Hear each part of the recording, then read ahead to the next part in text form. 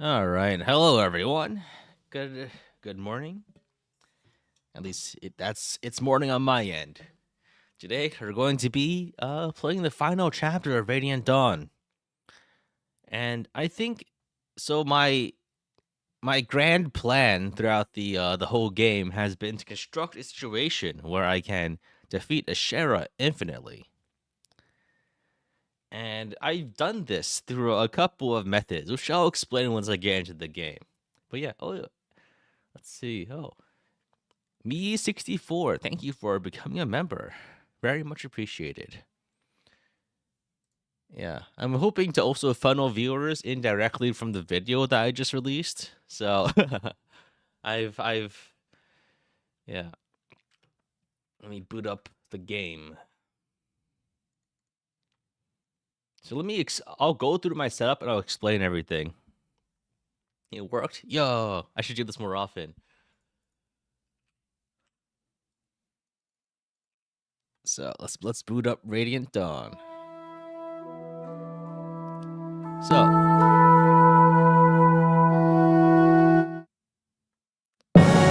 gonna be doing two things. First is I'm going to be posting a playtime track and so I'm going to measure a kills per minute, kills per hour kind of thing. Oh man, oh sorry. Yeah. Oh shit. The application audio capture I think was. Yeah, sorry about that. I think I had some. So normally when I record, I use the application audio capture as opposed to the desktop volume. Sorry for flashbang, everyone. Who just came from the video. All right. So yeah. Funny thing is, I haven't actually booted up the game in months. It just took so long to get through all the other footage. I will not countenance this plan. Where did I put my? Hear me, Goddess Ashera. Yune's imprisonment within the medallion has begun to change you. Order and chaos. You are one being, comprising both parts. The one must naturally affect the other. Even so, I will not return Yune to this body. She is unstable, and I must be perfect in order to protect this world. Right. It is as I have said. Sorry, I'm just gonna watch the cutscene. I just woke up and I'm very hungry. Ashera, you mustn't. You cannot survive without your opposite.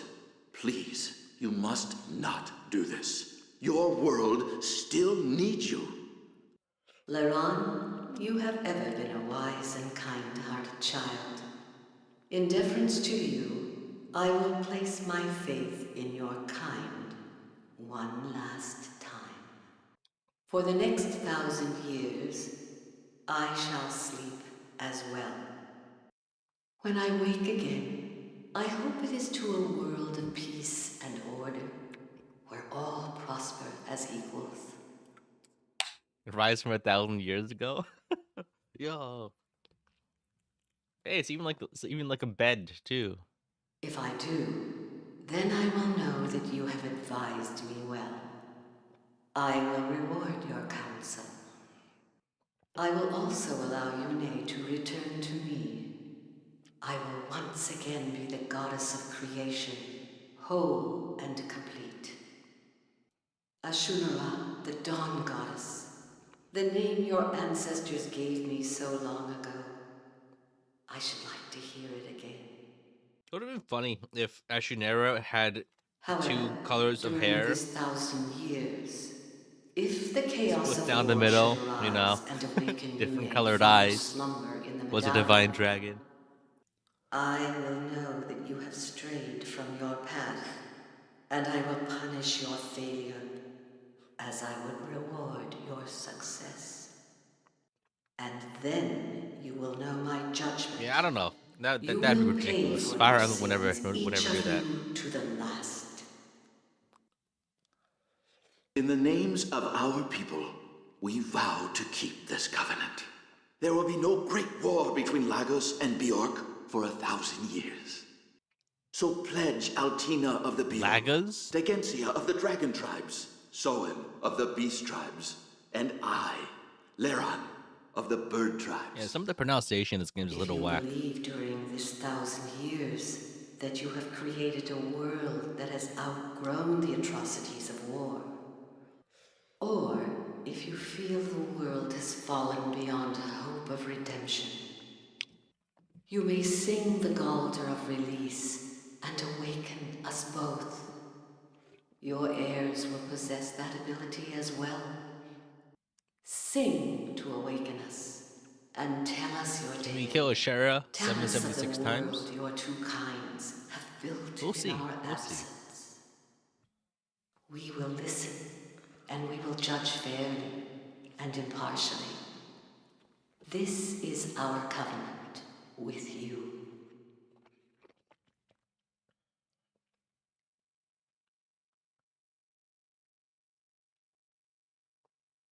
Oh, cutscene? There we go. It's her.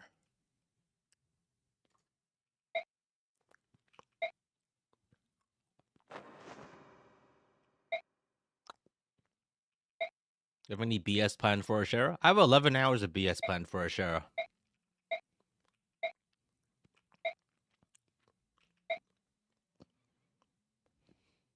I've been planning this whole run for this BS.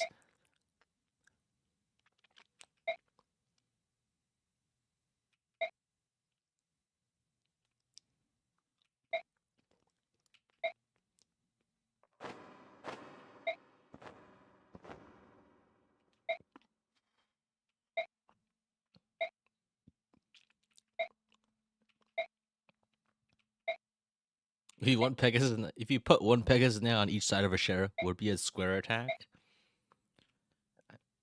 I mean, what is a square but two triangles?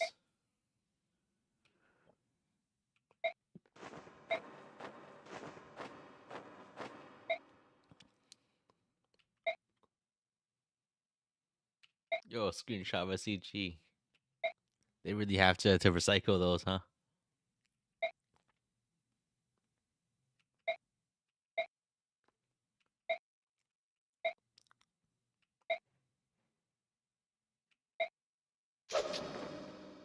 Oh, this is one of the best lines. Make your peace with whatever the gods worship. Your end is near. This girl can be as many triangles as you want. I mean, any triangle can also be as many triangles as you want. Where does it end? Pick a god and pray. All right. So, a couple of things. I guess one thing is I'll probably turn. I think I'll turn the music back on because I've played the rest of the whole game without the music on. So let me explain my setup. So there's a couple of characters that we can bring and a couple that we should probably bench. So Soth is benched. He's useless. Spears don't have animations anyway. Yeah, keep in mind, for the first part of the map, one of the reasons why fighting Ashera infinitely at start is difficult is because spears keep spawning at a rate of like 1 per turn, eventually 3 per turn. There are 100 turns of reinforcements. Exactly 100. So the first phase of this final map will require that I stall for 100 turns. The other thing to be concerned about are Ashera's AoE attacks, which can deal massive damage to your army. But fortunately, you can kind of partially mitigate them because they do reduce damage based on distance. So I'm going to be huddling in the corner to take less AoE damage, while huddling against all of the spirits who will attack me with massive magical attacks constantly. It's gonna be a while. I'll probably be on fast forward. So for my setup, my offensive setup, I have 4 triangle attacker Seraph Knights, and I have 3 brother triangle attackers.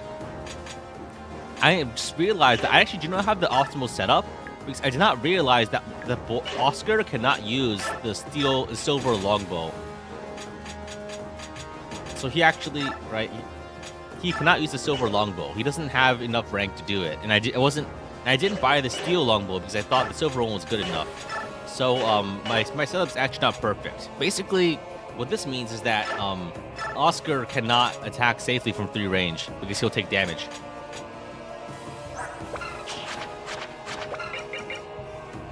It's a bit unfortunate because most snipers can get 3 range naturally, but for non-sniper units, they need like a longbow to do it. Weapon rank grind time. Unfortunately, his bow rank is capped at A, so he can never use it. So basically, I fucked up, but I don't want to replay 13 chapters so I can get a slightly worse weapon for marginally better damage. So one of the important things about triangle attacks is that they ignore, they always hit, and they always crit. And this is particularly important because Ashera has crazy avoid. And most normal attacks will probably do around like 70 hit against her. So yeah. No, yeah. Anyway, where are my other bows? I don't have any other bows. Did I use all of them? I think I sold all of them. Yeah, I forgot my exact setup. It's been a while since I've actually played this save. Oh, there's my other crossbows. So yeah, as for the rest of my setup, I'm going to be bringing all the dragons. I think I'll be dropping Soph, and I also probably drop Sadaki, because she really can't do anything on this map. And Boyd use longbow? No, he can only use crossbows.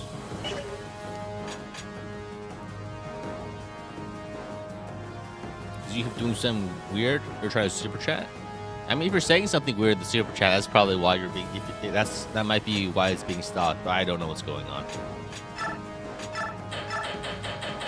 So I think I'll bring the Hermeran staff. Yeah, I think there's like a default chat filter.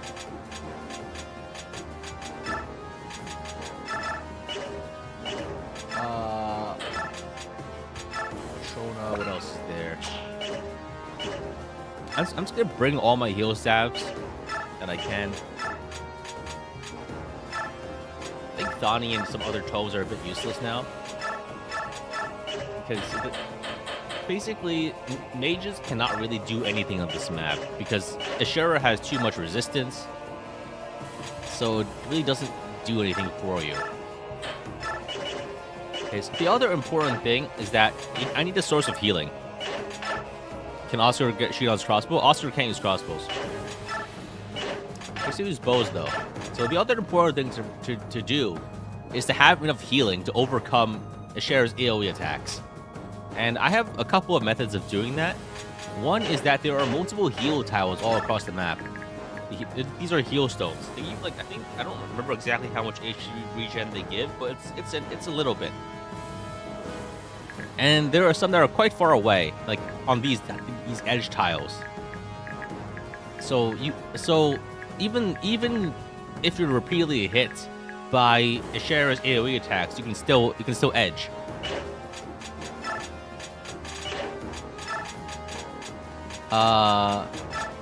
Let's see, who else am I gonna bring? I think I dropped Sonicy.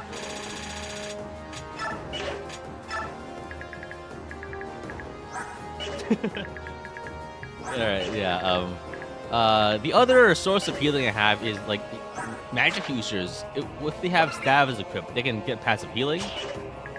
Some characters have renewal, and some will have imbue, so those also grant passive healing.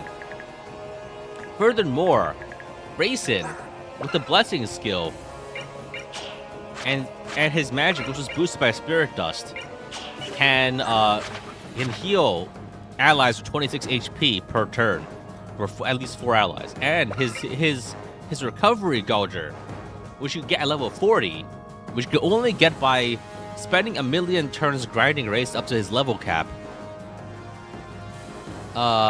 He can give adjacent characters full heals. Is this the longest I spawned a playthrough? Yeah, I think so. It might have been just because it took so long to get the summaries out. I didn't stream most of it, and that probably changes the math a bit. But like, I think I spent total like 4 months on this project. Probably even longer because I only started doing the summaries 4 months ago.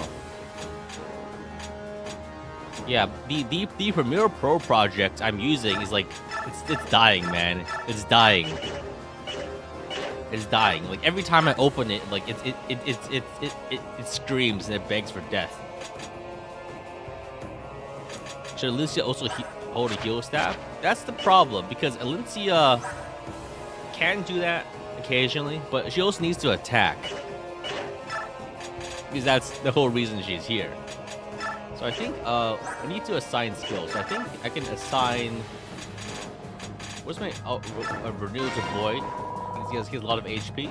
And I have some other skills I can use. I think I give can give imbue to Oscar. I can also give another imbue, I think, to Ruleset. Because so Ruleset can passively heal. Wait, Ruleset not use imbue? No, I think I ran out of imbues. You have 2 renewals and 2 imbues, I think. Where should I put it? Does counter work on this map? Counter doesn't really work on anything, no. It's a bit of a useless skill, just like most of these skills. Oh, I guess. Oh, yeah. There's imbue. I can put imbue on Racing. What else is there? Savior. Guard. I can give Racing celerity. Some characters like Garrett really need to be protected. So, and I will be making use of rescue, I think, to protect some of my units. So I can give characters like Nasir or Savior. What else is there? Pavis, Peaceful. Most of these are pretty useless at this point, honestly. Parody. I mean, I guess I could give like some of these skills around, but they really don't make a difference at this point.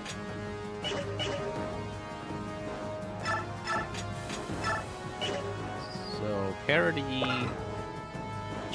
The issue with using parody is that using the parody means you don't benefit from terrain, which is there's a lot of terrain on this map, and I think it's a little important to benefit from it. I guess we can use stuff like Shade on Micaiah, even though it doesn't really matter, honestly. And on a lot of things really don't end up mattering at this point.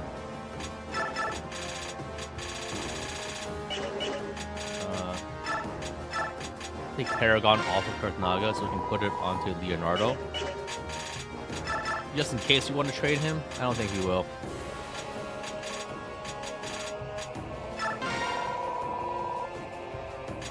Provoke Daunt. What's Daunt? I don't think Daunt works on enemies here. I think actually it's pretty important that I put... Oh, I just realized you put... Does Shade not work on... Does Shade not work on these characters? Where did I put Shade? Does Shade not work on Lagoose? Promote Leonardo? He'll get us promotion. So, Miracle, because the issue with Gareth is that he can die very easily. Resolve, I guess. Cancel, counter, advantage, Nihil. Revolt. Of all these characters, I'm most worried about Gareth instantly getting killed. But none of the skills can actually help him do anything, so it's not like it matters. Is Leonardo a game over condition? I don't really care if he dies. I'm sorry. But there's my other imbue. Who's on Soth, who is useless.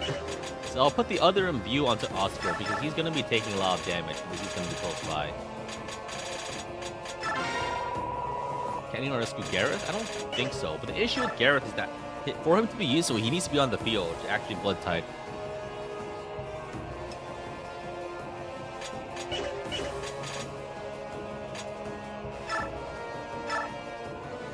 What else is there? I think most of these other skills just aren't useful anymore. And I can probably give some people guard, I guess. It's not. When has guard ever actually done anything for anyone? Ever.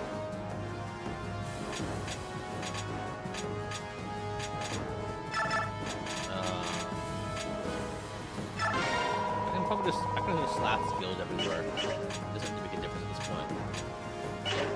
I don't think stillness and shade actually work on Bjork characters. I mean, on non-Bjork characters. Nihil to counter. Honestly, that's only matters if you're trying to kill Ashera, and that is the least of my concerns at the moment. It really is not a big deal.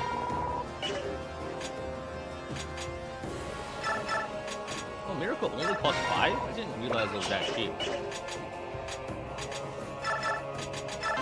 I'll just slap it on people.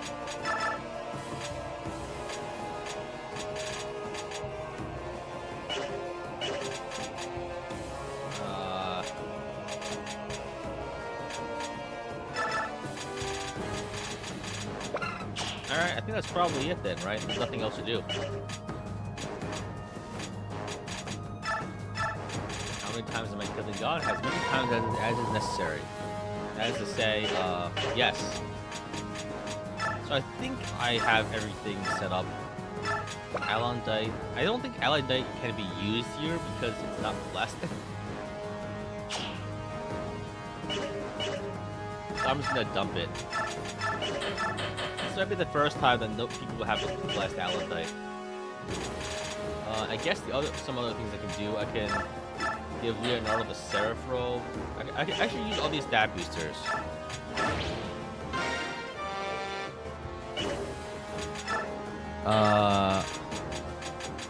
I'll just give all these stat boosters to Leonardo. Not like anyone else is gonna use them.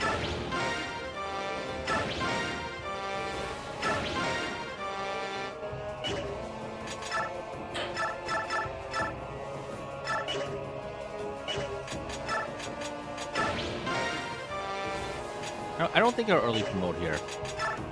I'll give a talisman to Ike to reduce his damage taken here.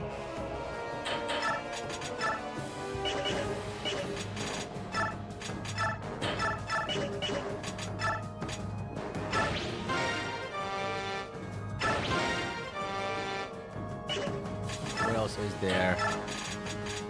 Get the message in the balloon? Okay. I'll reduce it a little. Actually, wait. I think I'll just reduce the music in the game because I think the other audio is probably fine. Give me a moment.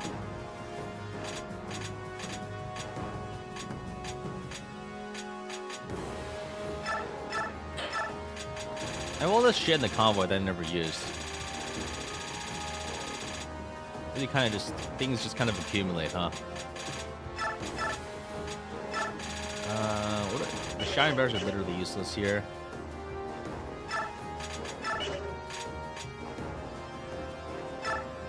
I can't use any of these things with anyone. And I do not think Sephiran can use bolting, right? Because he does join on this map. He has light and dark magic and staves. Do I need BXP? I don't think so. Not much. Oh, I do. Let's give all to Leonardo.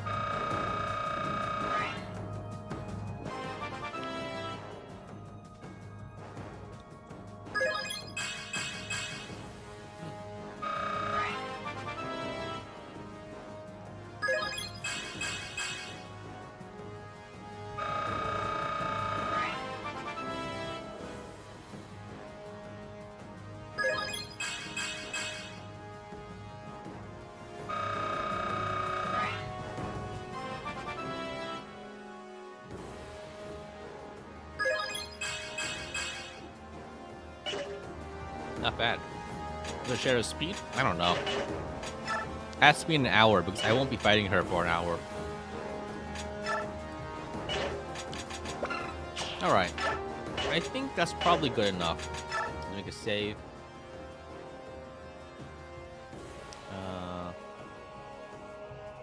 Yeah, I've done all my management. It's time. So I think the first goal is to hunker down in a way where I take the least damage as possible for 100 turns. It's gonna be a bit tough, honestly. So I think we can get started. Zephyrin shows up.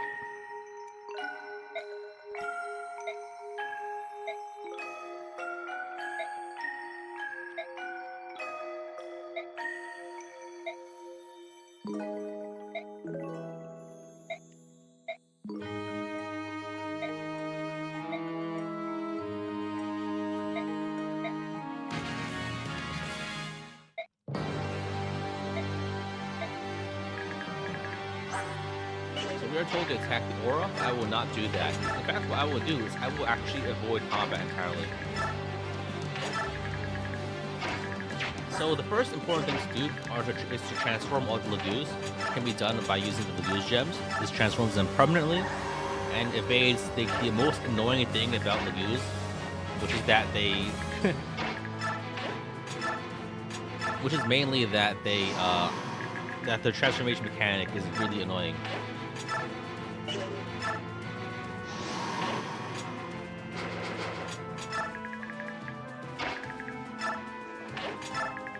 I think for the first, immediately, like, what I'll probably do is I'll send some people out to attack and destroy the spirits.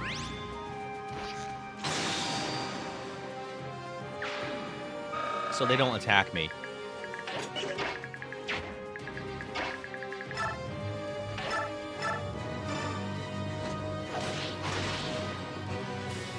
Because theoretically, like, spirits can just jump you and have all of them, like, they can all just alpha strike one unit, but generally speaking, they don't do that. But it could happen, is all I'm saying. So I'd rather avoid that possibility.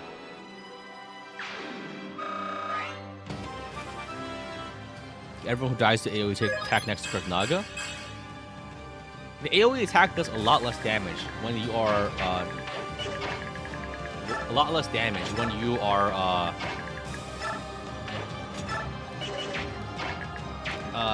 when you're far away.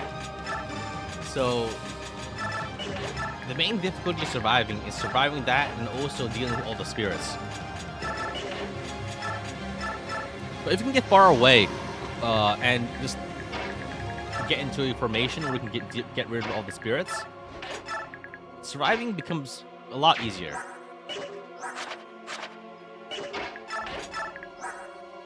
He's transformed to Seer now. My other Lagoos gem. Oh yeah, anything I need to turn down the volume of the music. There we go. I think for a longer term machine that might be better. This is even a good final boss. I mean, depends on what you mean by good. I think it's interesting. It has unique factors. As you can see, this is an AoE attack. It does a lot of damage to close by allies, but it does basically nothing if you're far away. See? This is a physical damage AoE.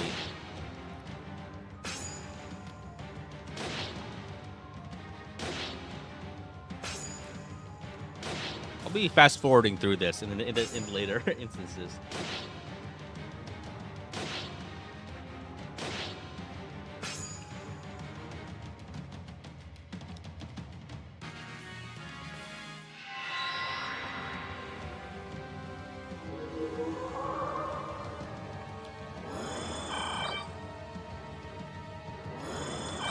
This is gonna be a while for all the passive healing.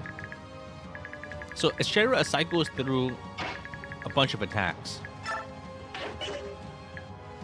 So she goes, I believe, physical AoE, magic single, magic AoE, physical single, or something like that. I don't actually remember the exact sequence. But regardless, I think I should probably have people huddle away to avoid the single target physical attack. There's a couple of things you can do. But what I'm going to do is I'm just going to heal everyone with Fortify to make things easier. I don't have to do this, and it's a limited resource, but once I stabilize, I will not need limited resources. So I'm going to create a formation as soon as I can to protect my weaker units. Some characters like Gareth really need to be protected because his resistance is not good.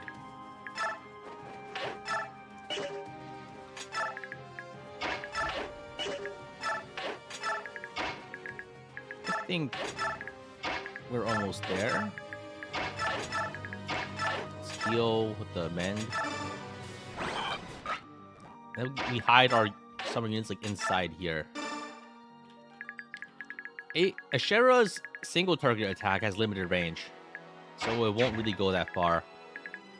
I don't think anyone dies this turn, but we'll see. It'll be embarrassing if I mess up. Yeah, the spirits' attacks are a little random.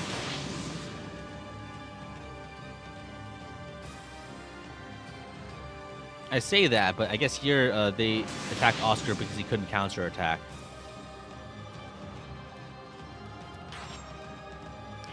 Very nice. Probably okay to use those limited resources now that I broke into God's house. But what if I need them to fight Super God after I kill God? Have you thought about that, genius? All right, let's kill this guy.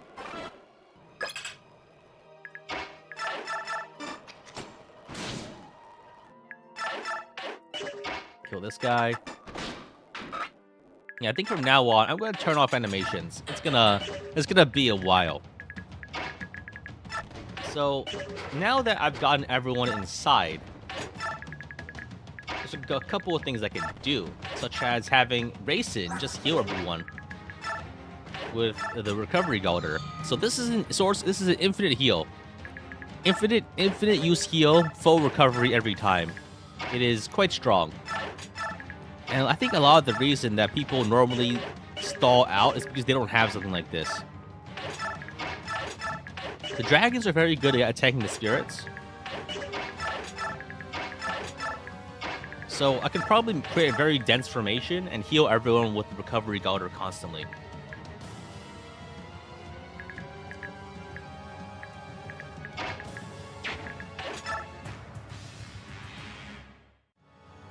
I think they're still going after Oscar.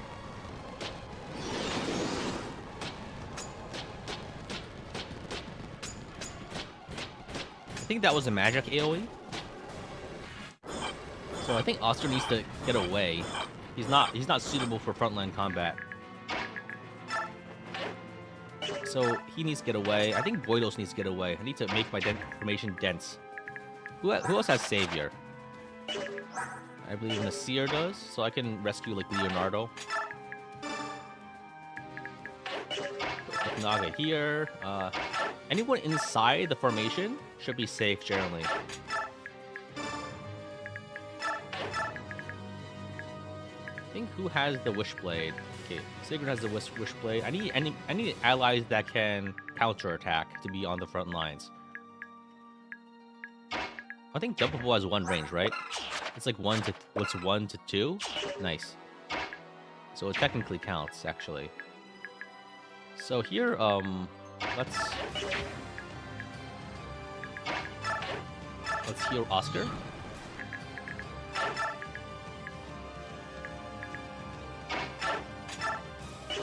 Let's move Boyd inside. I think we're good for this turn. Go after Marcia and miss. We go after Marcia and miss. And more respawning. And I think Ashera actually just skipped her turn because no one was in range for her attacks. That happens. That can happen. I'm not actually super sure about her AI, honestly.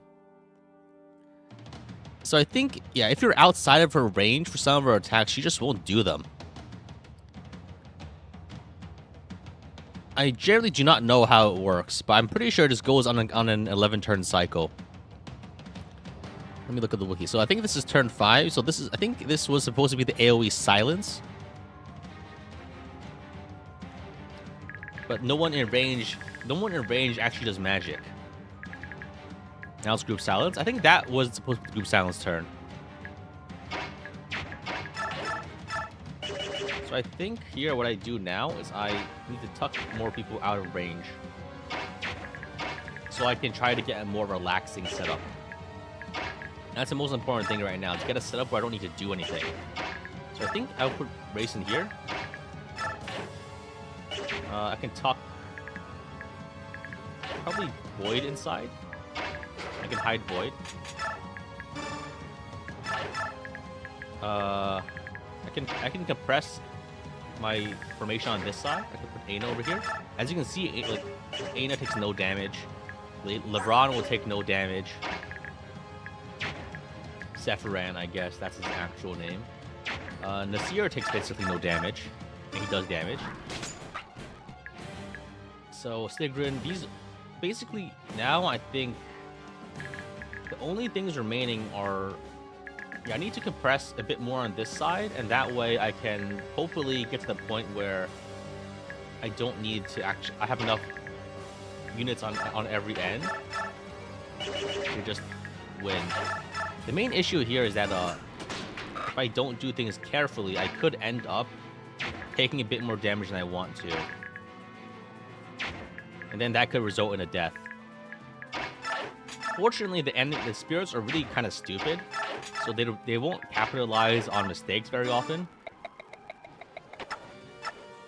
But it's still a concern that I have to think about.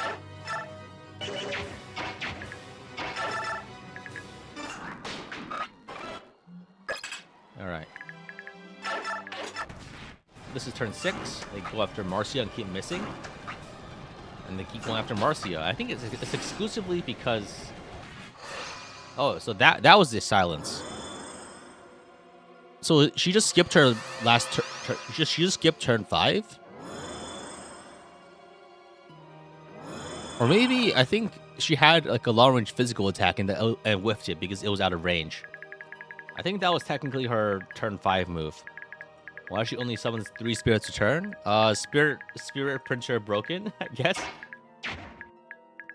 So silence doesn't really matter, but even if you worry about status, the boon skill can recover your allies. So the white dragons, basically just Nasir. Nasir can recover your ally status. I think Aina might also have it too, yeah. So I think I need to keep compressing my formation.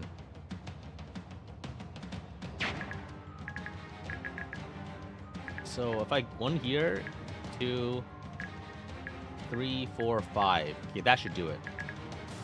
If I move Marcia away somehow. So 1 here, 2, 3. Boulder recovery.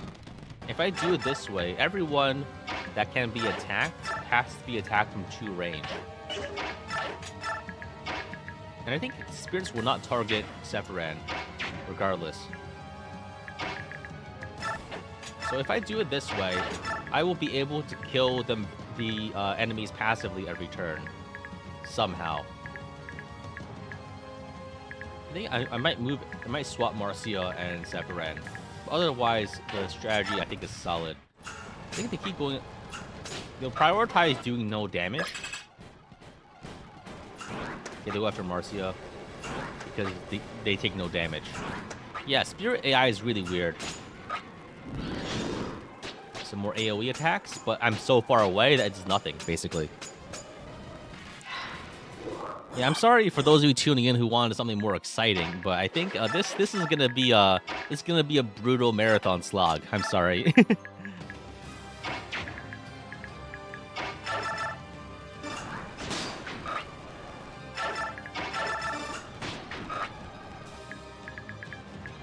I think I can put Oscar here, and then you can probably do just fine. We're used to slog gameplay. I think so far most of it has been off stream for at least this playthrough.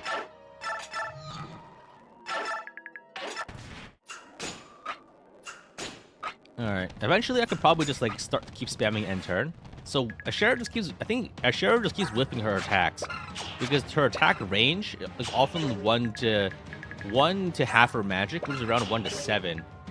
2, 3, 4, 5, 6, 7. I think I'm actually So wait, 1, 2, 3, 4, 5, 6, 7. I think I'm actually out of range of her single target attacks.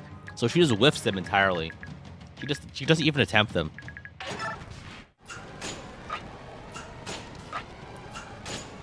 So I could do things like train Leonardo. And I guess now is the opportunity if I want to do it. Because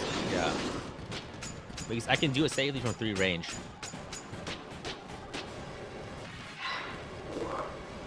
The only thing I need to watch out for is that some units could be damaged, like Ike and Gareth in particular. Those are vulnerable units. Who has Leonardo? Shinon.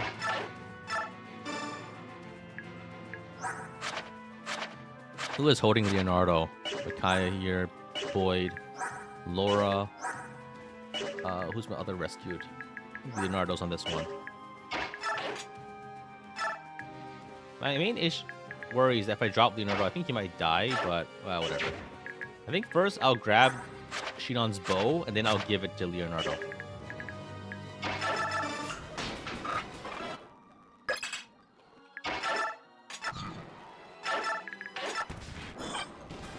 We're gonna have 100 Ashera on death counter. 100 is a very low number. I'm not sure where you got that number, but it seems a little low to me. More silence, I think. Wait, silence? Where's her paralysis? Normally she hits you with a paralysis on this turn. What's going on? Is the AI broke? Huh? What's going on? That's not the wiki. What the fuck? Am I breaking her AI by not letting her launch attacks? Turn 11? Yeah, but turn 10 should not be. Turn 10 should be paralysis. Why is turn 11 paralysis? Yeah, so I think the wiki is off. End of turn 10? But it also says that turn 5 is silence, and then end of turn 10 should be an attack. I think her AI is broken. Or at least it's not working as intended. Or it's not working as described by the wiki. So I'll give Leonardo his blessed silver bow. Now I'll rescue him so he doesn't die. Nope.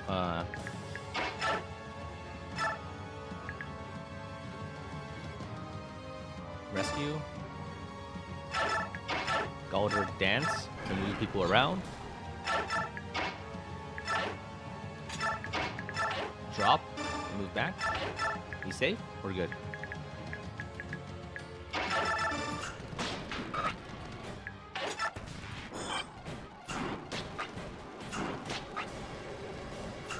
Yeah, I don't know what's going on. I think this one's the AoE paralysis, which is like the problem you need to deal with very frequently, because the AoE paralysis can paralyze people. Obviously, yeah. There it is. Huh. I think one of the funny things is that it doesn't work if your unit is already silenced, which means that a lot of the time you kind of just dodge it because you can't have overlapping statuses in this game. You kind of just like dodge it by already being hit with something, which is funny. So I think Gareth is paralyzed. Loren, I think I can move him out a bit. I can have Rayson Galder to recovery. Galder also restores status. Yeah, I think Ashera's AI becomes weird sometimes when interacting with stuff like that. Alright, I think that's a lot of spirit build-up. I need to clear some to feel a bit safer. Make turning work by training Leonardo? Yeah, I will do it. Don't worry, there's 200 spirits, and they're all like super high level. I just need more space first. It's not like the spirits will actually do anything aside from just endlessly piling up.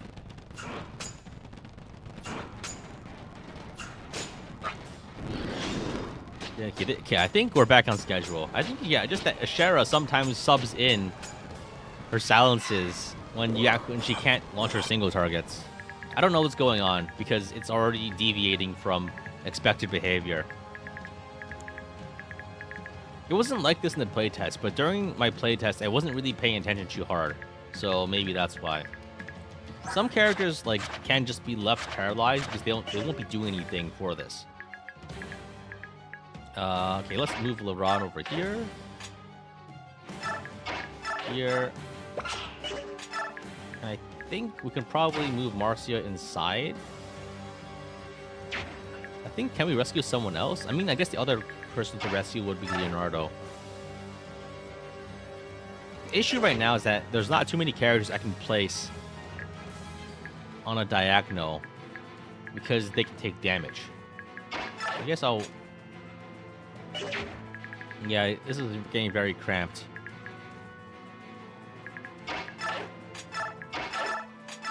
Recovery. There's just no space for him to attack from. That's safe.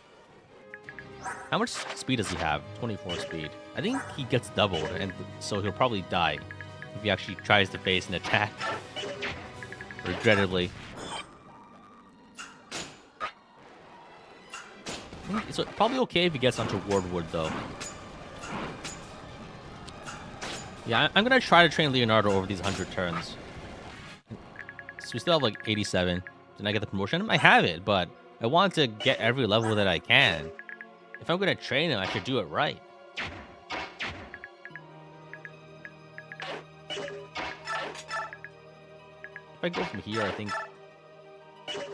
Oh, he's not a Deadeye. He doesn't have 3 range. Yeah, then I gotta promote him right now. He's gotta... Yeah, whatever. Because if he's not a Deadeye, then I can't have him exploit his 3 range to have safe attacks. Alscravus has a silver longbow. I don't think he has enough rank for it. I don't think he has S rank. I don't actually remember, honestly. But it's not like it matters. Whatever. It won't matter at the end of the day. It's not like I can take Leonardo's level to Valhalla with me once I die. It's not like I can put him in a canopic jar to bring him along with me into the Pharaoh's afterlife after I get buried in a pyramid.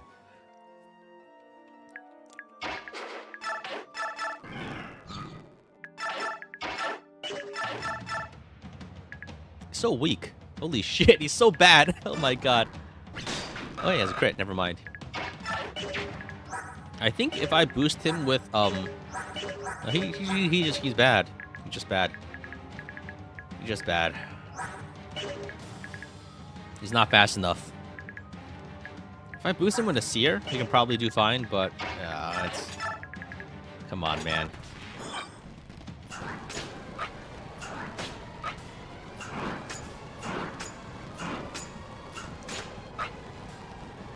Alright. Gareth gives strength. Doesn't even double in the Seer. Yeah, he needs some level ups before he can do anything.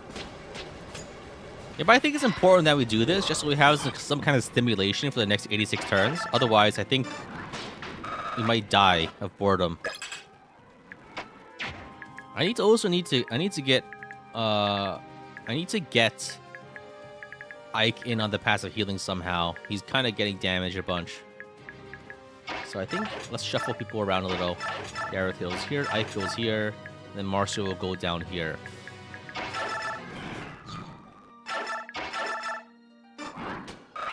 He's getting a lot of XP from this. It's pretty nice.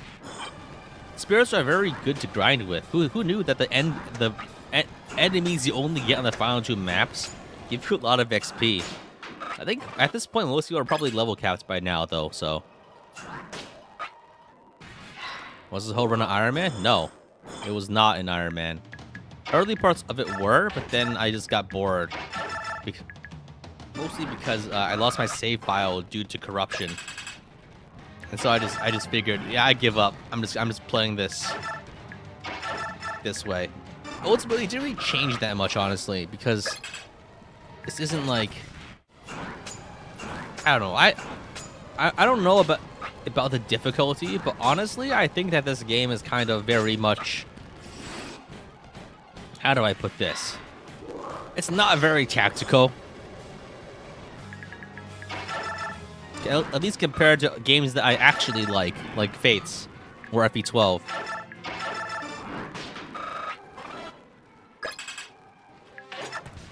Just tedious, absolutely.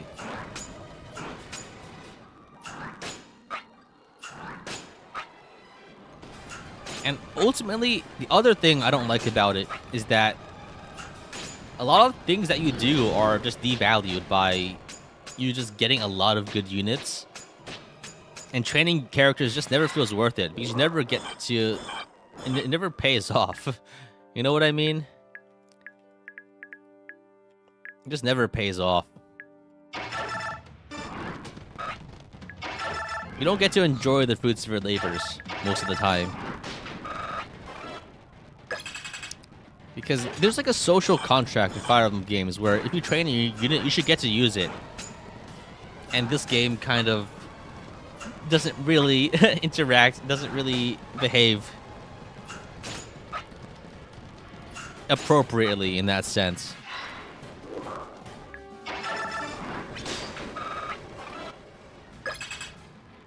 Nice.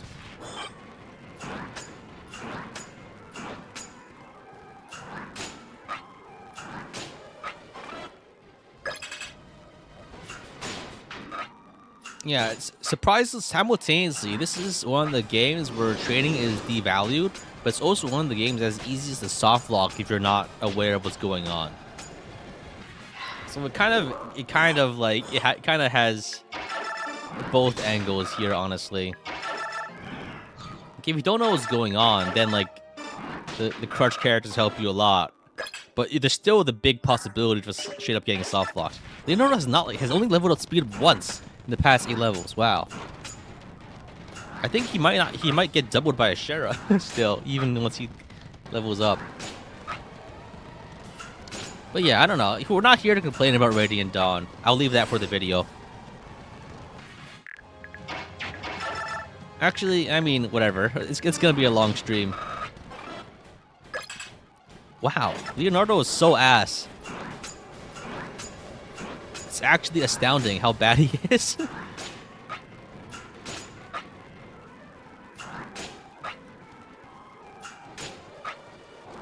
There's the paralysis one. Gotta be careful about that one.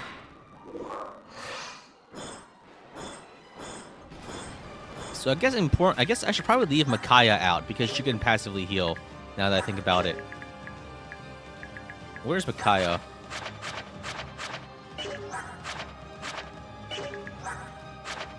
I think I should leave Micaiah out and then rescue Ike. Oh, Ike is paralyzed. Okay. Recovery here. Let's give Micaiah over to Racing. No, I should. Yeah, let's give Micaiah over to Racing. Take and then drop Micaiah here. She'll be fine. She has like a million res. She actually can't take. She literally cannot take damage from the spirits. So she's basically invincible here.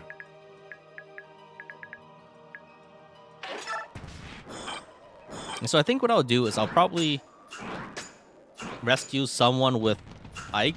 Rescue Ike with someone so he takes less damage, and then just leave Micaiah on the field. I'm also pretty sure, actually, wait, I don't think the spirits attack Micaiah, now that I think about it. So it's probably safe to leave her in the wall.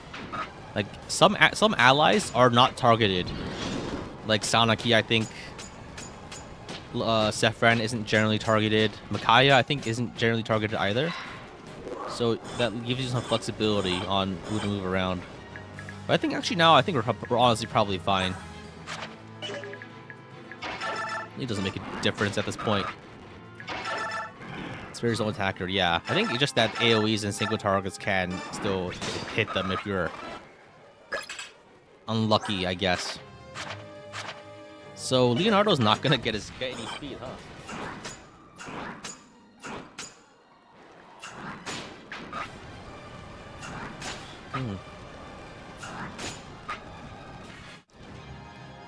Where's auto cursor?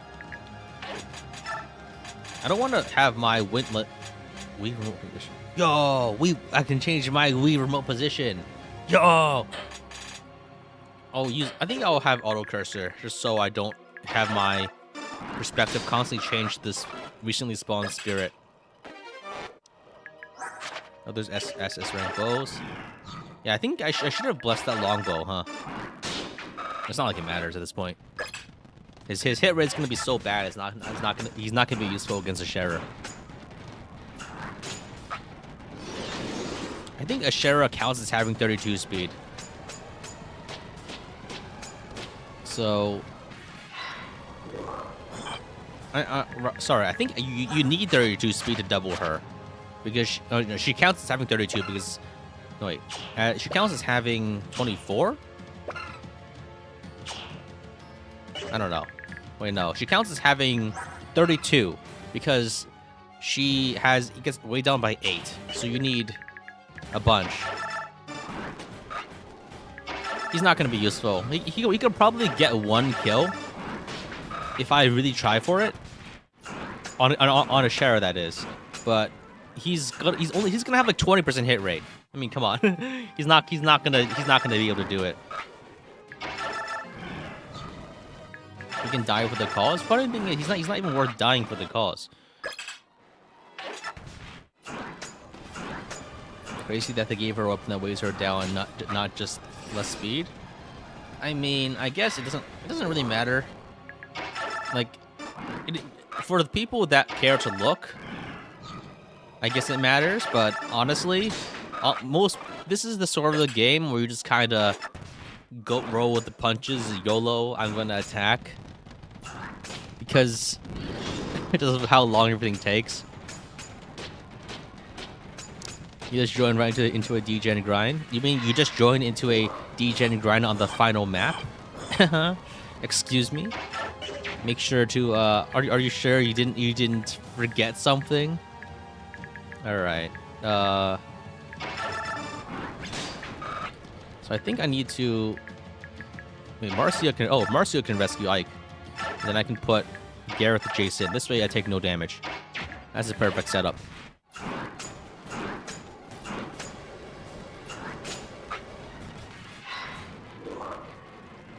Excluding the original version of the first 3, I played every mainline FP up to date. I mean, I haven't played Echoes. Haven't really played 6. I tried it for like a stupid meme playthrough, but that didn't really go anywhere.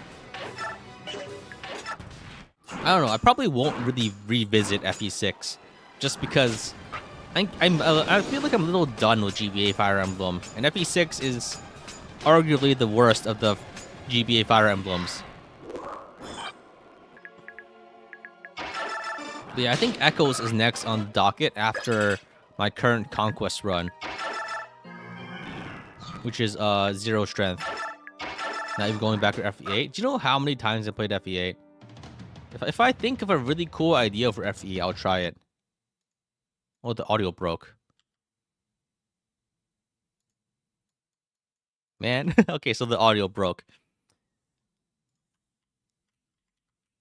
Give me a second. I need to reboot the game.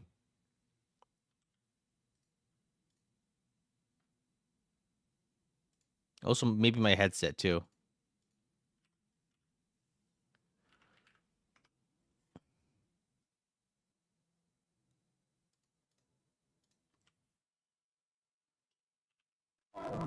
There you go.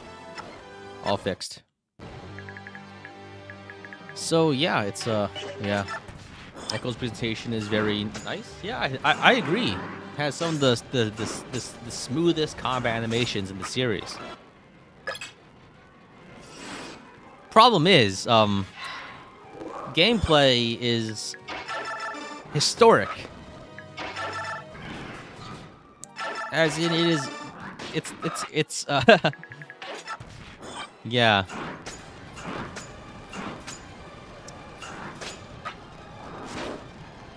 I'm sure there's historic value there for someone. That person is probably not me. I haven't finished FE7? Oh yeah, on stream I haven't, or for the videos. Personally, though, I have played FE7 a couple of times.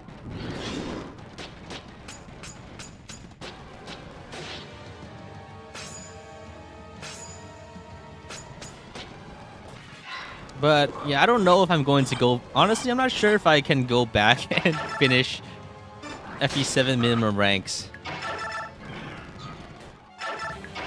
It was just so much work per episode. At the time, the views weren't there. It was a bit demotivating to work on. When I'm spending like 6-7 hours for each chapter.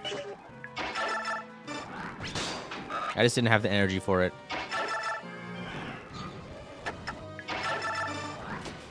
But I think also just GBA Fire Emblem is... the content is saturated. And there's just not enough to say. I'd rather play a game that has more mechanics to interact with. Basically, I'm just saying I like Fates. There we go. Leonardo's capped, and he's ass. He's so bad. Holy fuck. He can't even double Ashera.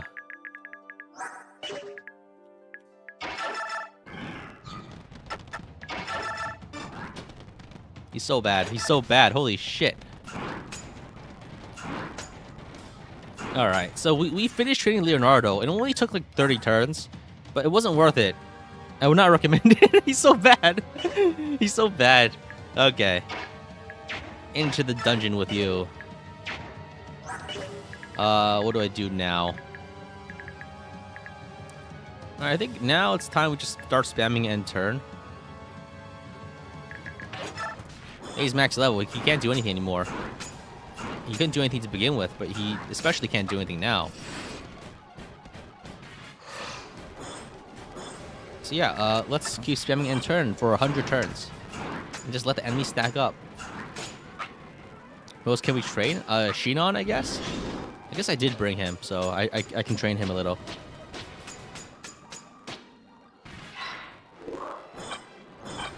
Shove him off the ledge?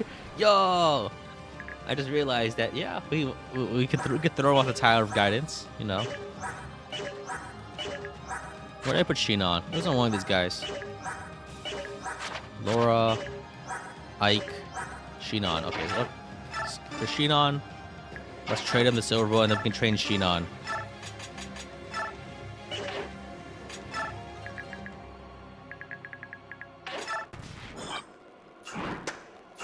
I'm sure we can train a Laguz guy. Yeah, I think Aina can be trained, but she'll do that automatically on her own.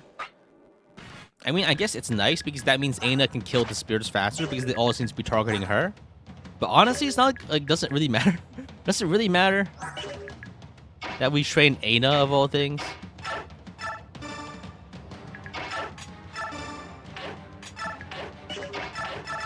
She's not gonna do anything to Ashera. I guess she can be a bit tankier. That's about it.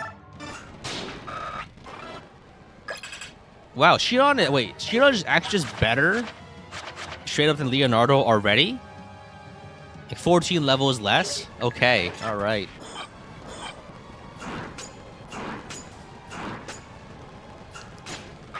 I mean, granted, Leonardo didn't get those last 4 levels, but it's sad. It's so sad.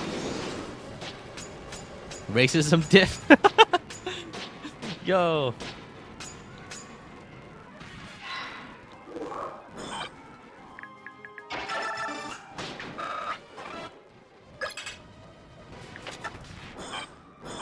Leonardo died? No. He's just benched because he got level capped, but his stats are still bad. In my opinion, what's the most replayable FE? I mean, obviously it's the one that you like most, but I think Fates has the most replayability. Mostly Conquest. A lot of the games I don't know, replayability is a bit weird because a lot of good FE games don't have very good replayability. I like FE11 a lot, but I feel like it's not very replayable. once you kind of work it out. Granted, that's because the way I played it kind of trivializes it in a way, right? FE12 is also really good, but at the same time, it's once you work out the strats, that's a lot of the challenge. The thing about Fates is that I just love pair up so much because it lets you shuffle around your little dudes for like marginal advantage, and that's my favorite thing about Fire Emblem. Same thing. The other thing I really love about Fire Emblem is shuffling around your little dudes so that specific ones are adjacent to each other, so they get +2 to attack and +2 to defense. And then doing that in 10 different combinations to get +20 attack and +20 defense. That is, I feel like that's peak Fire Emblem. It's just assembling like those little +1, +2 bonuses into like a bonus Voltron. And Fates does that the most. And honestly, it still stays relevant into the end game. Maybe like it falls off eventually, obviously, but you can still use it, and it's still good. That's so oddly specific. Well, I mean, yeah? That's just what I like. What do you want me to say? What are you expecting me to say? I like Conquest because I love character waifu. That I am in love with this PNG. Do you think that's better?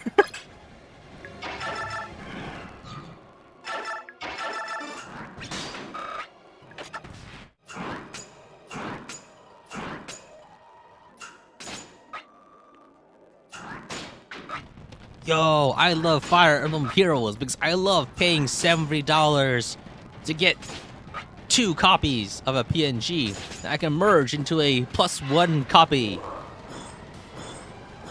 that has 1 more stat than the other ones. Clearly not a gacha player. I am a gacha player. I just never pay money for any of my gacha games. I just spend millions of hours of my time on the ones that I enjoy.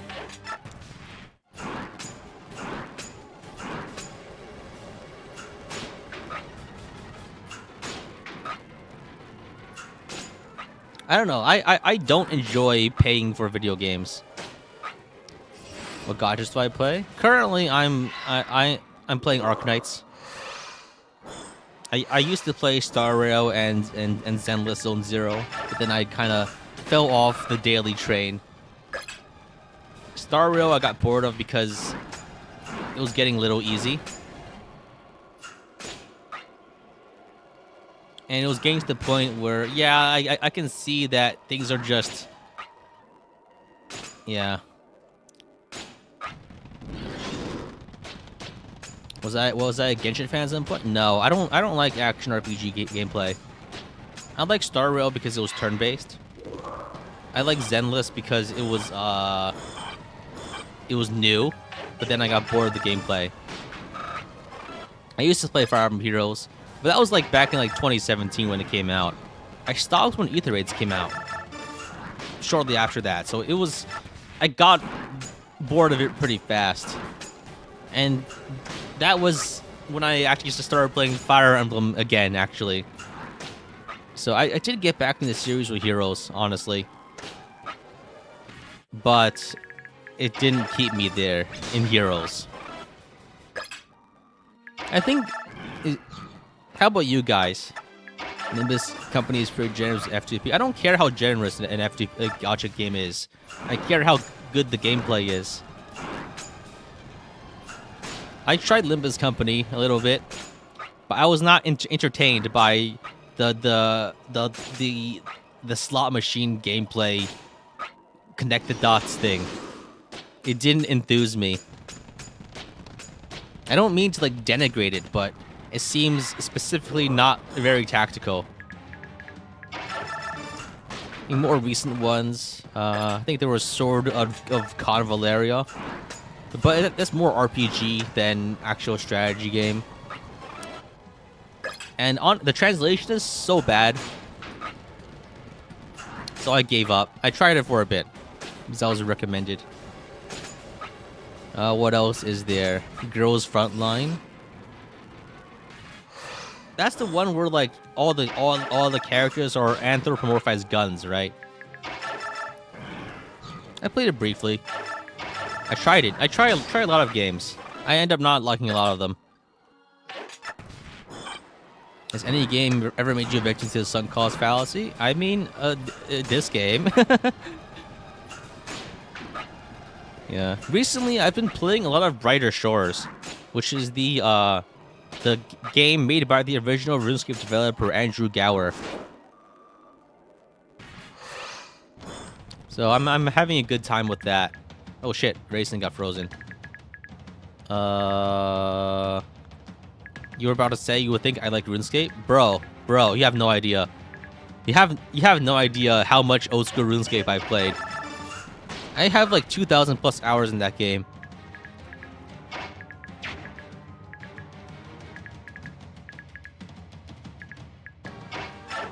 Wait. Since Racing got frozen, I think we're probably fine actually. We don't have need to do anything. Is that it? Well, I mean, at the time I got all the elite diaries. So that it's like I got like base 80s basically. Like 2,000 total level. Something like that. And like maybe 6 or 7 99s. We'll see the easy ones in the combats. But then like I just it was kind of sucking up all my time, and also around that time I started doing YouTube. So I especially didn't have any time anymore. And RuneScape is like the grindy game where you exchange your time and your for XP. And it's not compatible with it's not compatible with having other hobbies. Grass is a huge achievement. Thank you. This is probably the only place where you can ever get praised for something like that.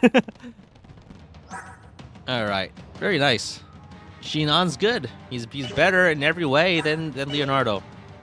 I can't check right now because Gareth is paralyzed, and so he can't actually drop Leonardo. You grind on your phone? Well, actually, that's what I would do sometimes. I would click to start fishing, and then I would do my reps at the gym. And then after I finish, I would pick it up to continue the grind.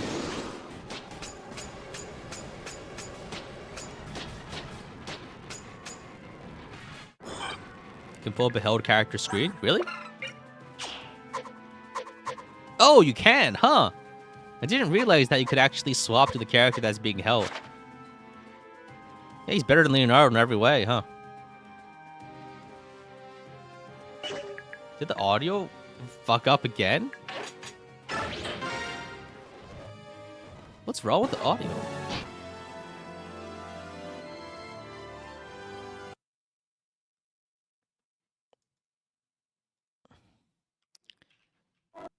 I work out? Yeah, occasionally. Or rather, I used to be really into it. Around the same time, I was really into RuneScape. These days, I have so much more on my mind that it's hard to dedicate all the time I want to it. You can't, like, I don't know. I have too many hobbies I want to do, and something has to give. So I gotta advance my professional life as well, which also takes time. Is Honkai Star Rail any fun to play? Yeah, I really enjoyed like solving, so to speak, the more difficult one, the more difficult Memory of Chaos ones, challenges. But a lot of the game isn't very. Let's just set it to auto battle, all right? I have a job. Yes, I do. I will not let you know what it is.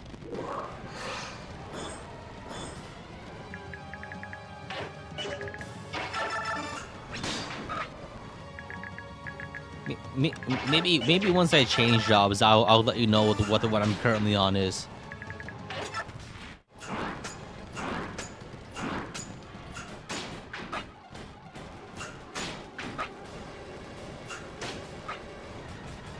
I see a lot of guesses, or a couple of guesses, but I will not entertain you. I will not. I will not entertain those with response. I don't know, like I kind of like enjoyed the Star Wars story, but then I don't know. It's kind of gotten a bit cringy with the latest one. I just kind of I gave up. Yeah, I don't know. It's as with all big games, fan bases often become incredibly annoying because they're full of 14-year-olds.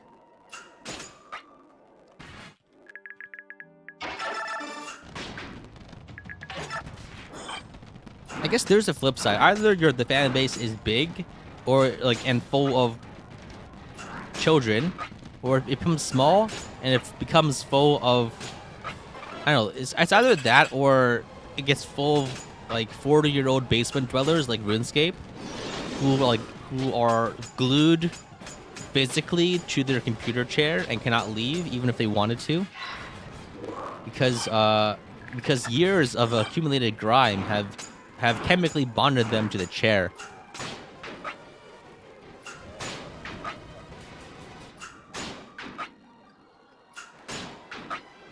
And Max Rolf already? I think so.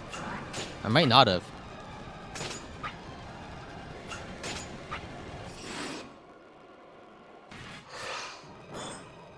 How much do I earn from YouTube? Enough for it to be worth doing. Not enough to actually make it a job.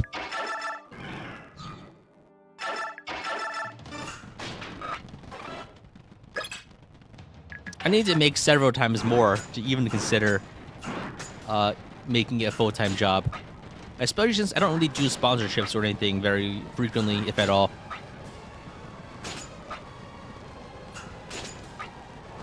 What is enough to be worth doing? I mean, expenses are less than the profit. It is profitable, yes. That's because I spend nothing on it, basically. Aside from maybe like software, I don't know.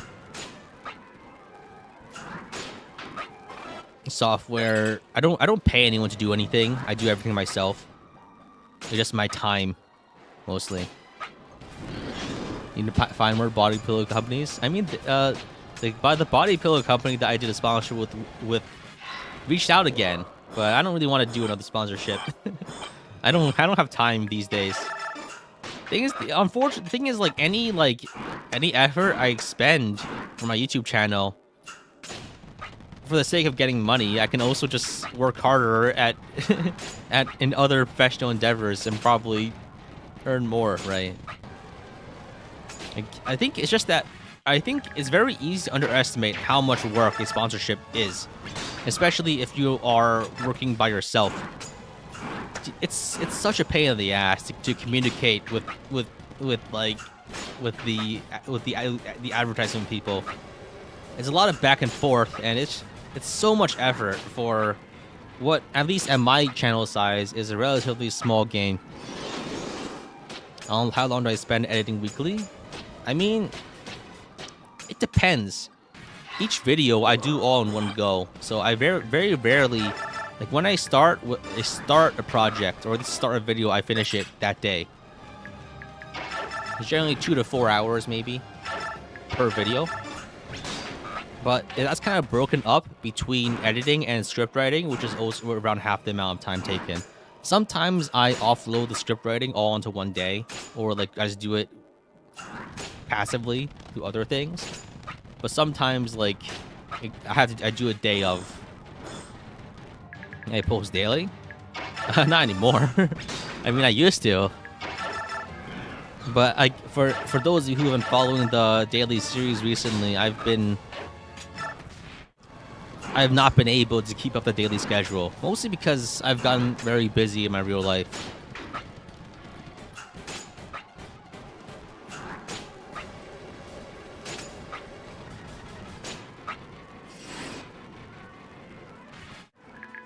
But yeah, I think suffice to say, whatever I make on YouTube, it's not as much as a real job. No matter what job you're thinking of as real. Granted, that's because I don't make very much money off of short videos. The Radiant Dawn videos have been longer in the past series as well. Yeah. There's definitely been a problem on my end with scope creep.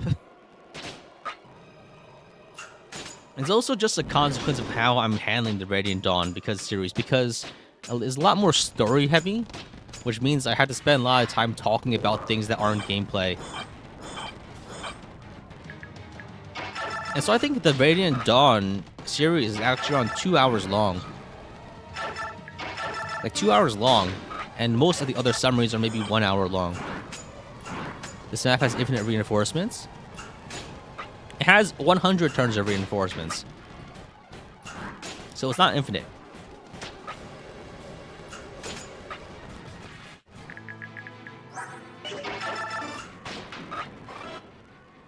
Alright, so let's compare Rolf and Shinon.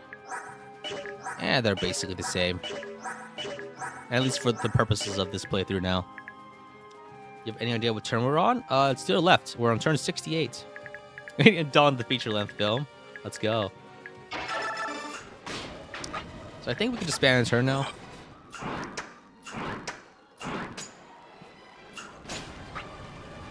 The turn counter definitely just keeps going. I think it can easily reach several hundreds.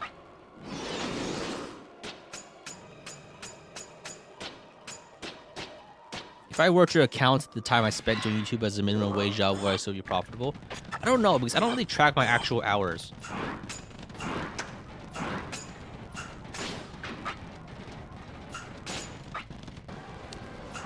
Oh, it turned 69. Very nice. Yeah, the thing is, like, this is very on and off for me.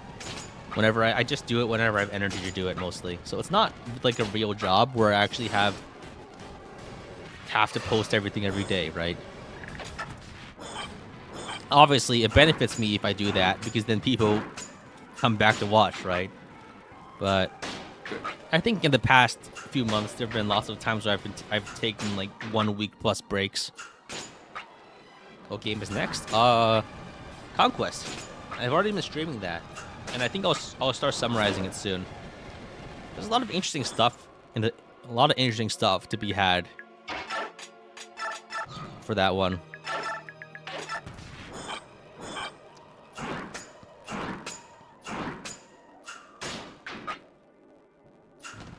Alright. At least some part of the enjoyment we derive is how I lambast the story. I feel like that's at least half of it, yeah.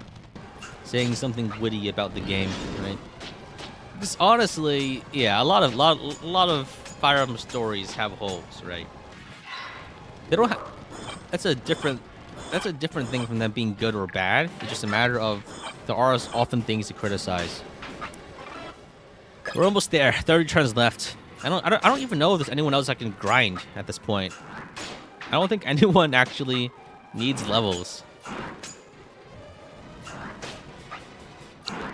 You're excited to see how the Conquest Challenge will end up possible? I think it's very possible at this point. I mean, I've already gotten past the first hurdle, and I have a lot of runway to make things happen if I want to. Yeah, I guess I could trade in Sigrun. I probably should, because she's gonna be triangle attacking, and her strength isn't maxed yet. Okay, so these spirits are really stacking up. I think if I want to make things go faster, I have to kill them first. Because they're just too many now. It's taking a while to finish each turn. There's another AoE.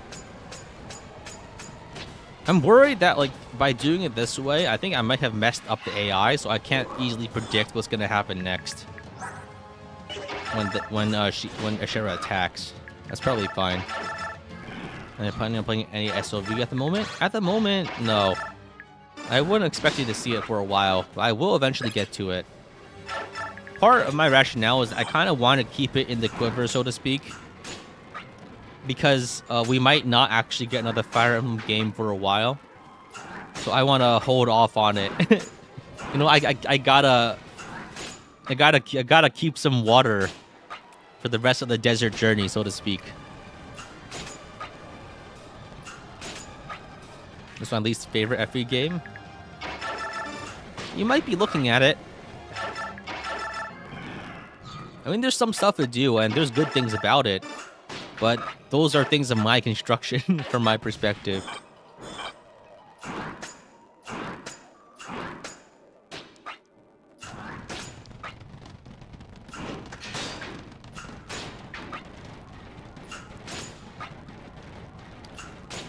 They definitely expect you to engage be way bigger than it ended up being. I don't know. I don't really... It seems like you're kind of just doom-saying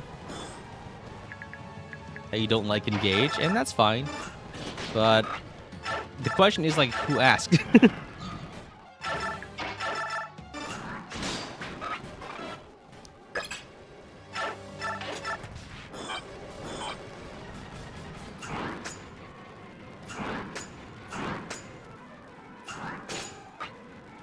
All right.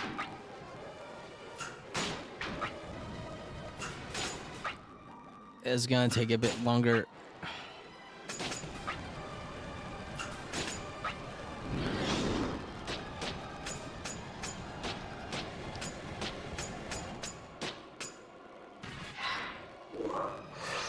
Okay, he's like a year old. It's 2 years old now. It came out 2023. Yeah, Engage is now around 2 years old. It came out January 2023. Yeah. So I don't know. Well, who cares, really? No, it isn't like Elden Ring where they can just dump like a new game as a DLC, basically. And that's what I'm doing. I'm currently grinding through 100 turns of Ashera spirits to wait for her reinforcements to exhaust so I can go and kill her a million billion times. Once, because it's easier when I'm not being constantly attacked by spirits. I'm going to be, yeah, I'm gonna kill God a lot, many times. This is like SMT boss. I don't know. I don't know. It's something like that.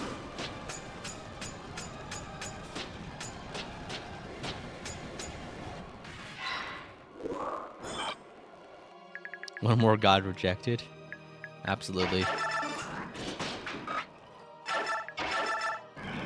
I don't know. I never really got into Nocturne. Mostly just because I basically just only I liked Strange Journey. And that's pretty much it, honestly. I haven't really. I guess I like Devil Survivor 2, and Devil Survivor 1 and 2 also. But I never really got into the rest of the mainline SMT, especially the new ones like 4 and 5. Wasn't really my vibe.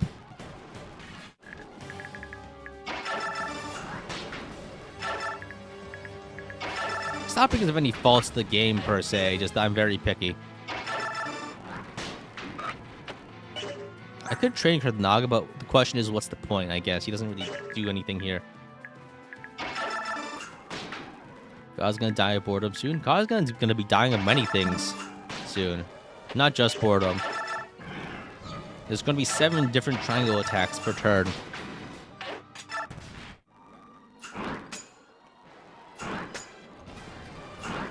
Well, actually, probably not as many as that, because I'll explain once I get to it. But basically, Ashera's counterattacks are very devastating, frankly. And so being able to actually hit her with a triangle attack from 3 range is the most important thing, because it's one of the few things that can actually reliably hit Ashera without her dealing damage back to you. So it's either a triangle attack with double bow or triangle attack from 3 range, or it's a killing blow that she can't counterattack with.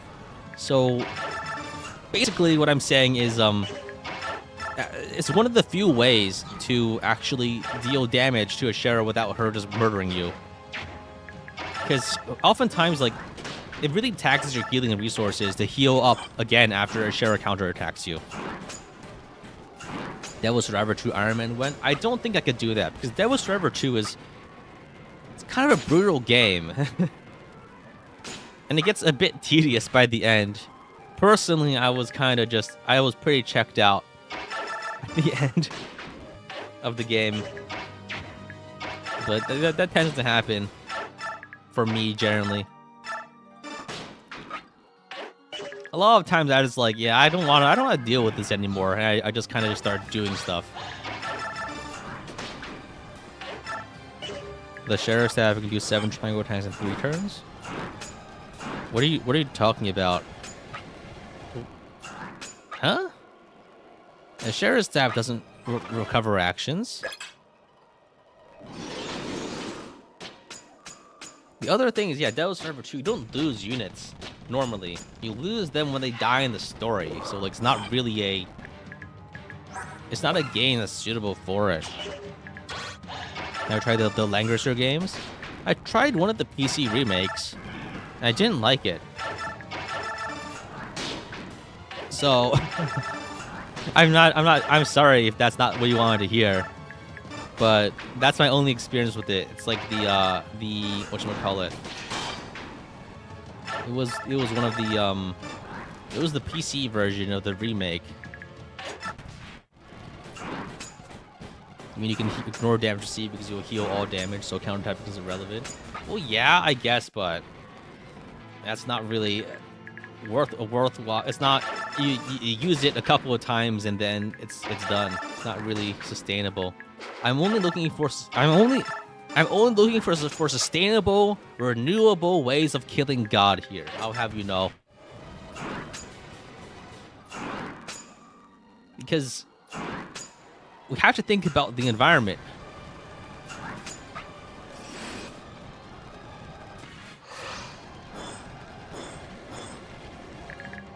We need not pollute the Tower of Guidance with broken weapons and other junk.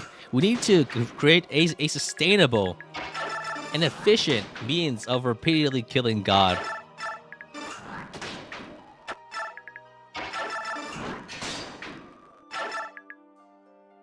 I believe Nietzsche, Friedrich Nietzsche once said, "God is dead, and we have killed him."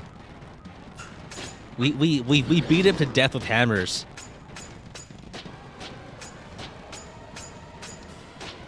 What if I'm wrong and the reinforcements never stop? I'm not wrong because I have tested this at least like 3 months ago.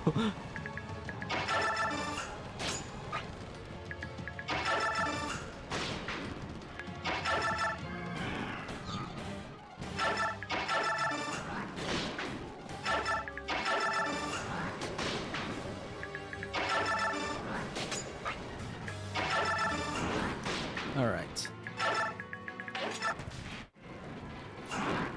I don't think the environment is your responsibility. You're not one with the jet. What are you talking about? What's a jet? All right. You beat the Black Knight with hammers. Yes. I was making a Northern Line reference. I'm sorry. Okay. Let's see. That was popular like a couple months ago, huh? Right?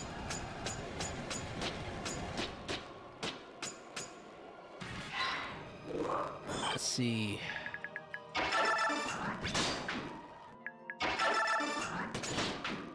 Yeah, I think the fastest way is just kill them every turn, because otherwise you'll just run out of... They'll just keep attacking, and it'll just waste more time.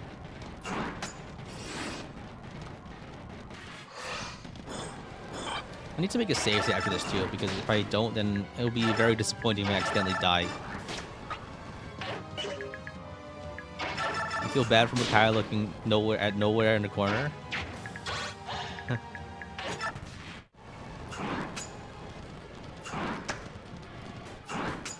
If the spirits kill someone, get a counter. I think it's inevitable that will probably get someone killed. Probably Gareth. I think like if I'm going to lose any character, the first one will be Gareth, because he's gonna get doubled by Ashera and then like evaporated when he's like using his red tide to boost someone. That said, I don't know. We'll see.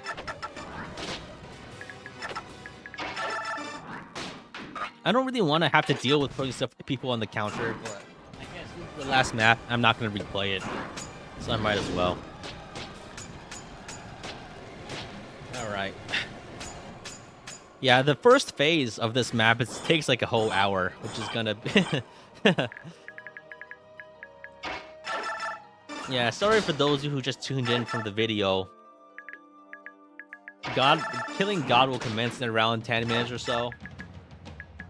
So it's taking a while to get there.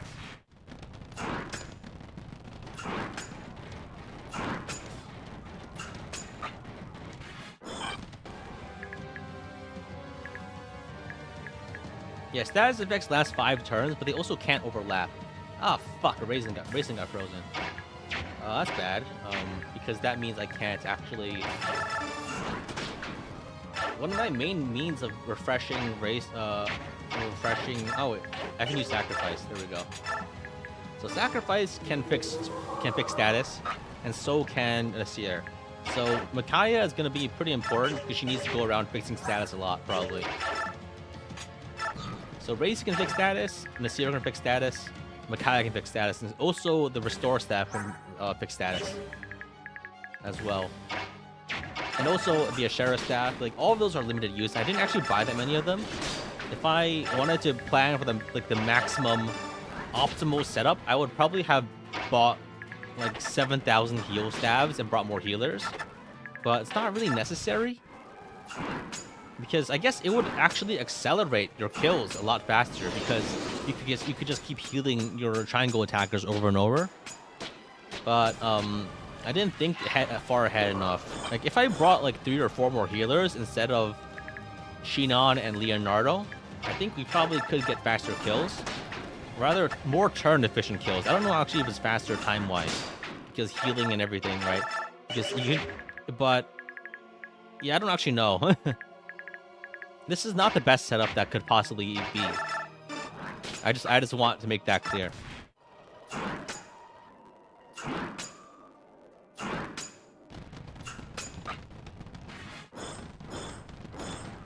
Are engaged in FE5 the only ones with infinite reinforcements? I think Fates has some maps with infinite reinforcements, like Takumi's final map. I think. I don't know. I'm not sure actually.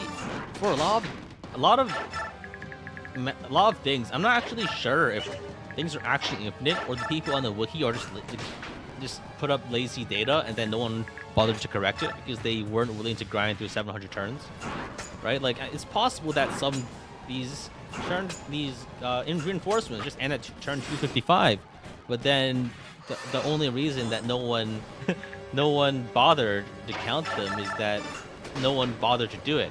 Like, I'm pretty sure Thracia's reinforcements actually do end at like turn 64 or something, right? Something insane a lot of the time. And I think some of that is tracked properly, but it's actually obtaining the data to measure this is often painful enough that people don't actually bother. Like, this happened for one of the other Radiant Dawn maps, where like reinforcements end at turn 25, but some guy in 2019 put up that they were infinite, and then it's just been on there forever. I still need to like find the time to go back and like correct it or something. But like, according to other resources, it's just not right. Like, if Ironman WOD has the right information, for instance.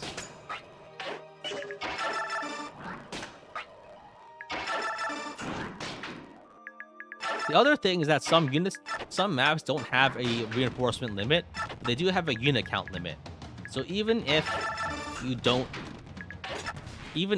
deal with reinforcements, eventually they'll stop spawning because there just isn't enough space on the map for them. That can happen in Engage. There's like a 63 unit limit, I think, or 64, one of those. And so after that, enemies literally stop spawning. And I used that to my advantage previously.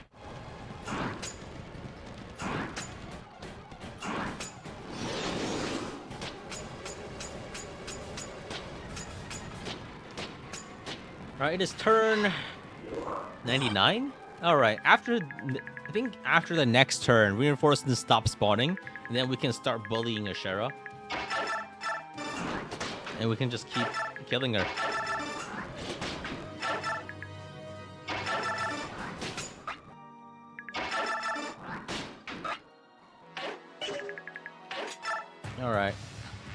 Wii gaming? You're correct. This game was on the Wii.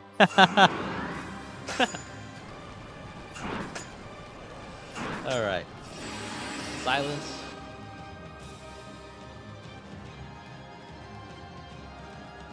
So last batch of reinforcements. After this, there are no more reinforcements ever in the entire game. These are the last enemies that will ever spawn in the whole game. There's nothing left. This is it. So who gets the XP? Tanith already has cap stats. I mean, I guess I could give...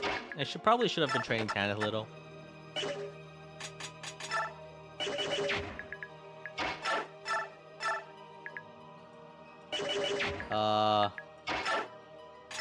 The Purge.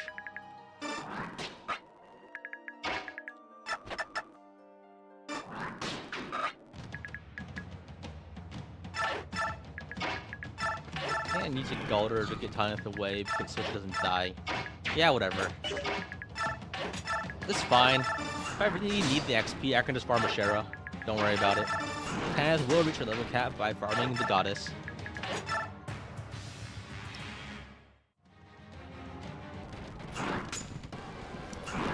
Everyone knows, yeah, the goddess's bounty is eternal. By which I mean you can just keep killing for XP. Yeah, reinforcements are done. It only took 1 hour and 40 minutes. Oh fuck. It took a while, but it took 2 hours, but we exhausted all of the reinforcements. Nice. So now we can focus on killing God. We can finally bring it. We can finally, yeah. All right. So I think. So now here's the plan. Does God give XP? I think so. I think so. I don't see any. Oh, we don't know what race Ashera is. Yeah. So Ashera has, and her things have Mantle and Aurora. So Aurora does her auras will reflect damage, and Mantle blocks skills and also heals damage. So it's gonna be an uphill battle. So I think what I would do is I would take out the auras, and I would just spam stuff like I'll just spam my healing to get through it. And then I'll make a setup to make things happen. So first, let me make a save state. Ashera, turn 101. Because if I mess up early, I want to have a good setup for the final map. So let's drop people around, and then we can start healing everyone. Drop. Some characters will probably need to stay on the sidelines so they don't get killed. But I need to think about who to bring. Like, I think, for instance, Ike, I'm not going to bring him because he's in game over condition. Micaiah I can bring because she can heal herself, so she should be fine.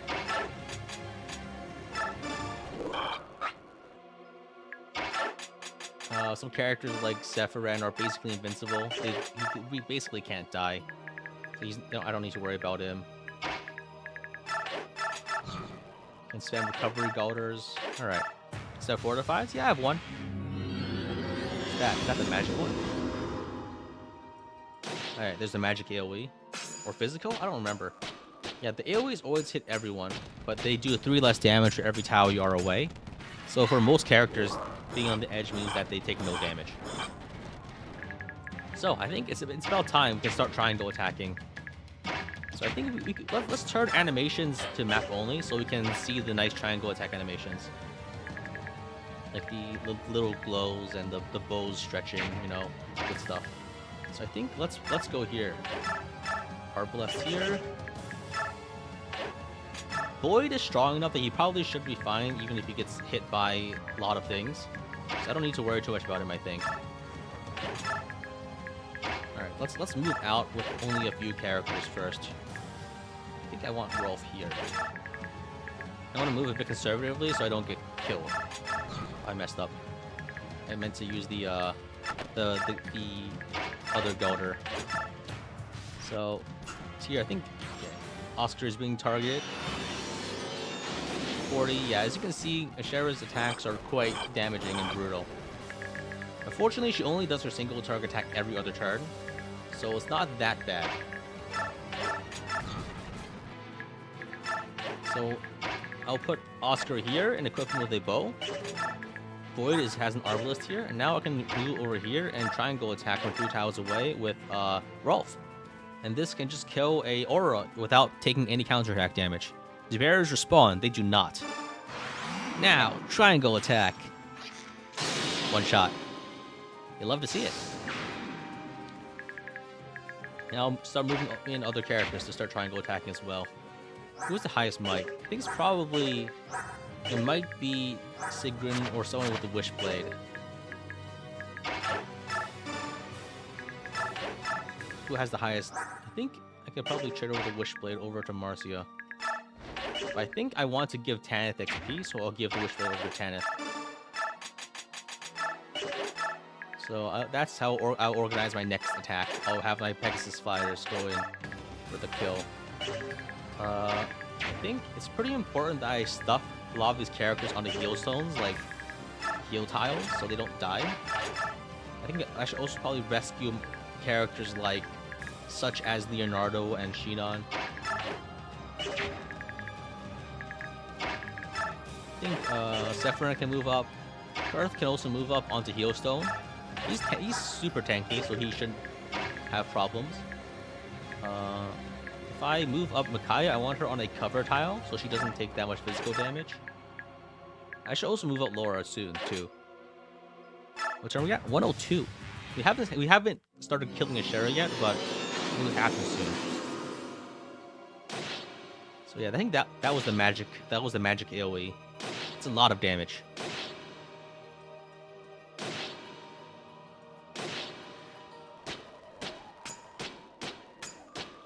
Yeah, we managed to exhaust all the reinforcements. Now we're killing the auras and killing God.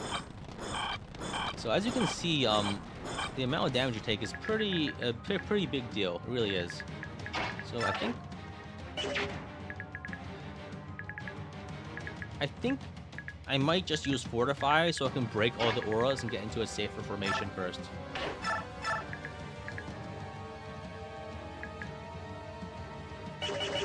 Alright, okay, let's move Void over here, and this way we can get another triangle attack kill. Oh, this was on cover, so it's a bit harder to kill. Okay, so let's move up Marcia. So she will do some damage. She gets hit with counter, but it's fine. But I'll leave her there so she can do... So this is 78 damage. Okay, I'm 1 damage off of getting the kill here. So I'll have Sigrun move in and attack, and so then cancel away. Let me move Oscar first. You are right, actually. You're right. You're right. I almost forgot. I missed that. There we go. Yeah, he wasn't in range to actually use the attack, triangle attack there. And I messed up a little because now Rolf is not in range to. Rolf has blocked the other tiles. That's fine. I think I'll have Rolf attack here. He'll get hit with the counter. That's fine. But what this does is this lets me open up space to use another triangle attack. Which here is it's not enough. God damn it. But the fun thing is that I can do more than one triangle attack if I want to. By using cancel to move away. So I can move here, and I can triangle attack again.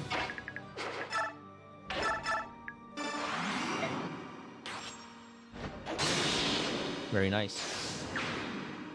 I'm going through this a bit slowly. I could do it faster, but I don't really see the need to, honestly, at the moment. So move with Messier. I'll have Laura move up and use a Fortify so I don't die on the next turn. Everyone's kind of shaky. And we need to triangle twice? No. Triangle attacks in this game only proc on the first hit, and the rest of the hits do not benefit from the triangle, unfortunately. Another reason why Radiant Dawn is an inferior game.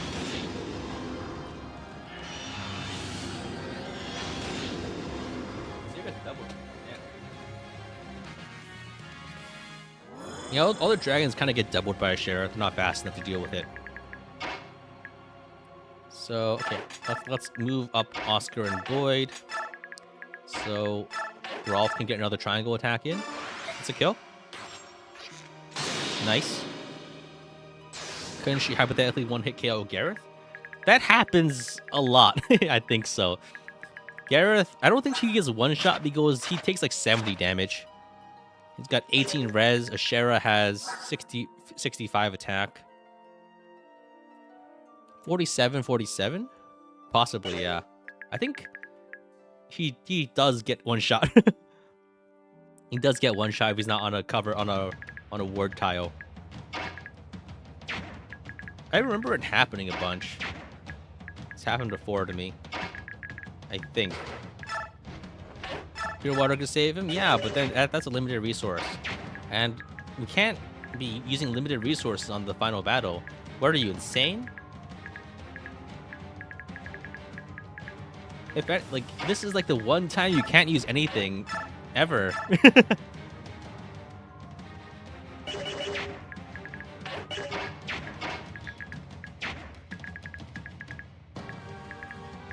What do I do now?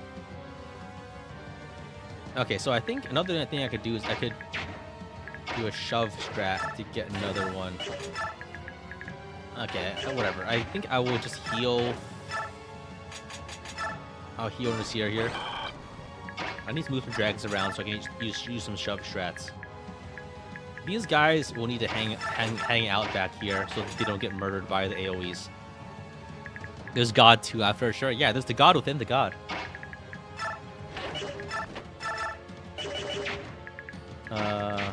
What was I thinking again? So I think I need to. So there's Wordwood. The ones with the cover tiles are a bit tougher to kill, honestly. I'll just step another triangle attack and deal with it later. I think this is a silence AoE, which is honestly fine because, like, I don't have any magic users that really care about it. Plus, silence is useful because, like, it doesn't actually stop the Herald Galder, I think. Fortunately. Was the use of the Ashera stat? It's just a really big, it's a massive AoE heal plus status cleanse. It's just a very nice quality of life thing. So,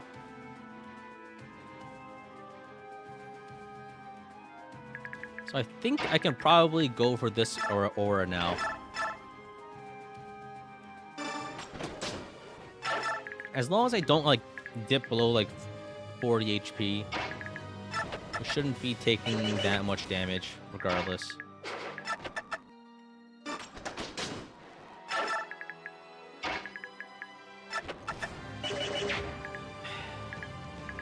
The ones with the cover tile are just so tricky to get rid of on one turn. I'll just defer any responsibility until next turn. There's the AoE attack. It's pretty massive. I think I'll be using another Fortify to just heal off of it. Because I don't... Healing everyone with the Racing setup is a bit clunky. And I'd rather not deal with it right now, honestly. Like, it's clunky, but... It's infinite, but it is clunky. And I just don't want to deal with it. So I think here I can get another Rolf attack. But first I want to chip this one down. I can grab the Purge from Micaiah and do some damage with it. I think Levan also has Mantle, so he doesn't take counter damage. It's a little useful there. So if I move up here, Rolf can get the one shot with 78 damage.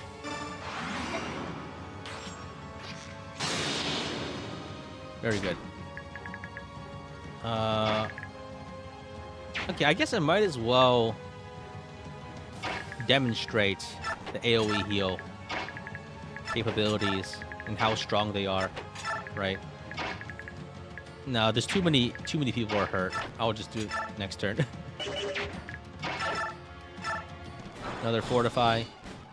So we're running out of fortify. That's probably fine. I'll grab the her burner staff and repair it.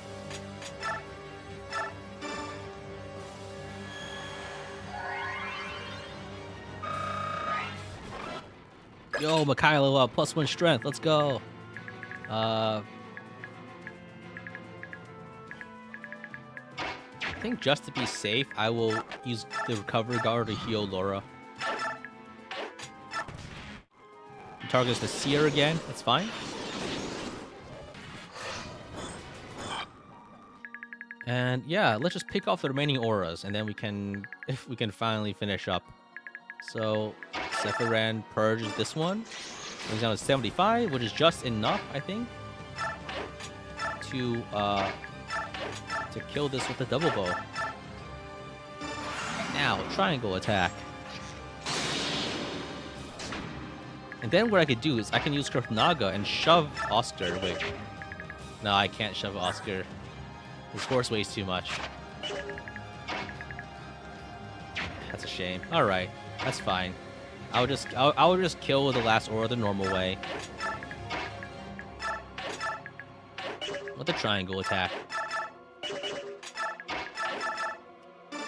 Wait, shit. Oh, fuck. Ah! I miscounted. I miscounted. Oh, that was almost really bad, huh? It will be very embarrassing to lose a character to having a character almost one-shot himself with the triangle attack. I would never live that down. That would have been so embarrassing if it went bad, if it went poorly. I was 1 damage off, yeah.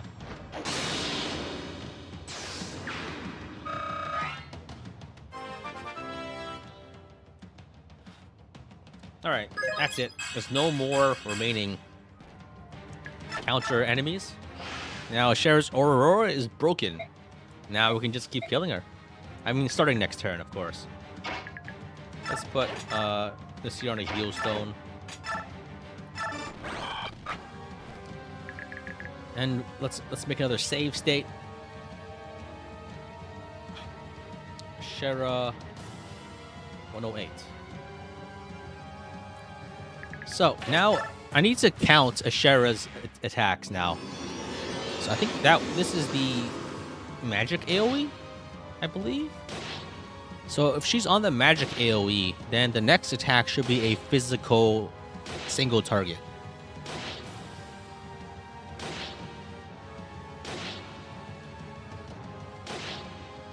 Next attack is physical single. So I need to be careful of a couple of things. One is how many units are taking damage from Ashera, and one is like which ones she can possibly one-shot. So her physical AoE, I believe, does 65 damage. So her physical single target is has 50 might, and I think it does 58 damage. I think.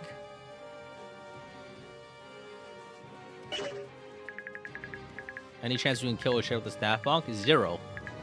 The Ashera staff would do exactly 0 damage. It cannot help us here. So let me set things up. So let's put Oscar. Ideally, here's the ideal setup. Boyd goes onto a Wardwood tile to protect his res. No, actually, I had like a spreadsheet for this thing, but it's too tough. I gave up on writing it because it was annoying. So I think we can put Oscar here, Void over here,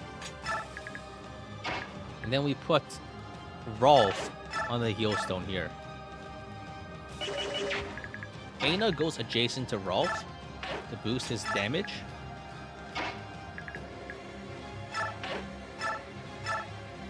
So as you can see, with this triangle attack, normally his hit rate will be really bad. If you attack on 2 range, his hit rate is fine. But the problem here is that he takes damage. But if you do it from 3 range, you can get 93 damage in without taking a counter attack. That's very important because that would be critical to the sustainability of this on a long-term basis. For now, we should patch everyone up with like heal stabs, but that's not something we will be doing long term because we don't have enough of them. So like it's just to smooth the transition of this process to a sustainable method, we need to do it that way. So now that we have that, we can start triangle attacking, I believe. So I think where's my other guys? So I think I should give the triangle attacks to Marcia and to Tanith first. So let's have Tanith triangle attack. Yeah, that's a kill. So if you triangle attack on a kill, Ashera will not counter. And this lets you get free damage in. How much damage does Ike do? Not enough, don't worry about it. The god-killing industrial complex? Yo, it's over. It's all over. We did it. Our fighting is done. Now the people should all turn back to normal.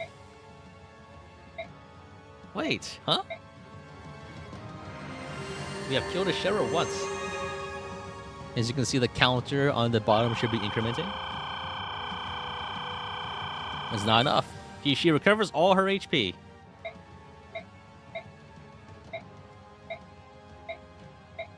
Gotta fight one more time. Alright. So, and we can keep doing it again. Oh, wow. Sigrid doesn't double her? Holy fuck. Huh? Oh, Sigrid's just bad, huh? Okay, no matter. I think Nasir gives me the speed boost I need for them to double. Right? White Tide is plus speed, right? Right? White Pool? Yeah, magic and speed. So if I can have Sigrid here and I can double.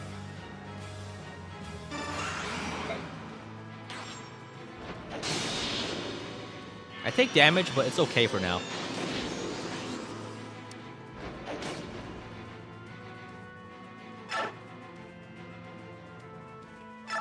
Then Marcia can also attack with her Silver Lance. And I think this is another kill. She takes damage, but again, it's not my problem.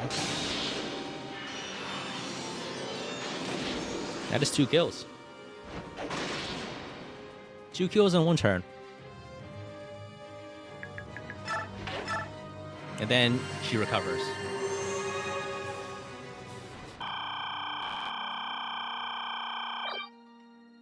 So I think I want Kurthnaga in here to use Night Tide to heal people. But it's gonna be tough to rather Night Tide to help defend people, but it's gonna be hard to find out where to put him. I think Racing could be anywhere because Imbue basically makes him invincible. Micaiah should be on a cover tile, I believe. And then I could probably try to bring in Gareth, but honestly, he's gonna die. I think he's gonna die very fast, and there's very little I can do about it unless I keep hitting him with Recover Galder. So yeah, now there's a AoE silence. So I believe we are on turn 5 of the cycle.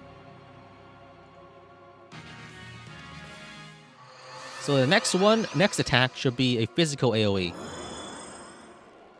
So basically, last turn I didn't even need to actually heal everyone up because I would have been safe regardless. So I think we can try moving in Gareth. He can't do anything this turn, but it's fine. Let's move Aina over here. This is a better spot for doing triangle attacks because the Red Tide benefits Rolf and other characters as well. So yeah, it's. I could also move Rolf in 1 tile closer. Honestly, that might also work. Rolf here. Yeah, whatever. It's fine. Triangle attack. I could bring Kurthnaga close, yeah. So that's 1 triangle attack. Now, Oscar can also triangle attack. That's 3 kills.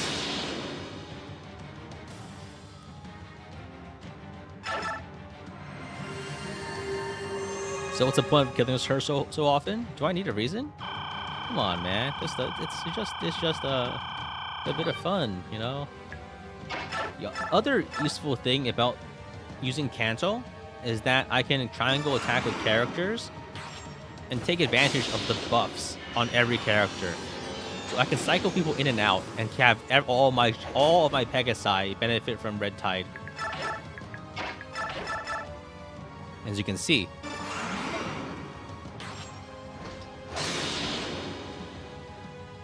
That's 4 kills.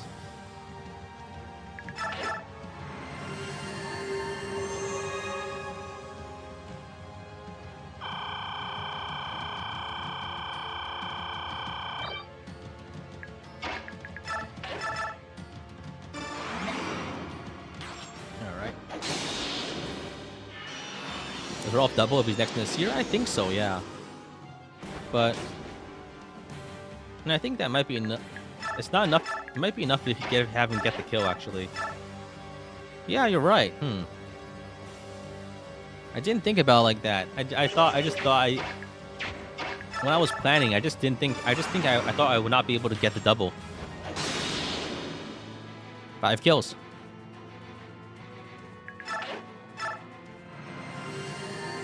Yeah, I should put Rolf next to Nasir. So next up is the physical single target.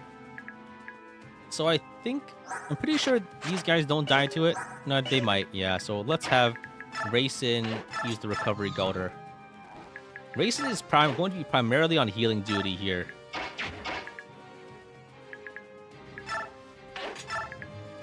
So I think, yeah, we have physical single target. I want to see who she targets. No, it's paralyzed? What? Huh? Her AI is fucked up. Her AI is fucked up right now. What's going on here? That's not what was... That was... Huh? Buh? Huh? Wait. She went from silence to paralyze? Her AI is fucked up. Oh, man. Aina's boon? Yeah, Aina is very useful here. So I think, actually, I just realized I can try and go attack from one range also. Now here it doesn't really matter, but yeah, okay. If I do the main problem with going from one range is that I can take damage, but if I can double from 2 range, that's also ideal, I think. Yeah, if I do it like this, that's just a kill, huh?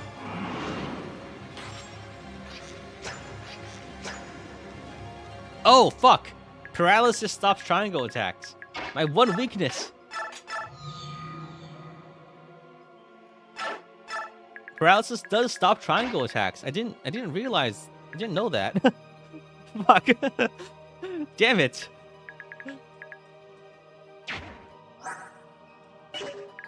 Okay, okay. So, what's Ashera's single target damage like again? So her regular magic for a single target is 50 damage. 50 might plus, so 65 magic. 65 minus 18 is 47.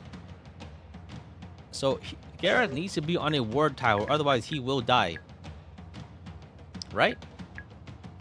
So basically, I think I can have him on where Aina's tile is currently. And he should be okay as long as I keep him healed.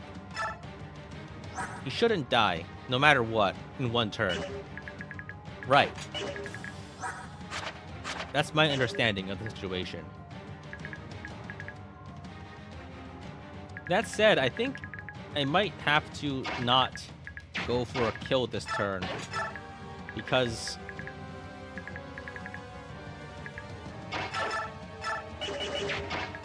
But now, and doing it like this, actually, the problem here now is... Yeah, I think I need to swap Nasir back and forth to take advantage of his White Tide bonus. I can't double Ashera under these circumstances, unfortunately. Yeah, I think I'll just wait a turn. There's no need to rush things. I think this is the magic AoE now. This one hurts mostly. This one really hurts. Oh, I forgot to put Racing in range of... Yeah. That's one really smart. What's Fizz? Oh, the Fizz one is blue. Okay, I see. Yeah, it's hard to tell. I honestly can't tell most of the time. All right, so I think I need to have Laura move away and equip a different staff. So yeah, anyway, so that was physical AoE. So next is magic attack, right?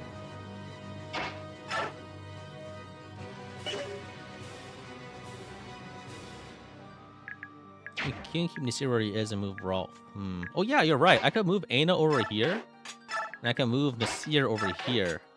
This way, Rolf can get his one shot if he needs to. And then the triangle attacker, the Pegasi, can get their three attacks in on this tile with the double buff benefit. That's perfect, I think.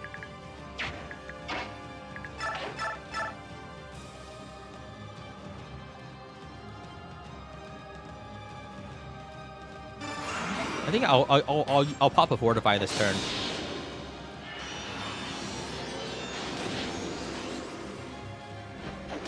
Nice.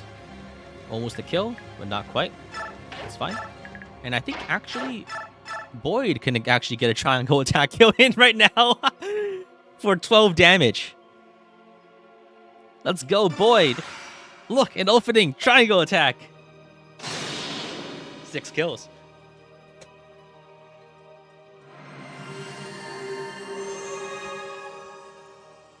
Can Leonardo deal damage? Eventually, yeah, but not right now. The disrespect of it all. Let's move Kretnaga around.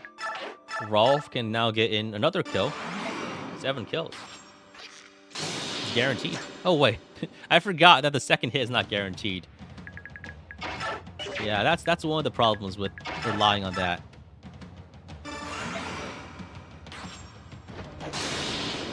Now it's 7 kills.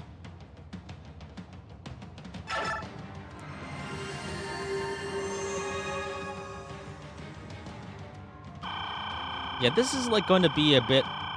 The problem with doing this long term is that it's not super consistent.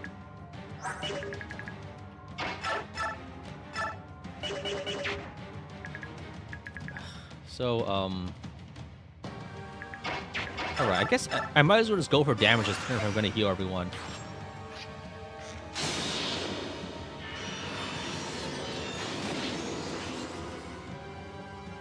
I've been doing this for 2 hours already. The number of kills I've done actually hasn't been very high. Because it took a long time to just get rid of all the reinforcements and stuff.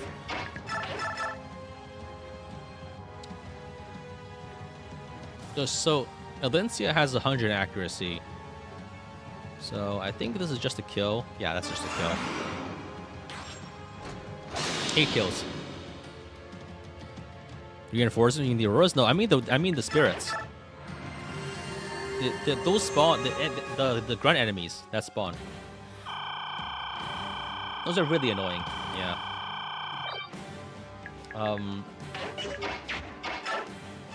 I could go for another one. That's 29. The main problem here is I just don't have enough healing. So I think I'll have Sephira and Papa fortify now.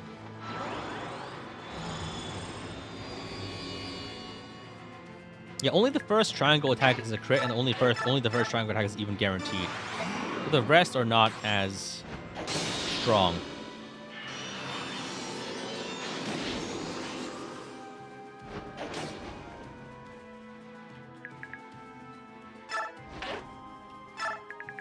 Can Gareth get a kill?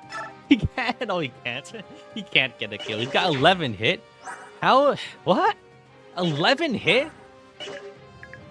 Wait, how does he only have 11 hit? What the fuck?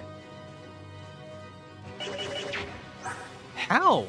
Why is it so... His hit is 155. How much dodge does she have? Well, 144 avoid. Okay, right. 144 avoid. Right, of course. Naturally. Right. Oh, Makai is paralyzed. Shit. Yeah, I think we could probably move in other characters. Like, I don't know, man.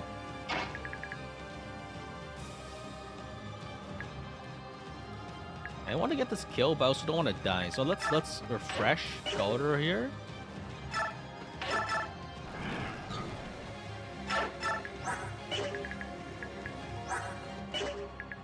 I messed up.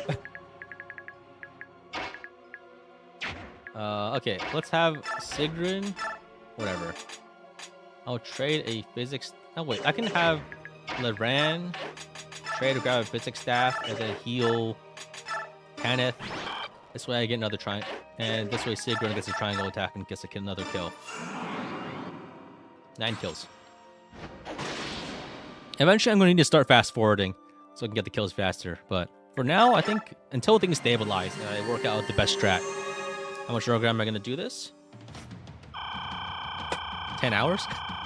I don't know. I want to get to a fun number first. So he goes after Gareth.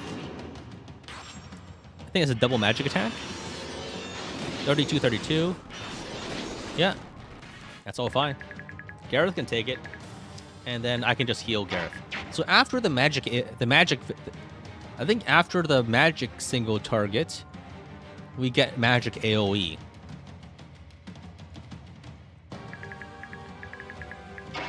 So yeah, let's double here. Okay. I guess hoping for the double there just is too optimistic.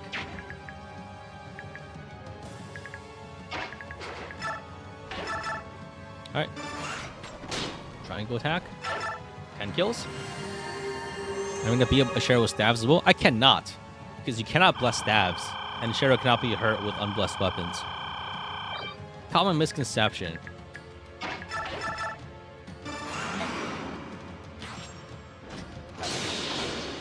I'm pretty sure Lindsay can actually one-shot her if she gets lucky with all her hits. Wait, no, it's not even lucky. She actually just gets another kill. 11 kills. Very nice. I can also just I can also have her run away very far to avoid the magic AoE.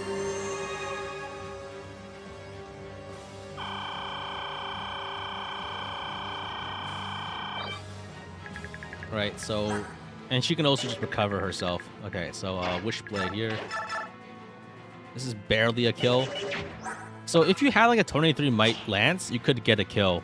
But that's only possible if you really kind of rig a really high forge, which is basically not possible, unfortunately. Rigging forges in this game is very hard. So if I go all the way over here, the magic AoE can't hurt me.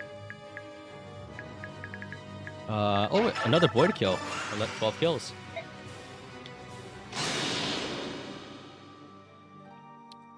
We're just torturing her at this point. Yeah. Couldn't she still take single target snipe? She's on a schedule. She always, after she single targets, she never does 2 single targets in a row.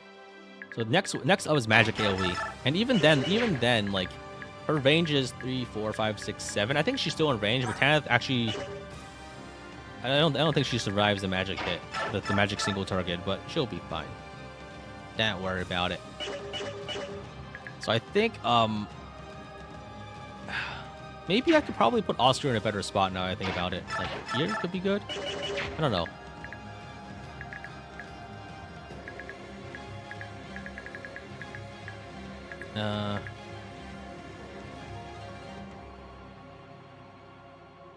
Wait, I messed up. I could have put them both over here to when I heal. For when I heal, Gareth. Whatever.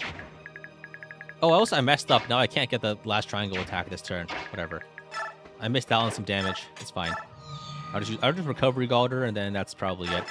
I can also use Shinon now to get some more chip damage. And it's free damage also, which is nice. I can. Oh, Leonardo can also probably pop in as well. I think we're fine. Magic AoE shouldn't kill everyone.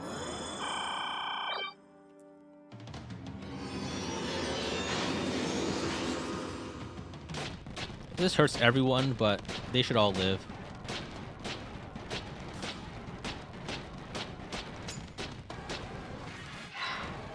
I should probably put Ike onto a recovery tile. How many times am I gonna kill her? As many times as is necessary to make a point. I'm not sure what kind of point I'm trying to make, but it's I'm sure it's meaningful to someone. So I think, all right, I guess we can probably move in and get more triangle attacks in. So here, this should be a kill.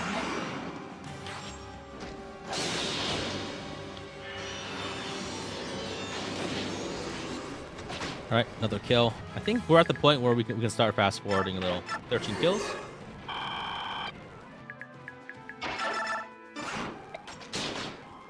$14 kills.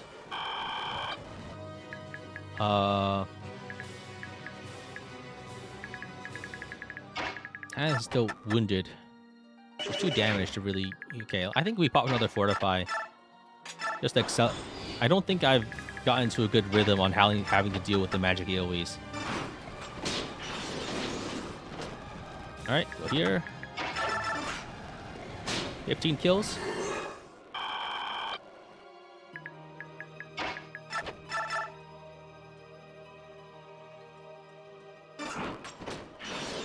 Well, I didn't have a triangle attack there. That was bad. That was not the correct setup. Shinon chip. An Oscar triangle attack. 16 kills.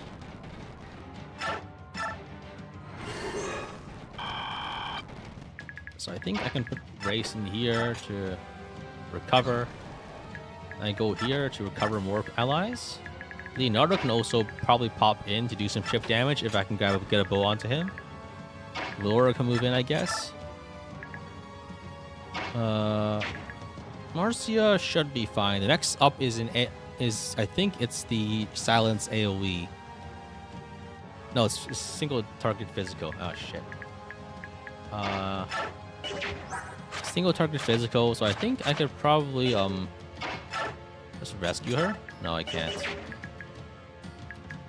Wait, did I mess up and get someone killed? No.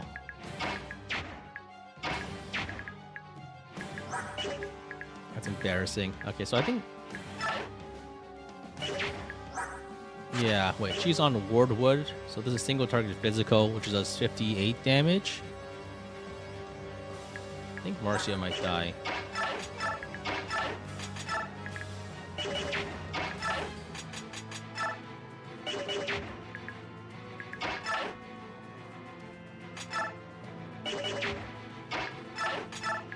Man.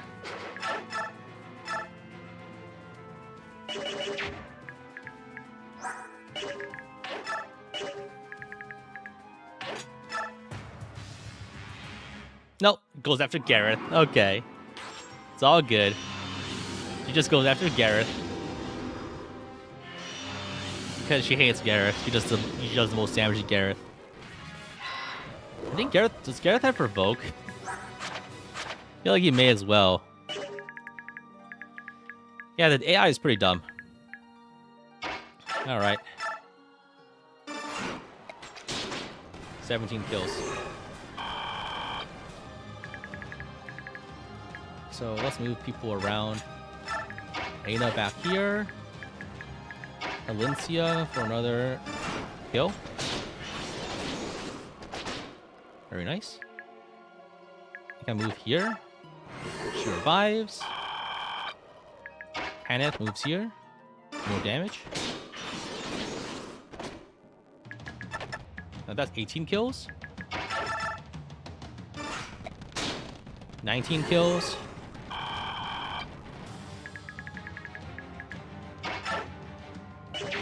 Oh, I moved too many flyers away. I keep making this mistake.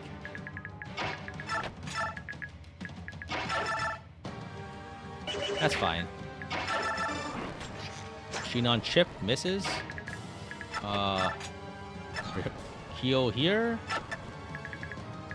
Yeah, I need to work out my turn efficiency. Okay, silence. It doesn't actually hit me. Is there even a benefit to killing Ashera this many times? No, not at all. 20 kills.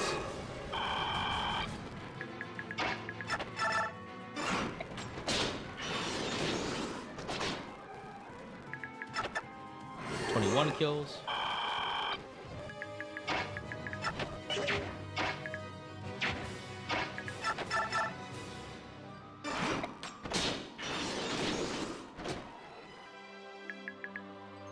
Let's move over here. Void kill, 22.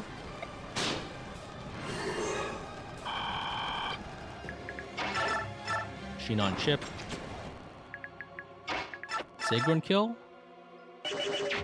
Marcia kill.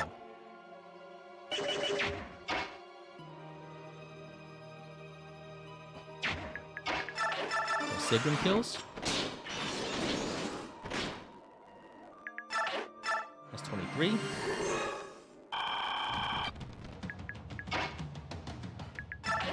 If I move Micaiah out of the way, so Grayson still has action. So Marcia can do a lot of damage. And go here. Then Oscar kills. 24 kills. Then goes here. And then Rayson goes here to pop a recovery Gauder to make everyone healthy again. Alencia should be fine. So after the magic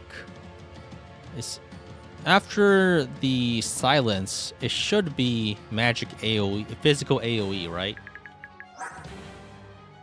Physical AoE, and I guess I could...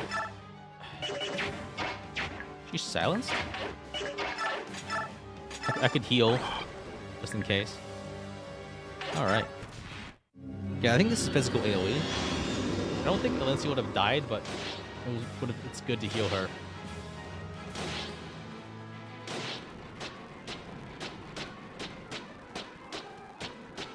Yeah, she takes 24. She had 30 HP. So after now we have magical single target, which is almost definitely going to hit Gareth. I don't have triangle attack here. Oh, I messed up. Now I do. 25.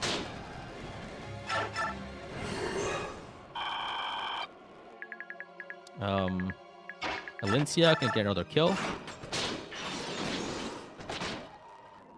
26. I think this turn I just spend it healing people.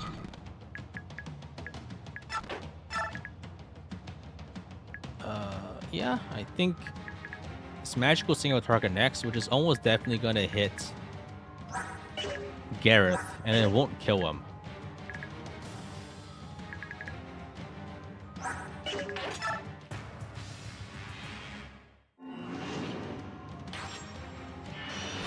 Yeah, he's fine. And then he gets healed by Rayson.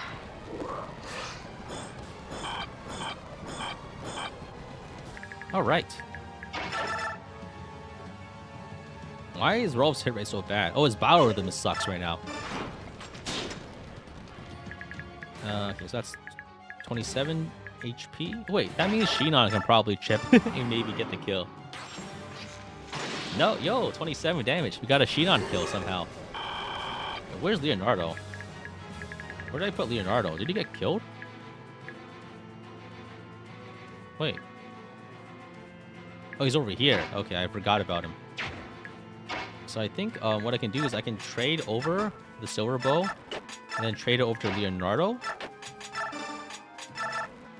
And Leonardo can attack for 18 damage also, maybe? Nope, it didn't do anything.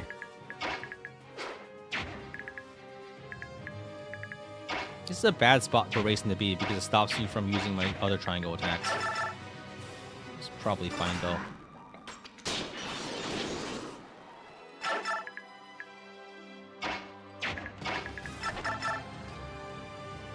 Does Laura make any damage? No, she doesn't. I mean, I guess I could... I think Ashera has like 50 res. So it's basically impossible for Magic HQ to do any damage ever. And here it's basically impossible.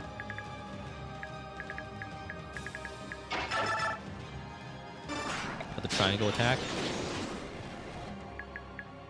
Alright. Another triangle attack. 28 kills.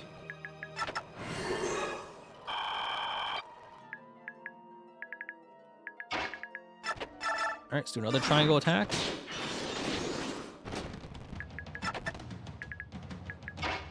And one more. No way. I messed up. I moved too many flyers away. It keeps happening. I think I have more in the tank, but the problem is then... Yeah, so that last she just did a magic single target, right? So her next one is magic AoE. Hey, Kyoko with the $2 super chat. Why? You just said why. Yes. That's... I don't have an answer for that. I'm sorry. The answer is yes.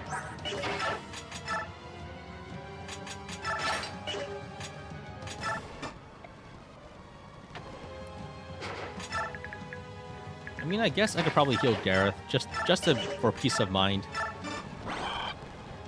It's not really needed. This is going to be magic AoE, I think.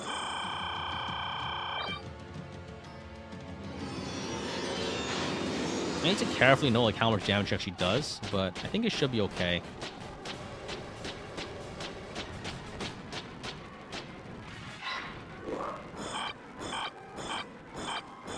Alright. Having Racing already in position to heal means that I take a lot less damage than I expected, which is nice. So now, I guess we can keep triangle attacking. Racing... wow. Rolf's accuracy is really bad. That's 29 kills.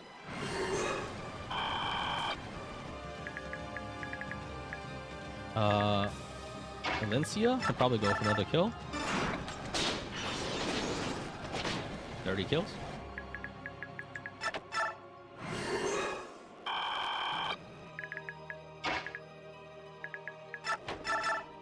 Alright, some more damage. Over here. So 31 kills.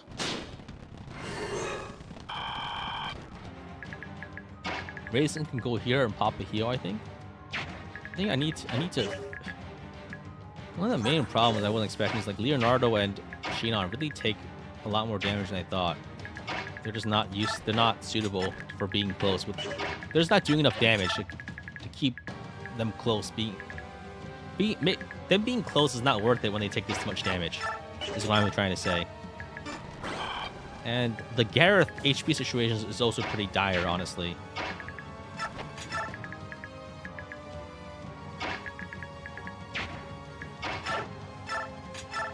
Yeah, I wish I brought more heal staffs. That's probably fine. Recovery Galder, and I think we just try to survive. Oh, it was a silence turn anyway. After magic AoE gets silence, which means I could probably just pile on more damage. I'll just try to remember that from now on. But it's just kind of hard to remember. 32 kills.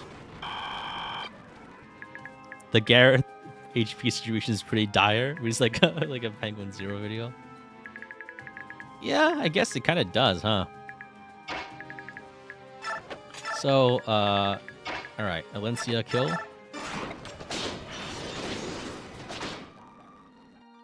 Yeah, Gareth's HP is concerning because he takes the most damage and he has the most HP, so it's hardest to heal him. That's the problem. Kenneth Wishblade kill. Or at least damage, I guess. And I'm planning on doing this all day. I mean, as long as people are here to watch it. So, I keep moving away my guys before the triangle attacks finish, which means I get fewer triangle attacks. That's something I keep doing, which is frustrating. Can I use Racing to heal Gareth? I can, but the problem is sometimes I misclick like that. So I think next up is a physical AoE after the silence, right?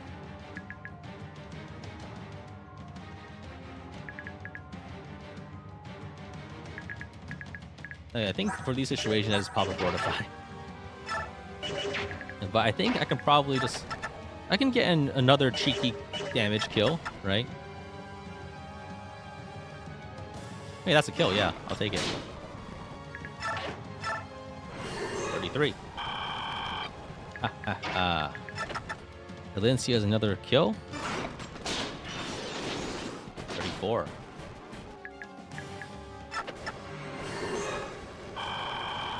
Maybe I should try to sneak, I should probably try to sneak Karth Naga close by to someone so they can benefit from the extra defense. With the triangle. Alright, let's pop another Fortify. Then we can have him burn the Fortify. I think I need these guys to get onto heal stones and just stay away from the fight. They're just not contributing as much as I want them to. Same with Ike. Ike needs to get onto a heal stone. So yeah, I think this is physical AoE. No, it's paralysis. Huh. So it's just... No, wait. It's... I think the order on the wiki is wrong. It's always... I think there's paralysis has been happening a lot more often than I thought. So I think it's physical AoE, single target magic AoE, physical single target, silence, and then paralysis? Like, paralysis has always followed the silence so far, I think, right? Am I wrong? Oh, shit. Rayson got paralyzed? Okay, we can sacrifice to fix him. Fortunately, I think paralysis doesn't affect red tide or blood tide or white pool or whatever. So we can just keep benefiting from it. I'm not even sure if the wiki's wrong or if something weird happened on my end. Like, both are honestly reasonable explanations. I think, can Aina do some damage? Oh, wow, Aina can actually, like, do some chip here. Can Dragon attack Ashera? They can, but it's really not that much damage. So it's kind of hard to recommend. How's Rolf getting 50% works accuracy? His battle rhythm is really shit right now. He's at his worst battle rhythm. So compared to his best battle rhythm, that's a lot of hit rate difference. Also, I think he also gets Elincia benefit. Like, I gave him Elincia as a support partner. So that's 35 kills. So maybe, I don't know. She's not close enough or something? Yeah, alright. Lindsay attacks, 36 kills.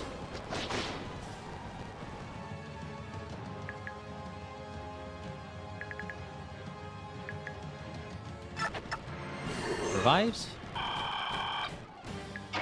Sigrun attacks. Oh, I attacked in the wrong spot. Oops. Kenneth attacks. Another kill. There's 37 kills. I should move Sephiroth into a better spot, I think. Yeah, I don't think I'm getting more damage in this turn. But I should probably focus on healing.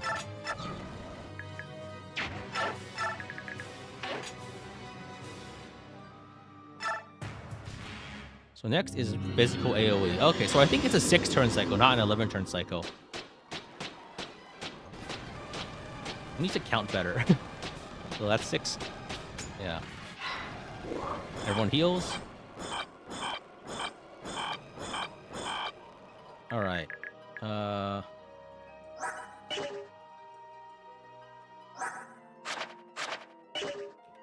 I forgot to give Micaiah a heal stat that heals her, so she has a lot more damage taken than expected.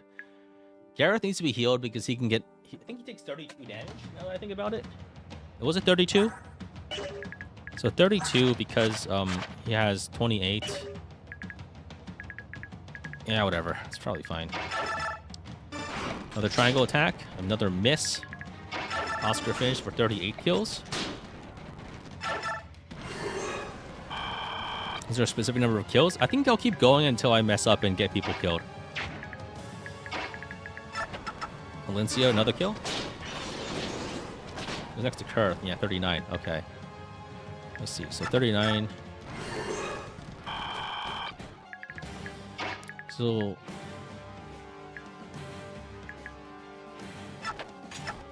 all right, let's move Kurth back here. Let's move some people around.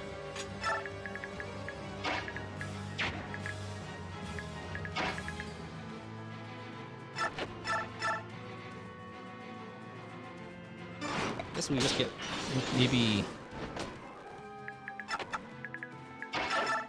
Boy gets another kill for 40 kills. Raisin pops over here for a recovery Gouter. Then goes here to heal other people. I think we should be fine this turn. Maybe we rescue Micaiah.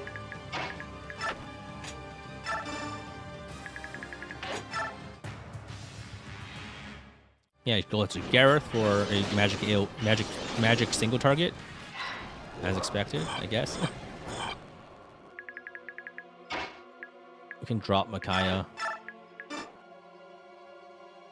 So after magic single target is... After magic single target is... magic AoE.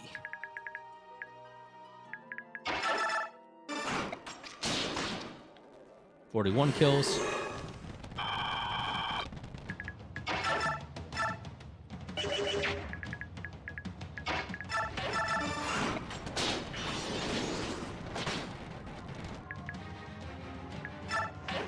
Alright.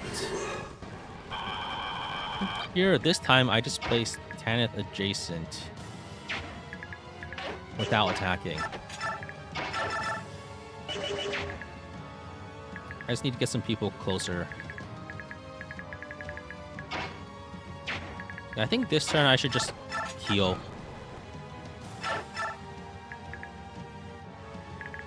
Where are my physics stabs?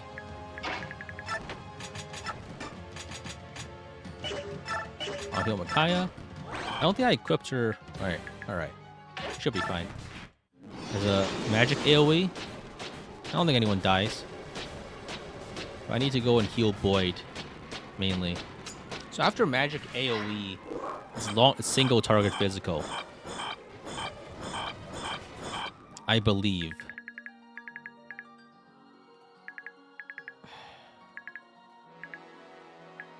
So I think I might need to break formation, just heal everyone, huh? I think maybe the other thing I could do is I could do a scattering formation whenever physical AoE comes up. I just have everyone move like 8 tiles away.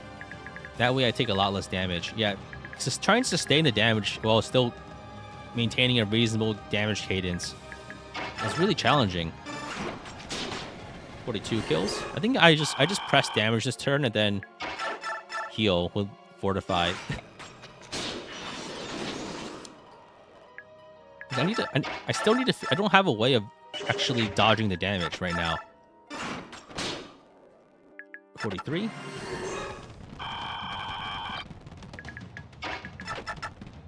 "44.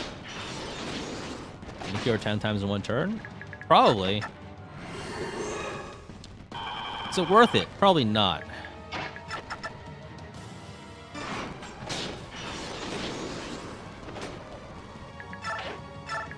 "45.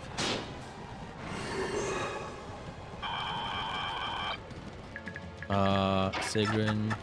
Let's kill this turn. I think we're popping another Fortify just to be safe. So after that was physical AoE. Wait, that was physical AoE, right? Magical AoE.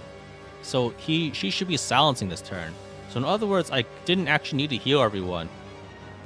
Oh man.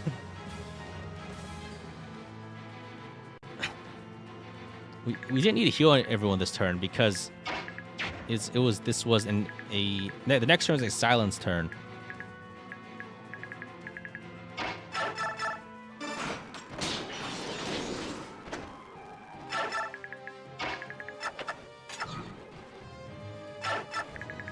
Yeah, I'm confused. Yeah. No, wait, this is single target physical? Huh? What? Wait, single target physical? Oh yeah, magic AoE, then single target physical, then AoE silence. So this is a silence turn, meaning that we can go ham. 46 kills.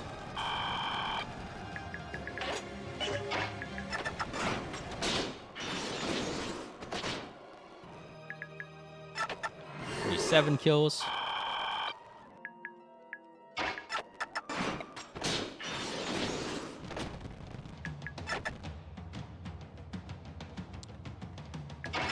$48 kills.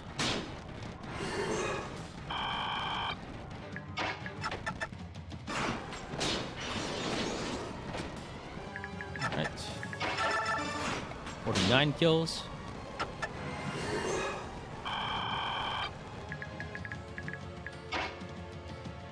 I could probably move around a little here. That's probably fine. If I attack with Oscar, can I even get another kill this turn? Probably not, actually. So I could heal instead. I think Kurtnaga is a bit of a burden here, honestly. Man, this is so complicated. I should probably move Boyd and Oscar to spots where they are less. This is an AoE turn, I think. So this is silence AoE.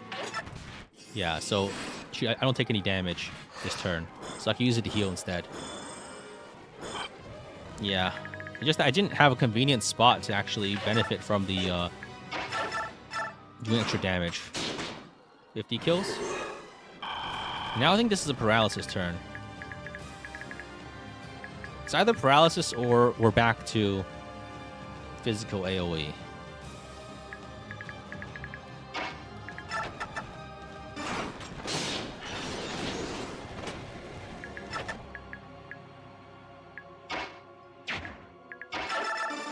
One kills. Yeah, it's just hard to remember what's going on.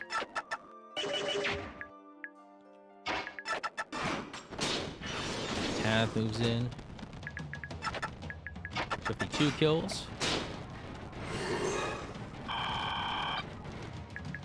Valencia moves in. 53 kills.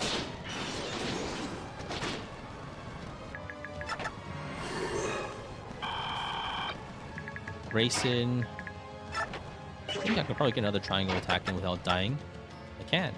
No, I can't because I don't have a recovery here. I guess someone heals Nasir. He got chipped down a lot more than I thought he would.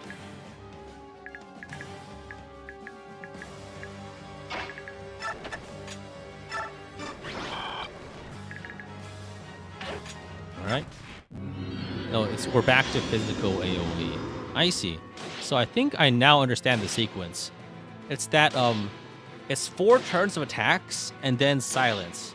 Then 4 turns of attacks and then silence and then paralysis.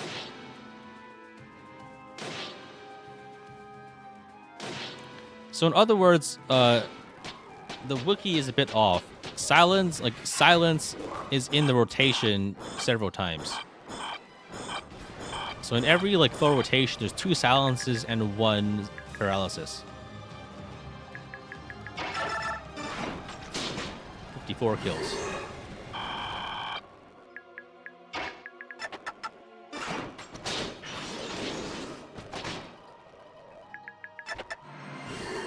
$55 kills.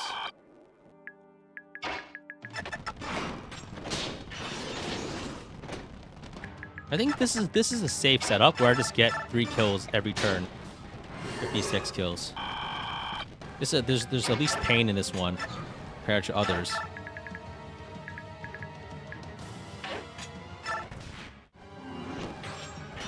Okay, Gareth is magic nuked. It's fine. No one actually suffers from this. 57 kills. I think we worked out a good rhythm that is easy to execute, but more easy to execute and not painful. right? Because this way I can keep everyone I need topped off.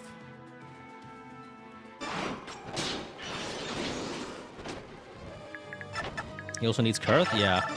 58 kills. So yeah, I'm getting a nice three kills per turn cadence while keeping everyone very safe and topped off. And like, I think I've worked out a good plan. Magic AoE. That next is physical single target.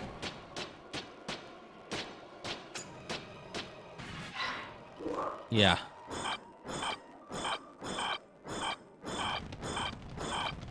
So as low as I might need to break formation to get a bigger heal off. So Nasir needs to be healed. I think Nasir actually survives this regardless. I think he might be the one that's targeted.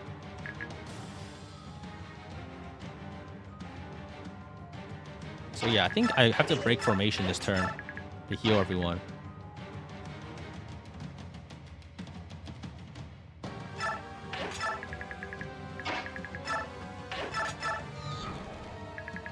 Just finish her off already?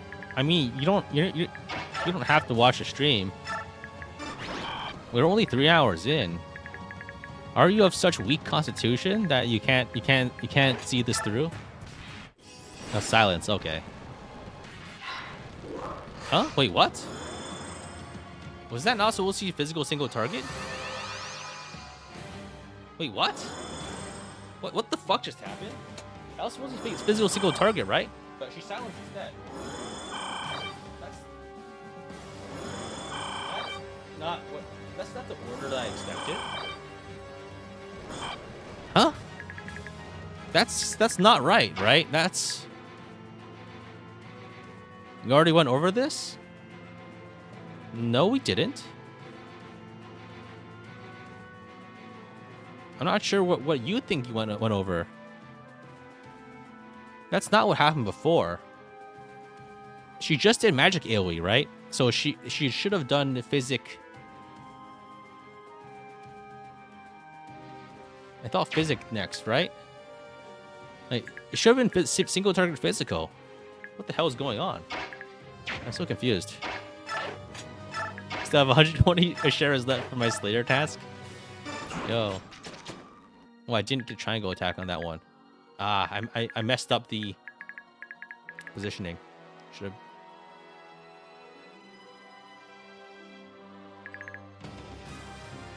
Wait, what? Why is Rolf here? Wait, Rolf was here before. Wait, what? Wait a second. I was attacking like triangle like this before? That's... Hey, what? Wait a second. That's a... Wait, I didn't... Huh? Wait, this is a different triangle formation than I thought. Because I don't have anyone on orthogonal squares. My understanding of the triangle attack is being upended already. So it's on opposite ends, but it also can be on a diagonal opposite end? What? So it just has to be any triangle? I thought it had to be specifically a triangle with one straight line.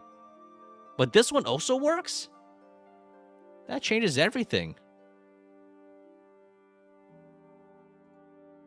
Okay, there might be a better formation than what I'm currently doing, if that's possible. I'm so confused. I'm so fucking confused. So it has to be a triangle that overlaps Ashera. I've been doing this exact formation for a while. Yeah, I realize that now. But I wasn't quite aware of the implications of my triangle. Because like every single explanation of this is incomplete because no one does this shit except me.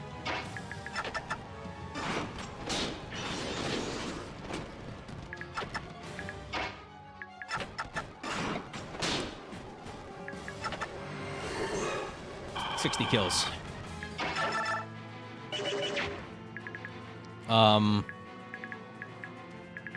Wait, that was a silence, right? So next up is physical AoE.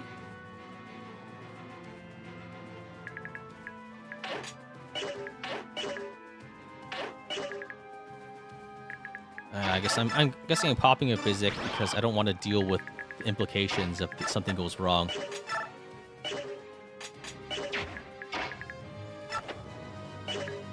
Kaya's silenced? Ah, fuck. Laura's also silenced. Okay. That's great. Alencia should be fine, though.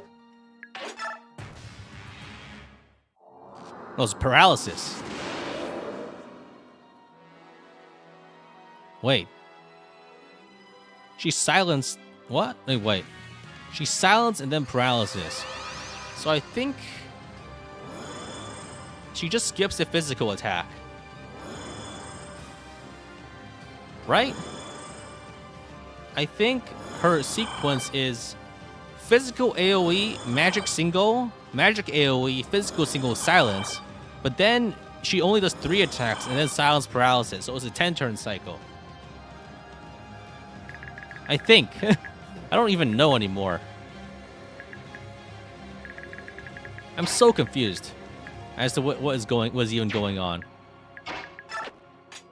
Let's sacrifice for status restore. I'm so confused. I don't know what's going on.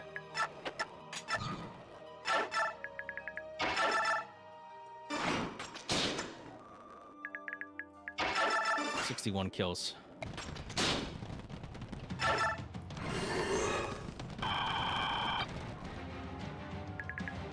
The order is physical, magic. Yeah, that's the order that you say, but that's when I'm reading on the wiki. But that's not what's happening, because Ashera skipped the single physical, and she did a. So she can skip the physical single attack sometimes, I think. So in other words, the wiki order is wrong from my understanding. So that. Now it's physical AoE. I wrote an SSR cycle. The problem is the cycle is benefits me, I guess, but it's not good because now it's unpredictable sometimes. And I just get confused, and that's not good. This is a healing turn, I think.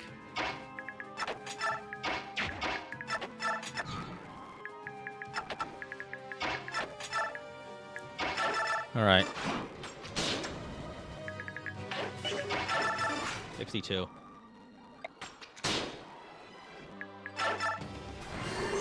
Next up should be magical single. Yeah. Okay, I'm getting these predictions right, which is nice.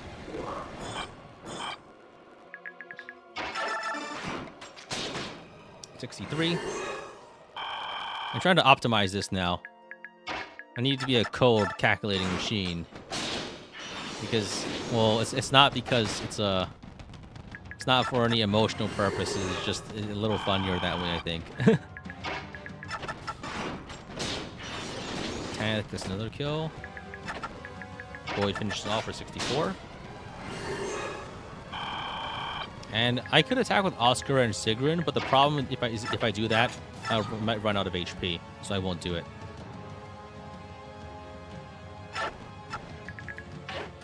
I should keep Micaiah closer and on cover tiles, so she can use sacrifice if need be.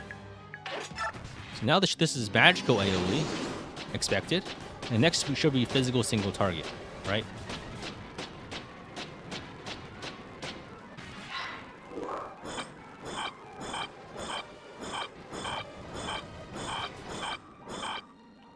Next is physical single target. So I need to heal everyone, a bunch of characters.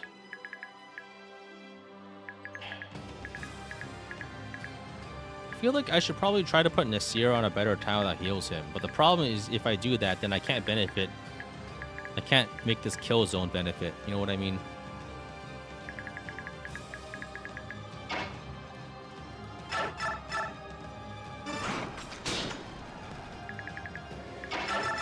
Five kills.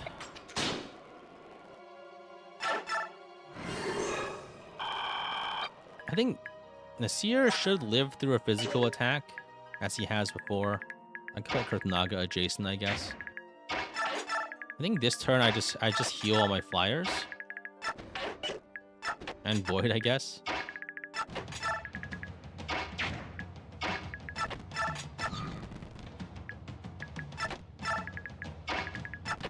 I don't like having shovel characters around. Like, it's physical single target. Yeah, that's physical single. Yeah, so I think it's the cycle is that every other cycle she does physical single, but on the other cycle she will do the silence early. So I think I have it now. So that's exactly what I was expecting this time at least. Is there a goal number of kills? 66. I don't know. What do you guys think should be a goal number of kills? So I think next turn up should definitely be a silence turn. Oh, I messed up. I didn't have my triangle attack set up at all. 67. Maybe 1,000 kills could be nice. Last time you checked, you also thought... Yeah, I said that before also. Well, I mean, I can be wrong, right? I think this time I'm right, but I don't really know. I still don't really know. So this is a silence turn, so we should probably be okay regardless.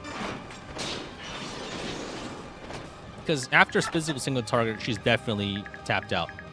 I'm pretty sure that's the case. Ain't a kill. Let's go. 68. That was a bit of a gamble. This is definitely silence. Yep, silence. Okay, I got it. It's just that every other cycle, she skips the physical single target.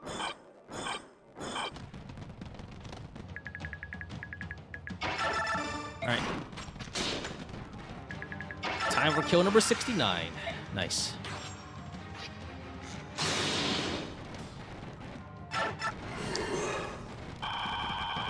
Kill 69.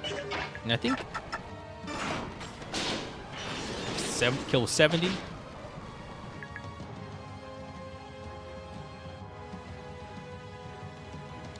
Where do I put her? Yeah, let's put her there. 10th kills. Void finishes with kill 71.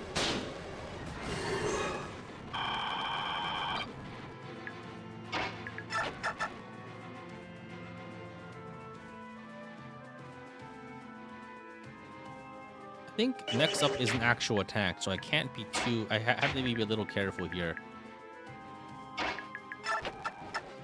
Gareth has yet to be sniped. Yeah, I'm surprised he's still alive, honestly. Can Kurth Naga do any damage? Wait, holy shit! So much damage. How the fuck? How does Kurth do so much damage? 42... What? How did that happen? Is he actually good? I didn't realize he was actually good. Did he get SS rank? I think so. Yeah. No, he's not even at max strike rank. Oh fuck it. I'll have him attack. Kurth is really strong. He can't die basically. And then I can get another triangle attack kill. I think this will drastically improve my kills per turn.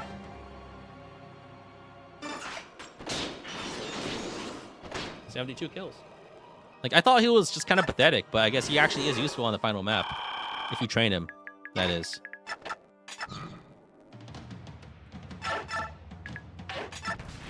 Now it's physical AoE.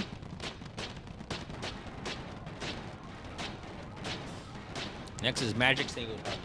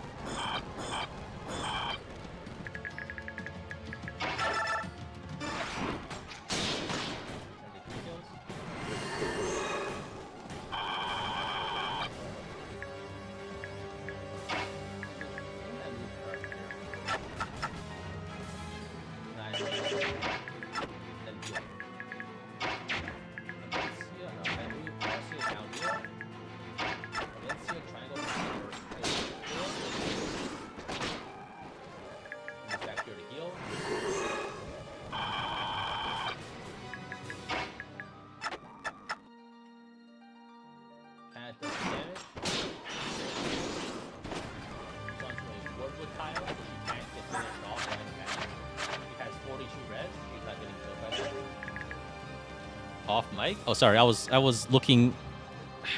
The sun is shining in my eyes right now.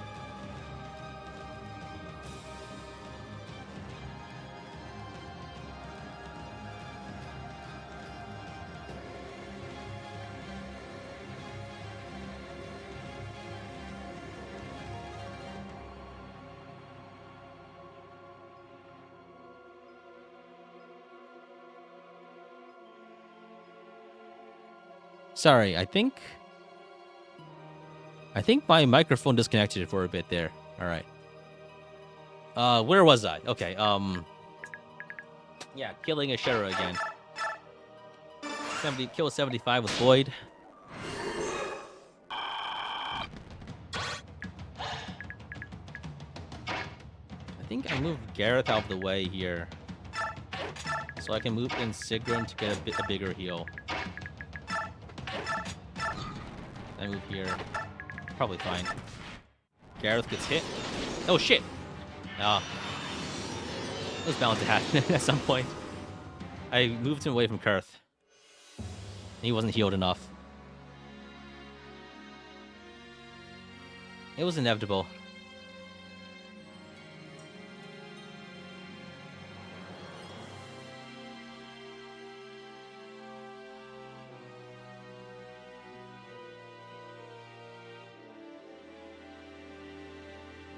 Yeah, I moved him away from Kurth for some reason because I thought I could get a more efficient heal off, but well, rip. That's fine. It only really affects. I guess it makes Elincia's kill a lot less efficient now that I think about it. But I have a bit more room to play with now. 76. I mean, at most this reduces some kills to be a bit less efficient, but most of it is still pretty much fine. What this does mean is I have more spots to place units, and that lets me heal more easily, right?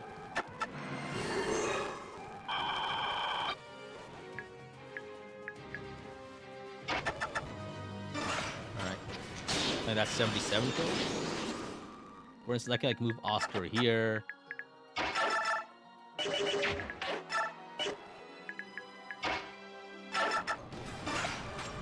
78 kills.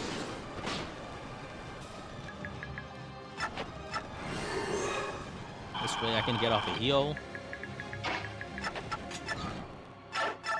So that was single target magic. Now it's AoE magic. If I'm correct, Ashera will skip her single target physical this turn, and you just silence directly.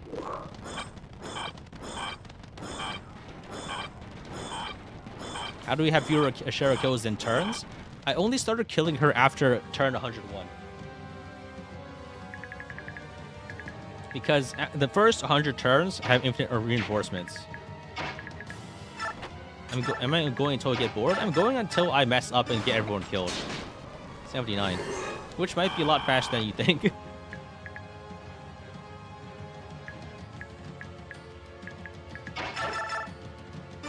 Alright. Another kill here. Step away. Marcia kills. Kill 80.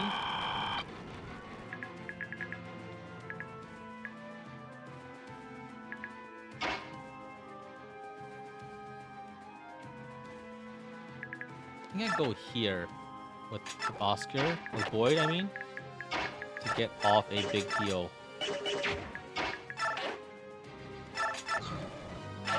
So I think this is, if I'm correct, she will skip the physical attack, and go directly to silence. Yep, I'm right. I'm right. So basically, every other cycle, she only does 3 attacks.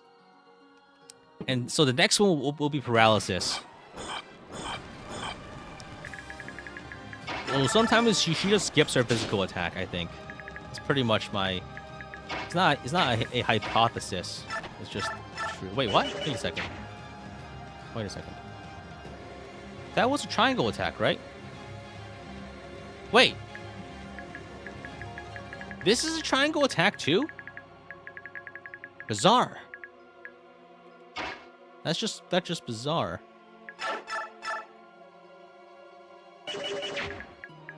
Huh? This is a triangle? Yeah, I mean, I guess that would make sense. I'm so confused on how this works. 81 kills. I guess Boyd cannot benefit. I just realized Boyd cannot benefit from Ana's Blood Tide, because the strength bonus doesn't actually benefit the Arbalist. It's a little unfortunate. Anyway.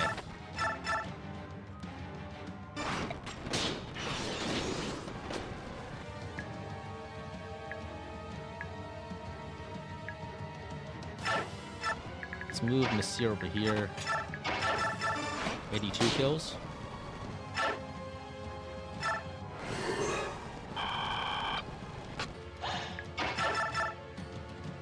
Yeah, Sigrun is kind of lacking now, damage-wise. Can't double, it seems, without Nasir's benefit. Yeah, things are slowing down a little as a result of the circumstances, but it's probably still fine. So next should be AoE Silence, I believe. I mean AoE Paralysis. Okay. And Nasir is paralyzed, Boyd is paralyzed, so I gotta go fix that. Micaiah can... I need to think about how to do this. So I think Micaiah can fix Boyd. She shouldn't get one shot from any physical attack, but I can probably rescue her just in case. Rayson can heal Nasir, but I guess I'll do it after I get my damage in this turn. Here. It's a kill.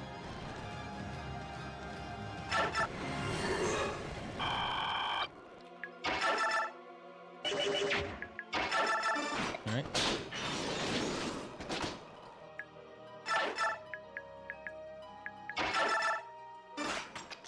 $83 kills.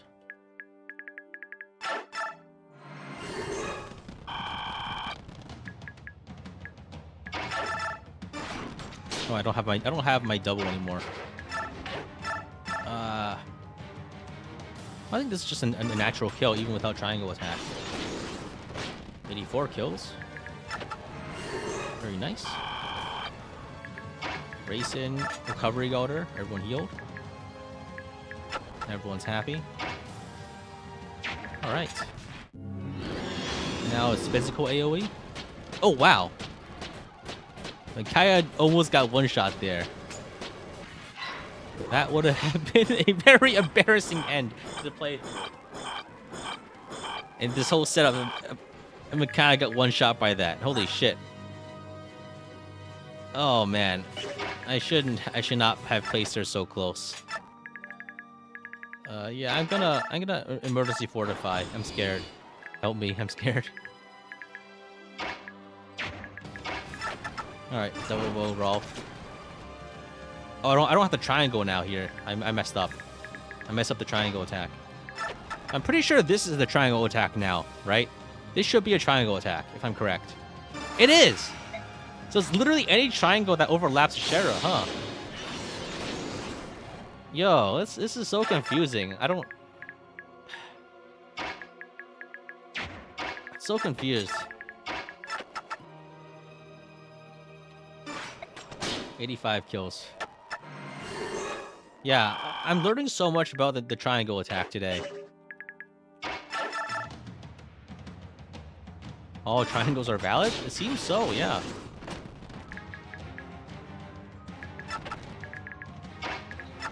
Six kills.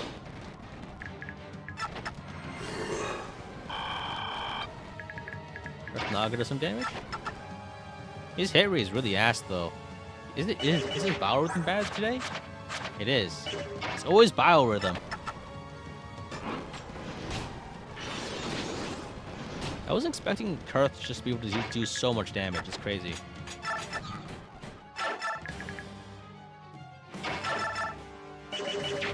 All right. What's next?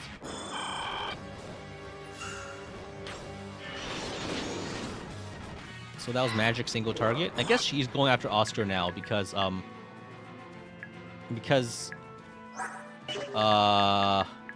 Gareth died.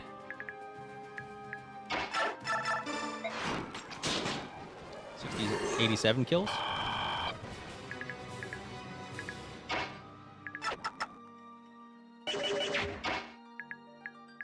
Are there any heal tiles nearby? Alright, I think I can attack him here. The hit rate's really bad, but it's probably fine. Wishblade here, triangle attack.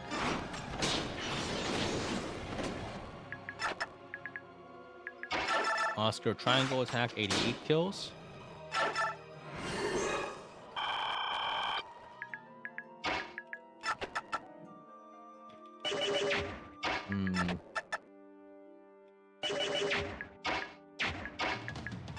Marcia attacks.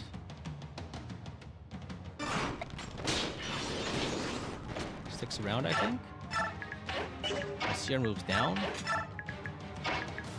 This way I can get a finish off with Sigrun for 89 kills. And then also safely get a nice racing heal. Yeah. Now we have another AoE, magic AoE. Alright, I think regardless of the circumstance, I think we've created a very nice setup that allows for a nice cadence of kills, even regardless of the circumstances.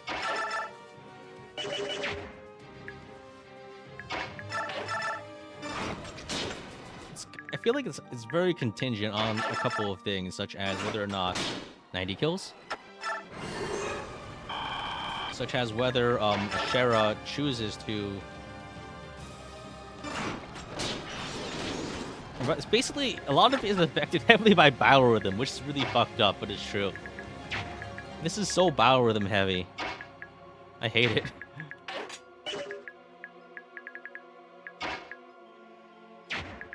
Let's move.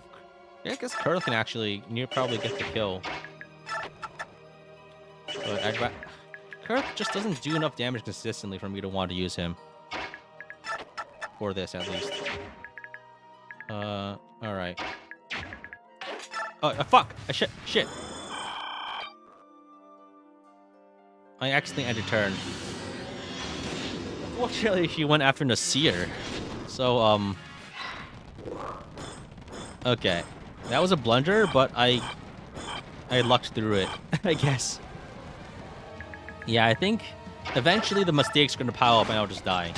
91 kills. It's inevitable. Just because execution error is gonna be possibly a huge problem eventually. Marcia kill for 92.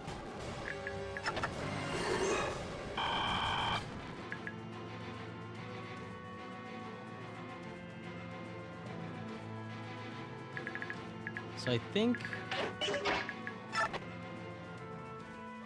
move people around to heal them. How would Sigrun be healed by a staff?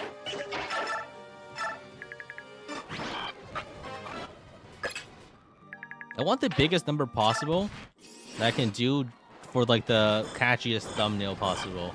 That's the idea. And I feel like it could be worth it. I mean, in theory, it could be worth it. In practice, who knows what's going on in everyone's minds.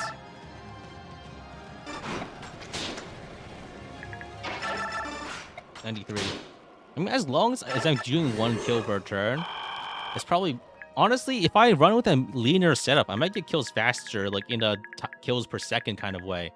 Because then I have to worry a lot less about healing. Because Raisin's healing is, like, rate limited. You guys get what I mean? Raisin can only heal so much every turn. And, like, even with this setup, I can probably get, like, 2 kills a turn, right? Even, like, with my worst setup. So, it might be faster if I just don't worry as much about healing, and I just run with like fewer characters. That's 94 kills. Because the more characters I have, the more damage I take. Which is a problem, because that means I had to spend more time healing and less time hurting.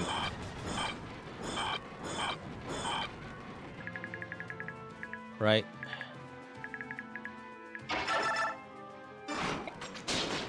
$95.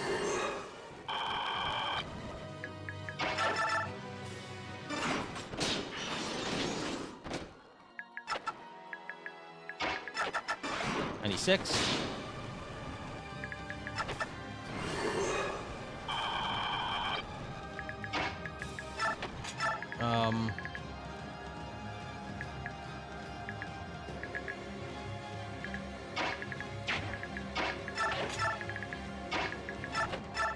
Recovery.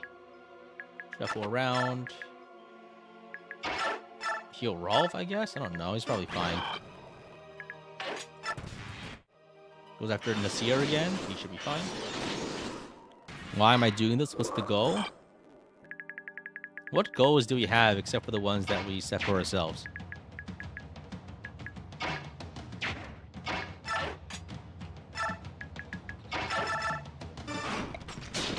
$97.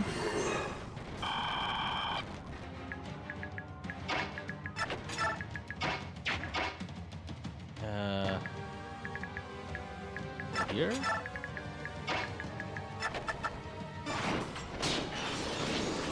Might have messed up a little here.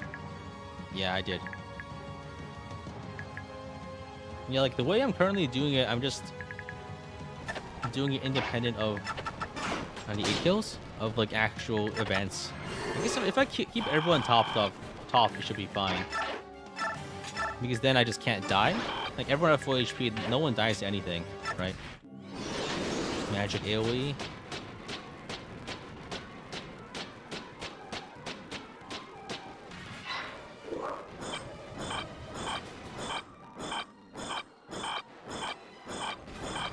Me telling you guys that I play a lot of old school RuneScape explains a lot. I mean, I guess it does, but that's not. It's. I feel like. I mean, I've mentioned it before, but not everyone was here for that. Wait, I need to see. I don't have things running right now. Yeah, all right. Yeah, sorry, something in my browser crashed. I think there was my stream dashboard crashed. All right. 99 kills. Everyone's too hurt to really apply damage this turn. So I think I'll heal this turn.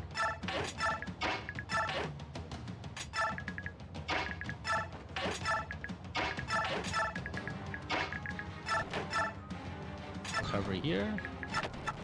This. That was magic AoE, right? So next up should be physical, single target,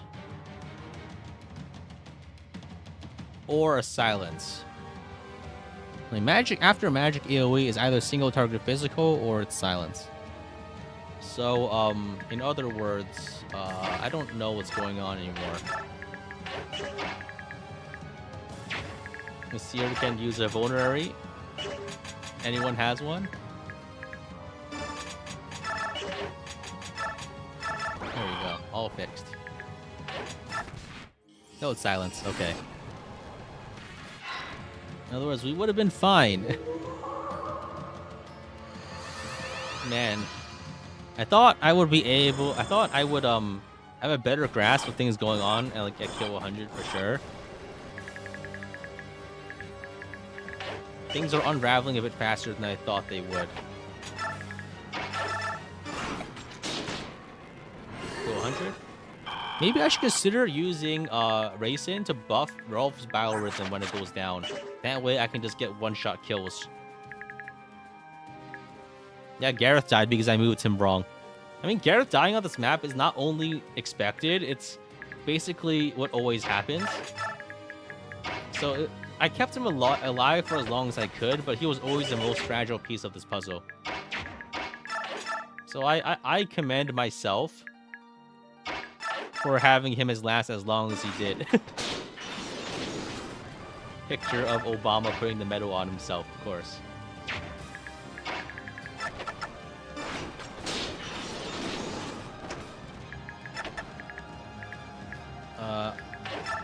Who else has actions left to finish him off? Marcio? Well, it's not a triangle attack. Still a kill, though, so I'll take it. 101. 101 kills.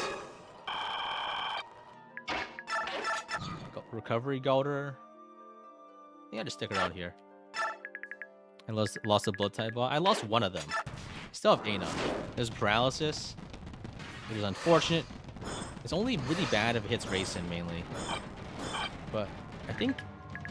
Okay, so it hit Elincia, it hits Boyd. I can have Akaya sacrifice to recover Elincia. And then I can... I think... Then I can... get some triangle attacks in while I'm here.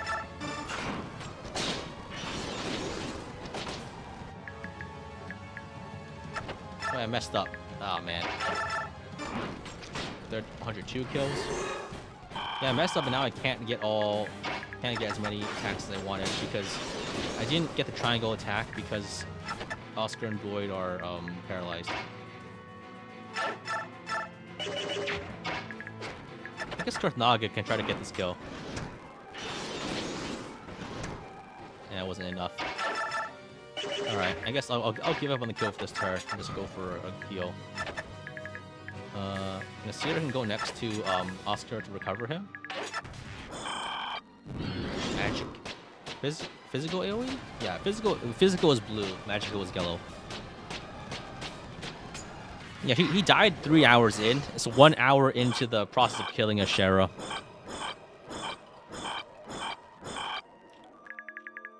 Alright. Let's move Nasir back.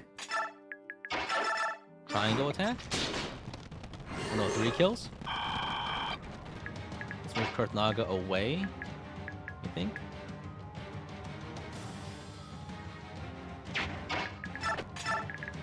Let's go here. Triangle attack.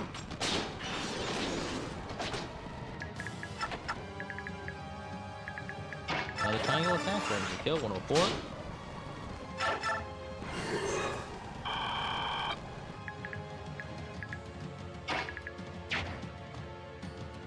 So she just did a physical AoE, meaning that next up is magic single target. Which probably means that it's probably fine.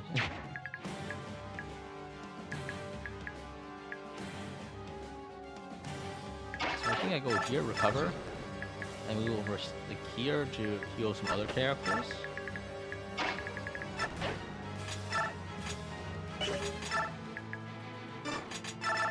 Guess I can use some items to heal. Might as well. I think I'm definitely going to die on accident before I run out of items, for sure. So there's no like long-term consideration here that really needs to be factored in. User error is definitely going to be like the death of me before any resource consumption. 105 kills. How many times are we gonna do this? As many times as I want like at least a couple 100, right?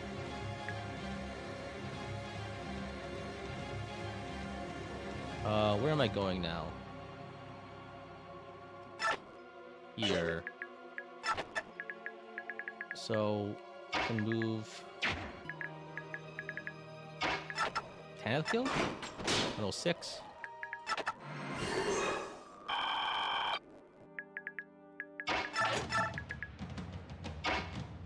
Yeah, I think let's move Karthnaga down and heal him also.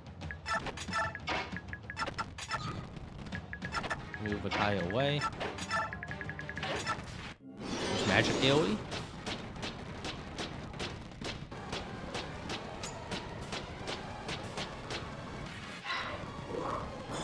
So I think maybe I should try a more leaner approach now.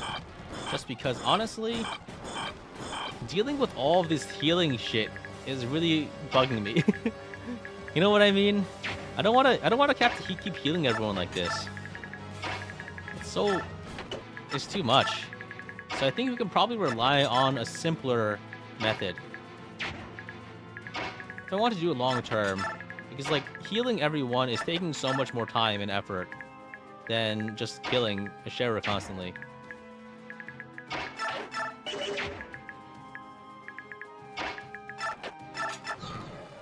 Okay, let's pop a fortify so I can get my setup back.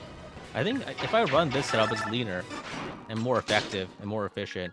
1 kill per turn is fine because we have as many turns as we need. So ideally, yeah, all right. I need to stand up and stretch. I'll be right back. Gotta go to the bathroom. Yeah, this is gonna be an endurance, a test of endurance. I think 1,000 kills might be a good target.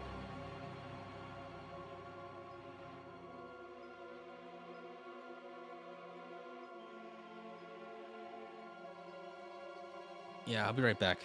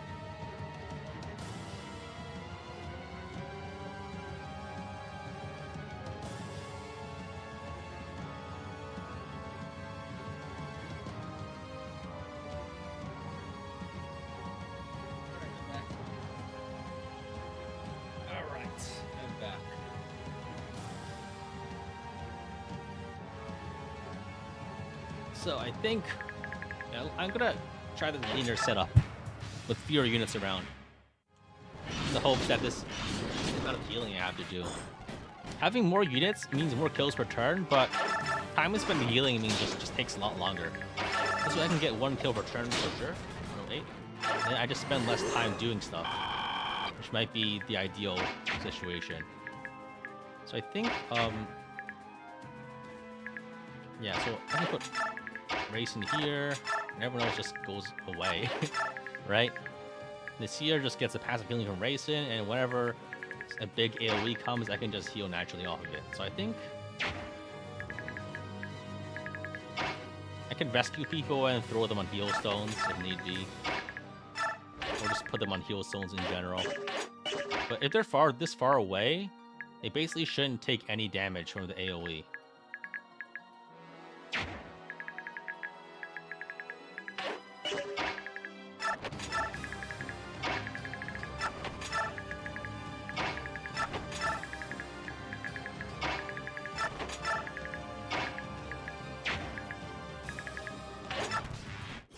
Silence, it's fine.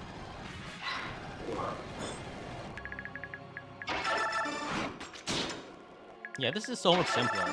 9 kills, and then we just get 1 kill per turn until the end of days.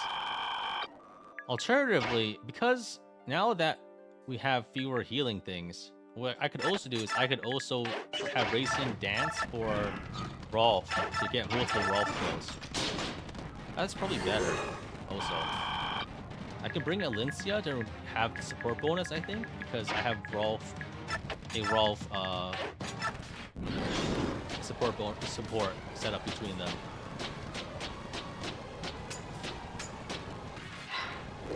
That was 110 kills. Yeah, the kills is right below the it's below. Look down. The other thing I could I can recover. If I do it this way, I can set up recovery guard much easier. And I can get 1 or 2 kills per turn, which is about the same rate as I was getting before. Actually, before I was getting 2 to 3, but doing it this way means I have to think a lot less. 111 kills.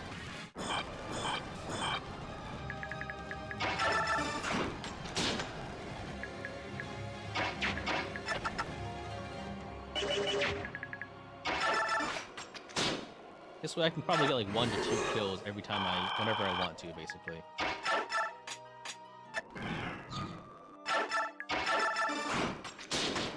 $112.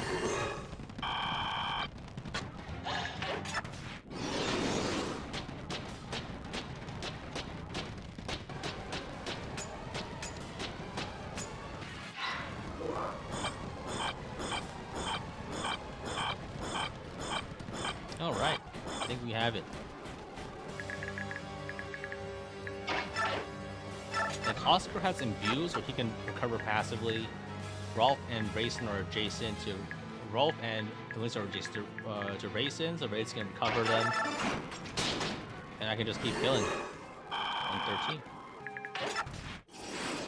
Silence shows up every now and again, but it should be fine. I should probably just have Micaiah a bit closer, just in case you need to hit people with sacrifice for paralysis. Because Micaiah doesn't really take damage here. 114.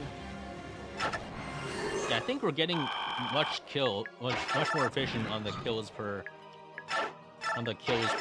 second kind of situation here.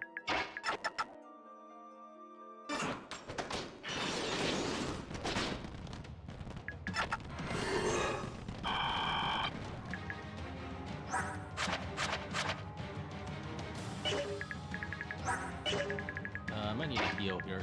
Once in here. I don't actually know how much damage it takes in the single target physical.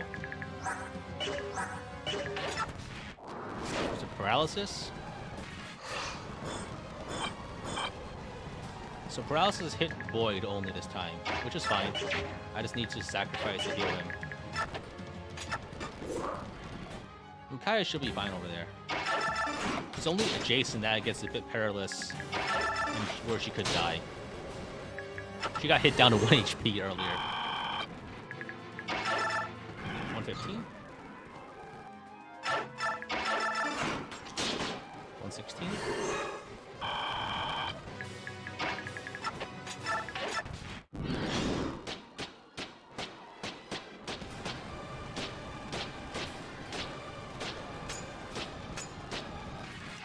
Maybe to reduce animation time, I can rescue some people, but it's probably too much trouble. At 1,000, Ike kills you? What is it? Some kind of like Five Nights at Freddy creepypasta, Slender Man, back rooms stuff. 117. 118. No idea had no idea this was going to be going Godspeed. Well, yeah, I'm killing this god at Godspeed. Don't you worry. 1119. 19 kills.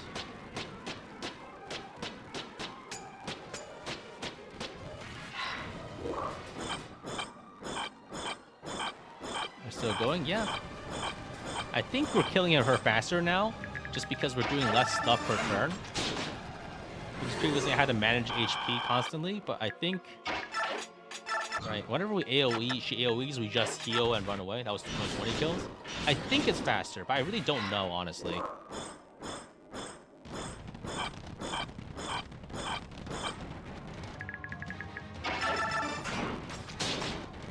$21.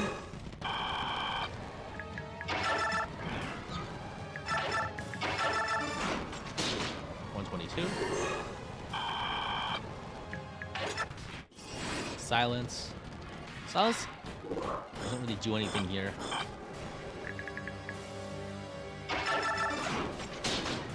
$123.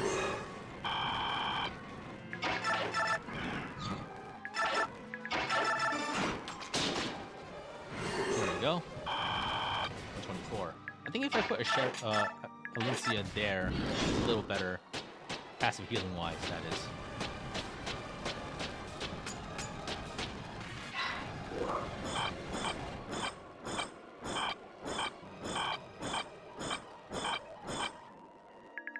I don't know. We'll see. 125.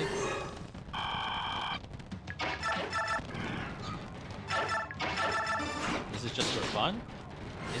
Isn't it's a game? Why would I be playing it if not for fun? For 126.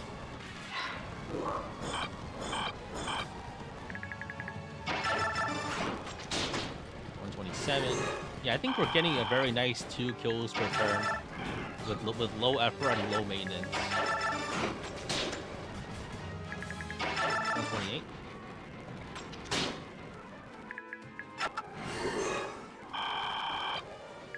I think we have created our factorial setup as reliable and resilient.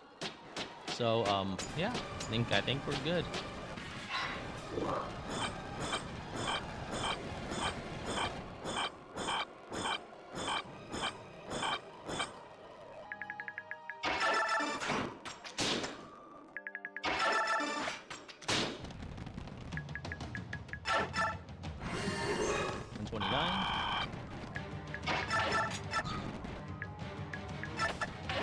All right, silence. Okay. Is that how you unlock Sonic in Melee? Oh man. Yeah, this is how you unlock Ashera to play in the 3rd playthrough.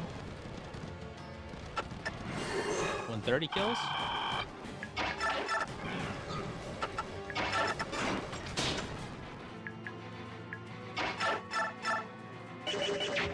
I guess we're not getting this one. I guess meaty. I missed. Triangle attack for the 131. I guess we're popping a physic. No, every healer is silenced. Oh man. Did I mess up? I guess I could. I think she's fine. That was paralysis turn, so we're good.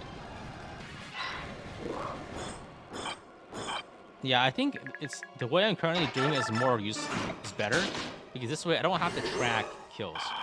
Actually, wait, I think Rolf isn't bad battle rhythm, so I gotta fix his battle rhythm. I think that Bliss is optimal here, because if he has good battle rhythm, he has a very good chance of getting a one-shot. But if he has bad battle rhythm, he's gonna miss his 2nd attack. So 132. I'm saying that battle rhythm optimization is of critical importance to this playthrough and the success of the God Killing Machine.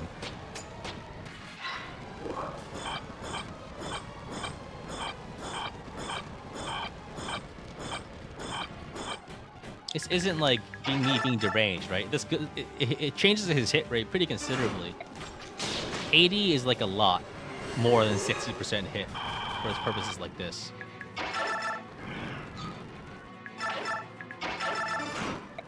Another 2 kills. 134.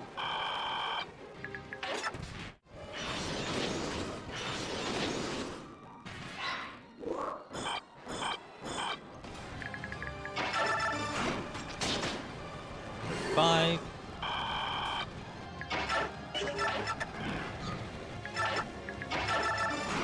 I want to so 136. How long does good battle rhythm last? It's like 10 turns, right? So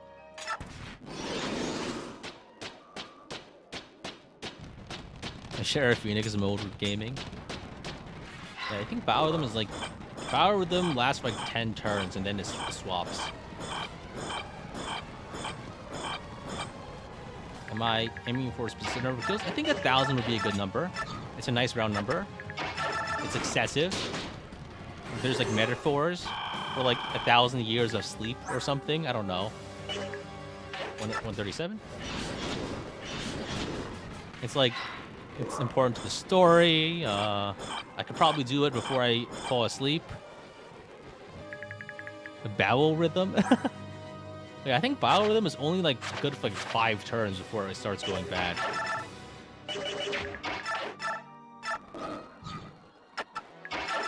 Yeah, actually, now that I think about it, optimizing for it is probably not worth it because of just how often you have to change it. It's probably faster to just keep attacking and then fix the kills with Oscar if need be. That's 138. 139.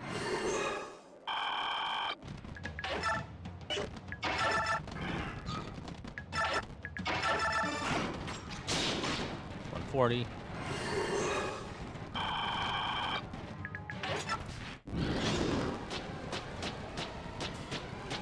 Death by 1,000 deaths. Yeah, I mean that's. Yeah, I'm pretty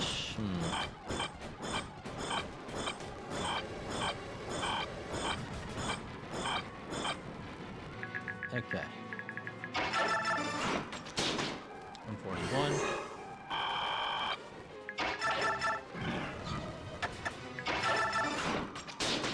142. Yeah, I think this is just nice.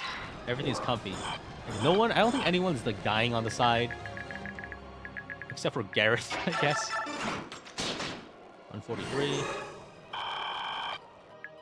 I just heal and cancel Racing every now and again to heal Nasir and Rolf alternatively. 144 kills. And then we're probably okay. And every now and again I use Racing's heal instead of Racing's Gulder. And it's all comfy.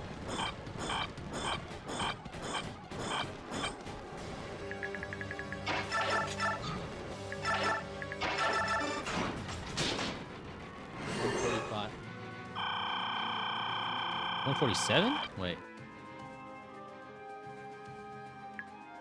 I was at 144 just now, right? I think I advanced the counter too much.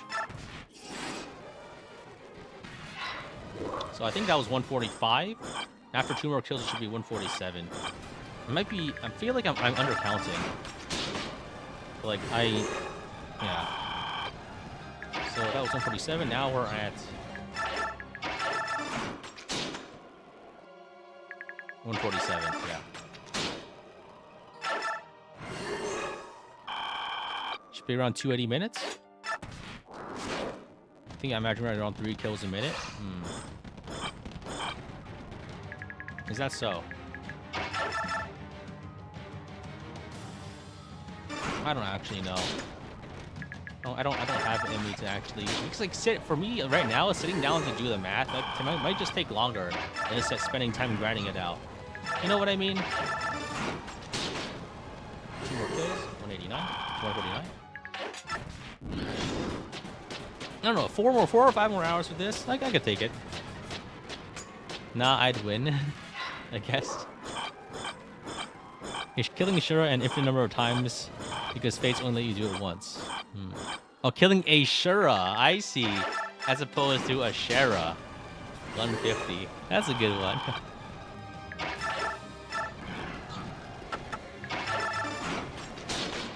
$151. Yeah, I think.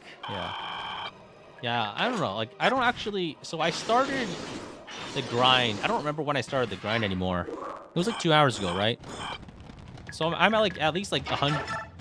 I don't actually know how many kills I am at per hour. I feel like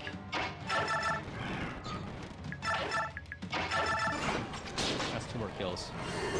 153. New has been unlocked. Let's go. Yeah, the other triangle attack stabs were nice, but the problem is that they just require too much maintenance. And I can't keep everyone healed. 4 hours? Around nearly 4 hours? Yeah, but the number I only started killing Ashera around 2 hours ago. It took 2 hours to get to the boss killing setup. So I wasn't actually scoring kills until then.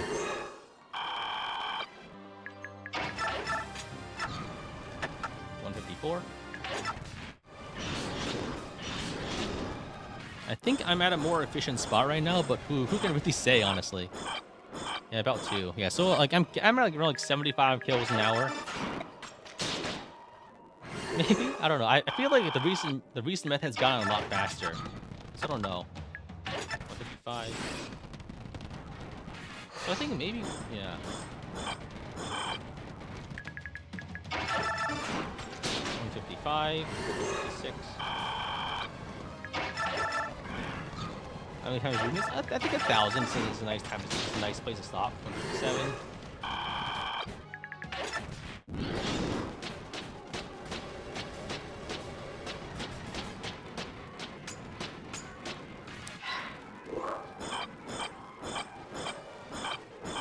Yeah. I need to find something to talk about. So chat, please distract me. Give me something to yap about. 158. So I can not lose my mind during this menial task. 159.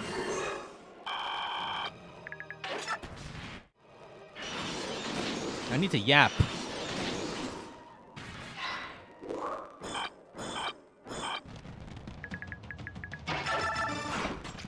So if not, I can never stop. Oh no, I trapped myself. 160. Yeah, I think we're getting a comfortable 2 kills for sure. 161. Putting on MMOs. I mean, what kind of MMOs specifically? Dalton Radiant Dawn. Now that I finish it. I wish the stuff wasn't as boring sometimes. A lot of the ideas are cool, and the story is great. I like the story.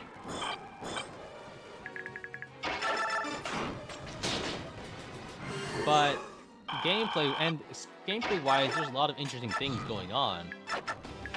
62.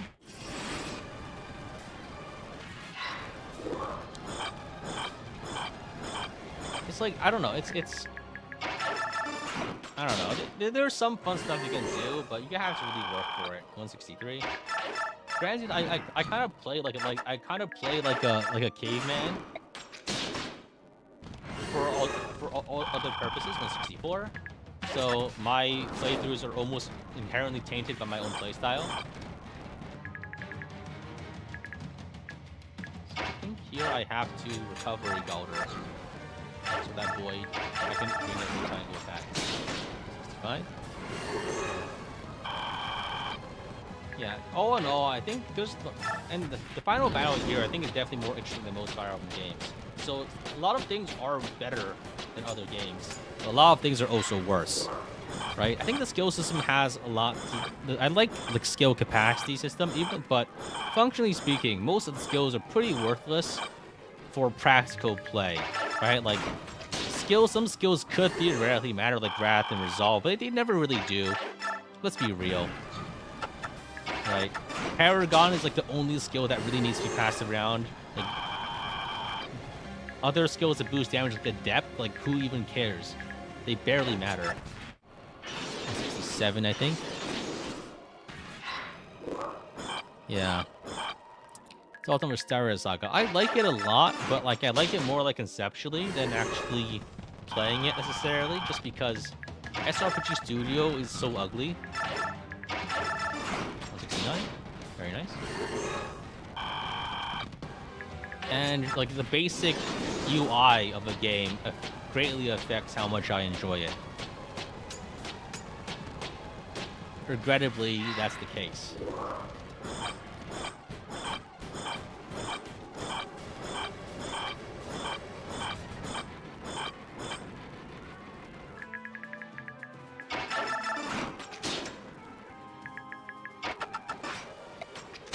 Kills.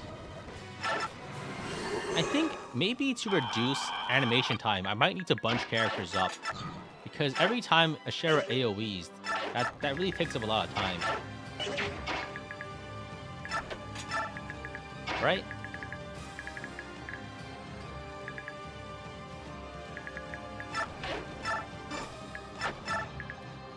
Everyone's fucking paralyzed. Okay, fine.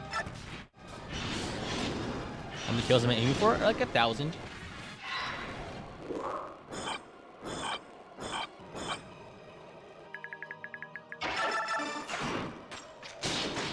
171.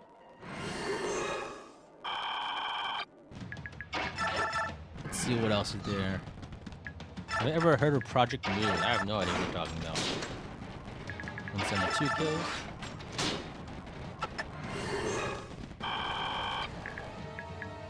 Everyone's paralyzed. I don't want to. What a pain.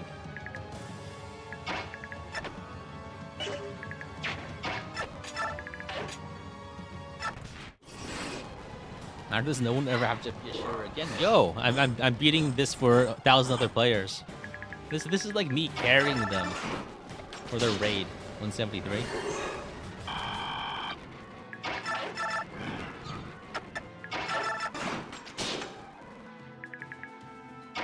174. Hey, all these towers are also similar. Yeah, I guess like the terrain in this tower, it's a little boring, honestly. Why is everyone silenced? Okay, so I think now that everyone's silenced, I can probably pick some people up so there's fewer healing that needs to be done. I can rescue Micaiah. Probably rescue Ike also. If they're this far away, these guys won't be targeted by... These guys are outside of 1, 2, 3, 4, 5, 6, 7. Wait, 1, 2, 3, 4, 5, 6, 7. Yeah, they're 8. Yeah, they're all outside of Ashera's single target attack range. There's no worry of them dying or anything.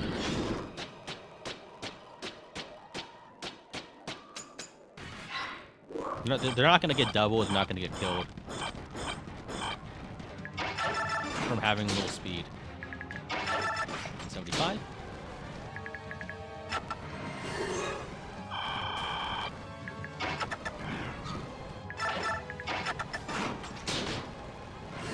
And 76. Yeah, she keeps going after Nasir because everyone else is out of range. Like if I put these guys too close, then they will get doubled and die. Fortunately, I have the benefits of being far away. 177. 178. Can you guys time the cycles? Actually, I could time this on my phone. I can time it. The amount of time it takes for like one cycle of like turns with a fast forward. Oh, look it. Timer start.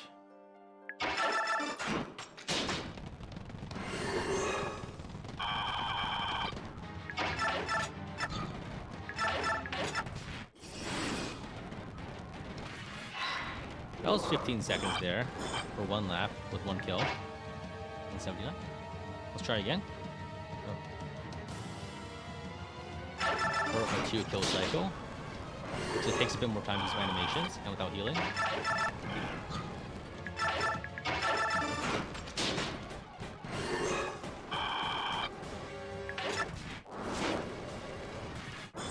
So that one also took like 14 seconds. So like in theory, that was 2 more kills.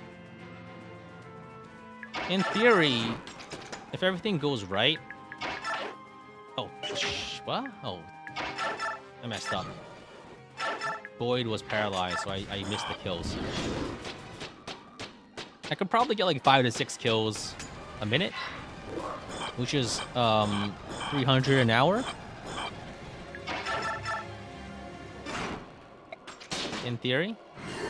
So we have maybe 2 to 3 hours left to go. Not bad, not bad. 2 more kills. I feel like my counter might be also... my counting might also be a little inaccurate, but it's probably fine. What's Ralph's DPS? I mean, the DPS is just like... is just kills per minute times 120, basically, right? Because he's doing pretty much all the damage. And he's doing almost exactly 120 every time. 4 kills.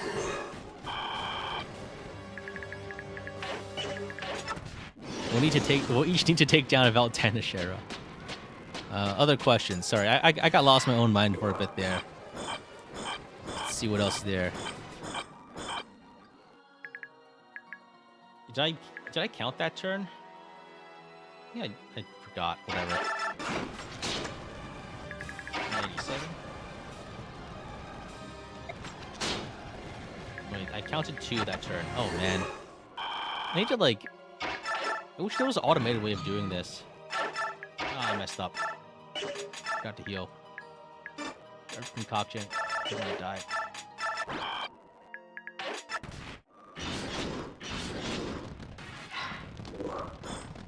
What else is there? Any all-time favorites or characters lost? I think the one in the Thracia playthrough where I had to kill Dawson with Leaf so that Leaf wouldn't get killed by Dawson after he was berserked is one of my all-time like funniest kills ever.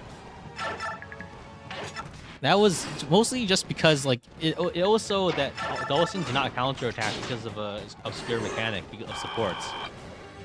Yeah, there was just so much going on in there that required like so many knowledge of many different mechanics to understand completely. 91. 4 times a minute. Yeah, I think I'm slowing down because I'm distracted by messing up. Thanks for counting. I appreciate it. Because ideally, like at the fastest rate, I could probably score like 8 kills a minute, maybe or 6 kills a minute. But on average, it's probably a lot lower. That's 2 kills. 183. 1 kill for every player that couldn't beat Radiant Tongue.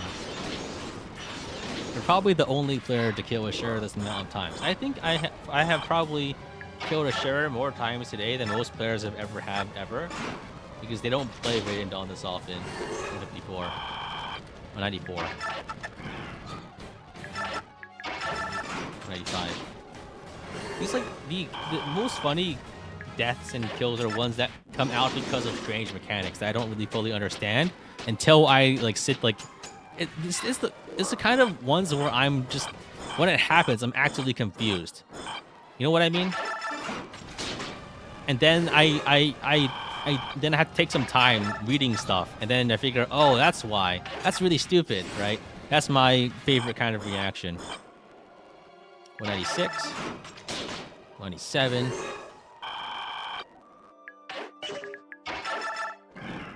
Eat rock. Oh yeah, that was also really bad. 198. That was also really stupid. I like that one. I also gently wasn't expecting. It just came out because of a complete lack of knowledge of the map, really. Shit. Wait, Racing did not get paralyzed. That was in fact just Boyd. And Valencia, 99. 5 this time. Okay, thank you for counting. So I think, yeah, we're on track for like 300 kills an hour. I think 1,000 is a good target, but I'm not sure how long I can do it for. I'm going for 1,000 kills. It's a nice round number.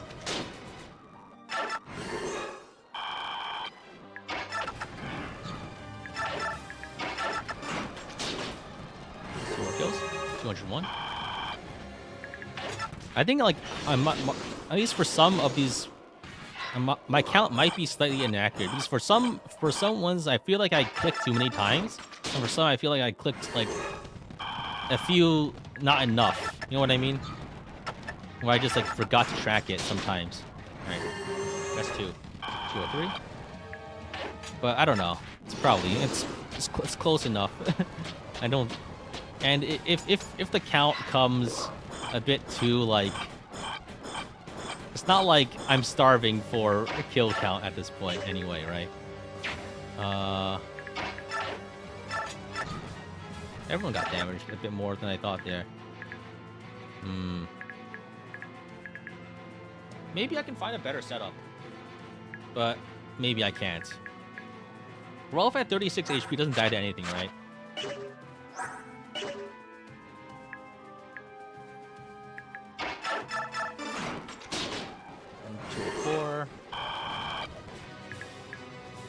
I should heal him, right?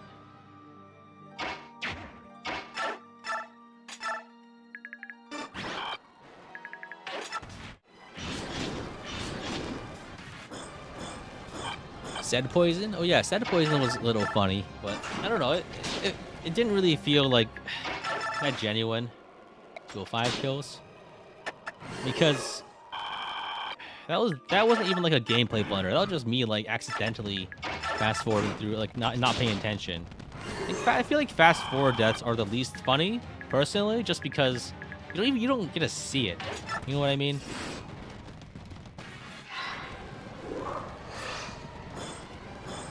About Miranda with all the scrolls? Oh yeah, that was, I don't know, like, that was mostly just like another blunder, but there was nothing mechanically interesting about it.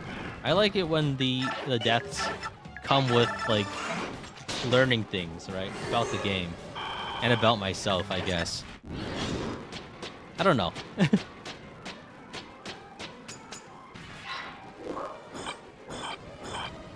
Owen was pretty funny. What? Remind me, please. I don't actually remember the exact details.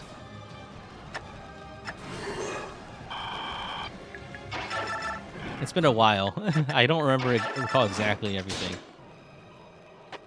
Oh, I missed this one, huh? So I need to decrement one.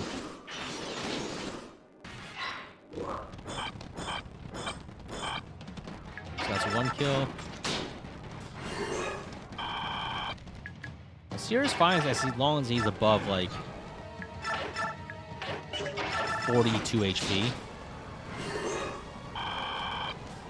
So that was 2 kills, but I missed one last turn, so it was +1.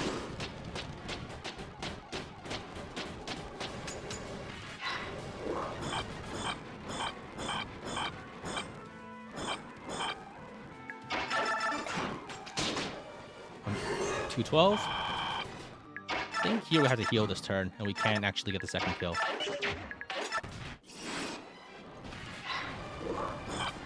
Yeah, previously I had everyone going in for multiple triangle attacks per turn, but it was really kind of burdensome to do. 213. Just because it's everyone healing everyone just takes forever, because you take too much damage every turn. Here with fewer characters, you just take less AoE damage, so you can kill faster, I think. Okay, so I think here we recovery on Rolf. That's it. 215, only 1 kill this turn. It's more important to be, like, reliable and consistent, because there were too many moving parts in the early parts of the kill cycle, up until like kill 60, 70, and then I optimized it by reducing characters used. Like, I think even like in the optimal setup, like I would use like Gareth. Yeah, it's also because I lost Gareth, because without Gareth, I can't get the guaranteed Alencia kill mainly, right? Those 2 kills. Because like without Gareth, Alencia can't do 120 damage in 1 turn. She only does 90. So a lot of the use of that previous setup was for that. But now that if I lost Gareth, like using Alencia isn't as worth it, because she will take damage, and then I need to heal her, and then that requires a lot more attention. 1919, I think. I've got 2 kills that turn. Yeah, that's about right.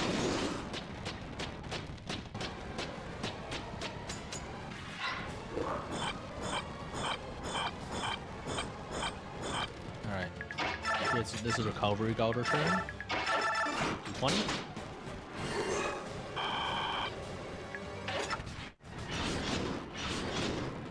Alright. Rowan's was Wrath Banter's gone wrong. Oh yeah, now I remember. Yeah. 212. 221.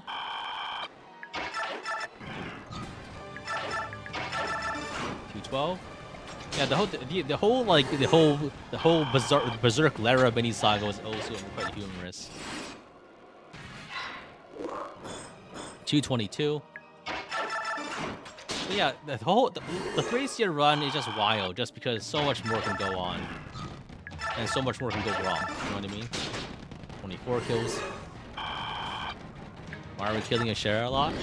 Because it's entertaining. Reinhardt Sleepsword.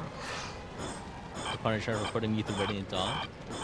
Yes, also like partially to like just have an excuse to do a stream that people will show up for. 225. It seemed like a stream it seemed like an entertaining grind stream. Partially.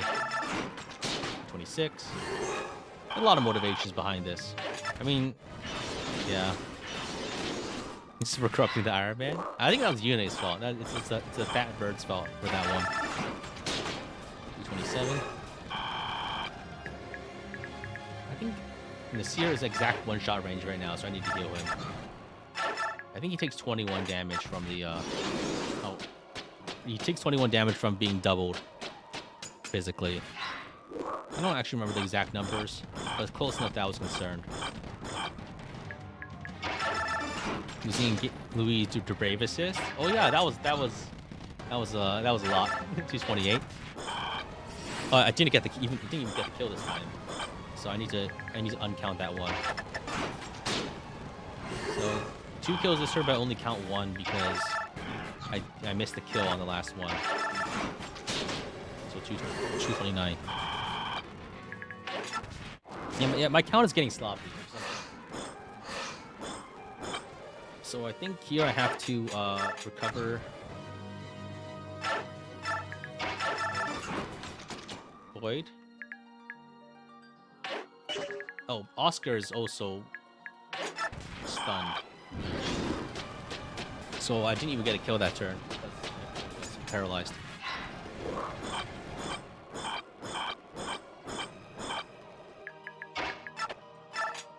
Cover? Birthright accurate Ryoma. Oh yeah, that one was good. 230. I had to get everyone killed on dual strikes to even like budge him. That was no deal. 230 kills.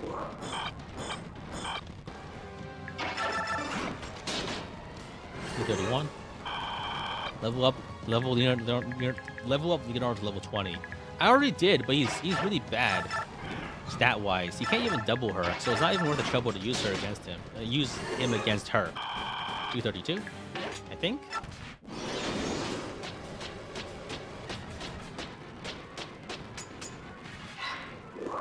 Wait, I think I just...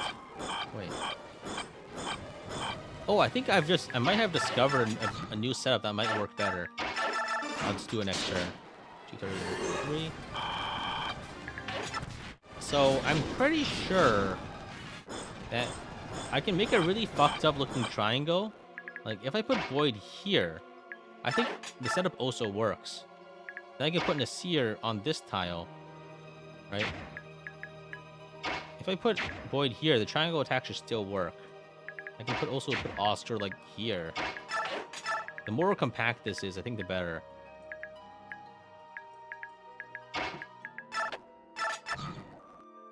Right? Basically, what I'm trying to do is...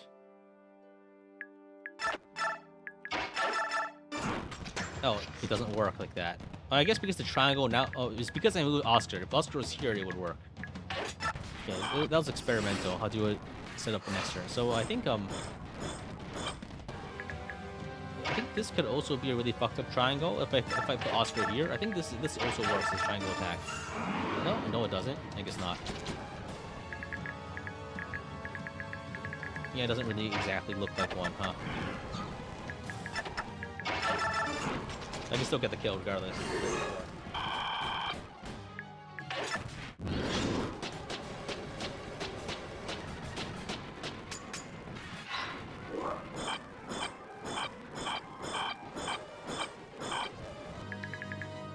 So I think this is a triangle attack somehow. It is. Fuck. It's an ugly ass triangle. That is such an ugly. But like the reason I do it this way is that this is easier to heal everyone passively. 236. That's keeping Ashera alive? I wish I knew. Let's heal just in case.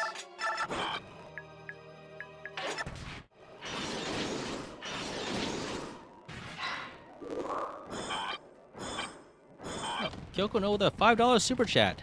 Ugh, fine, here's some money. A while back you were on about Lunatic Reverse in FE12. Are you still planning on going back to Arcanea? 237 kills? Yeah, I don't know. It really depends on a lot of things.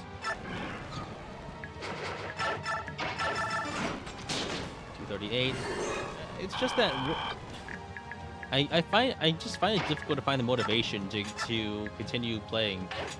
To play games that I don't think will get good viewership. And I also struggle to find interesting new things to say about a game like FE12, right? Granted, it's been a very long time since I visited on the channel, so maybe there's it can be fresh, but I feel like just playing the game regularly isn't gonna cut it for my interests. Who starts a donation with fine?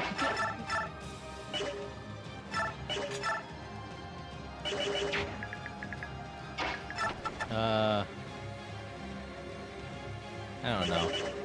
So someone else changed the overview part of triangle attack during the stream. Yo, am I gonna be cited as a source? I mean, it's happened before. 240. Oh, wait, I didn't get the triangle attack. Oh, because I swapped to the other weapon. 240 kills.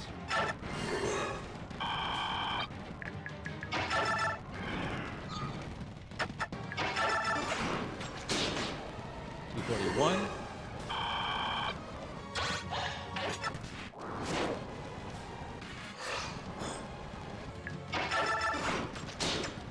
This way, Nasir can use his boon skill to fix paralysis for everyone. I mean, for the Void and Raw. So I don't have to dance around as much.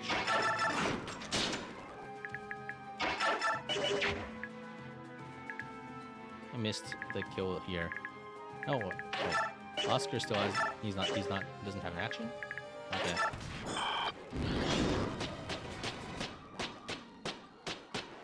Never mind. This whole setup is messed up. I mean, all of it is, but.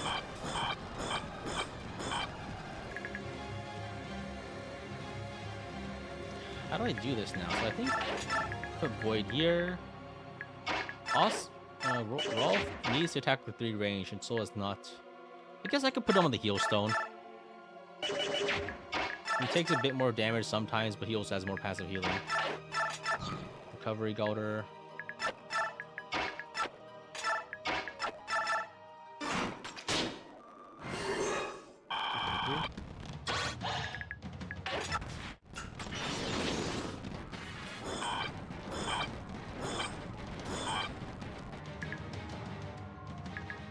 It's just kind of, I don't know what to do here. It's just.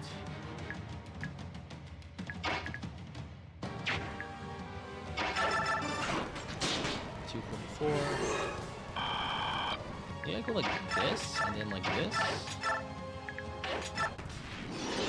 Yeah, it's complicated.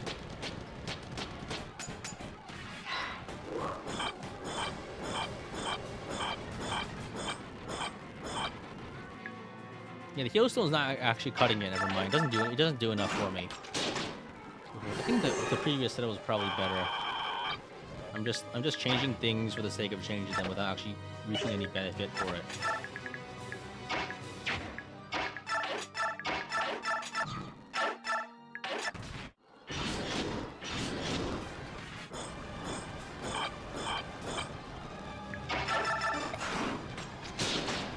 $246. Surprisingly engaging. Well, I mean, I think there's interesting things happening here. I'm trying to optimize and make a better solution to the god-killing problem. Let's do another kill, I think. Is here to heal? Probably not. We just stop at 250. I mean, you're free to stop watching at 250. No, nothing's keeping you here. It's not your own poor decisions, I guess. 249.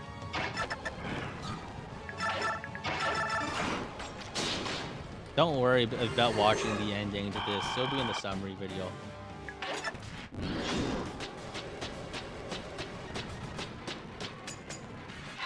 Alright.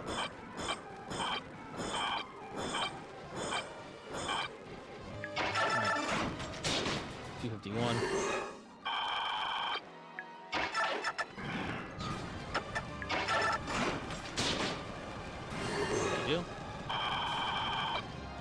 If Oscar had the steel longbow, I would be able to score even more kills per turn, I think. But the issue is kills per turn is not kills per hour.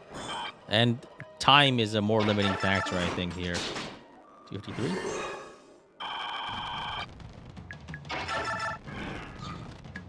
She's so full of arrows. Yeah, it's like that scene where like the guy 254, where the guy like walks forward and gets hit. Like he walks immediately into, and then immediately gets hit by like 700 arrows, and the camera just hangs on him as he gets completely filled with arrows. So she has, there's more wood than man on his body after like a few seconds. 55. I feel like yeah. Silence turn for fine.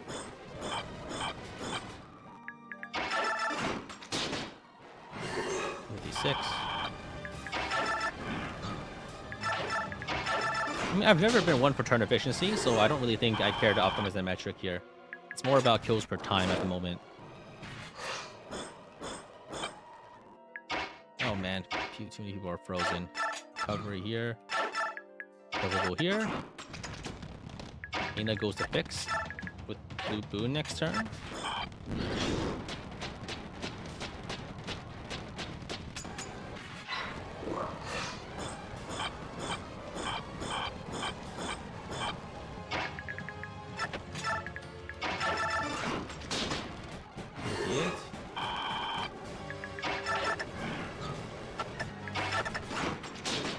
$59.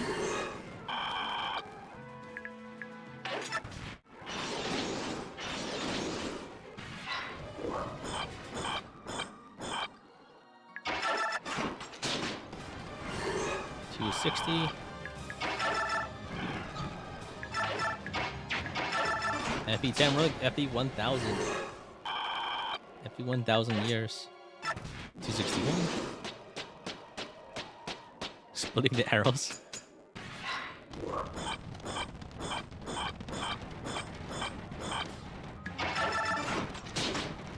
62 and a heal.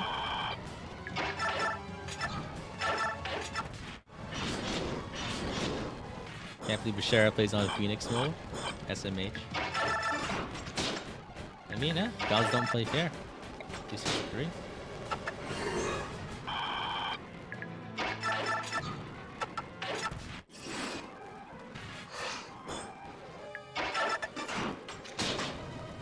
$264.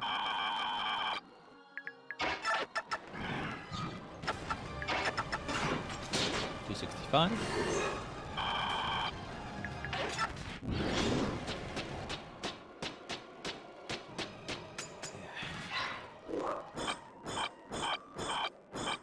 I think, yeah, I don't know. This isn't as bad as the 3 houses grind, the level 99. But I feel like it's up there with it being kind of bad.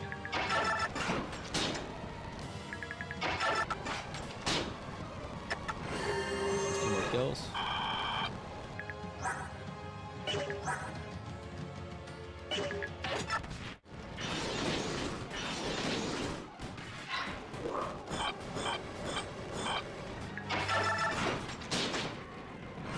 $68.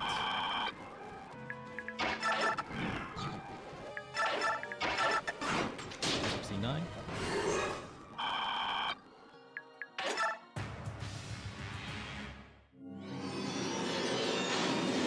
I think the 3 houses grind was worse than the Azura grind. The Azura grind was pretty bad, but it didn't last that long. I don't know. I think the worst grind was probably the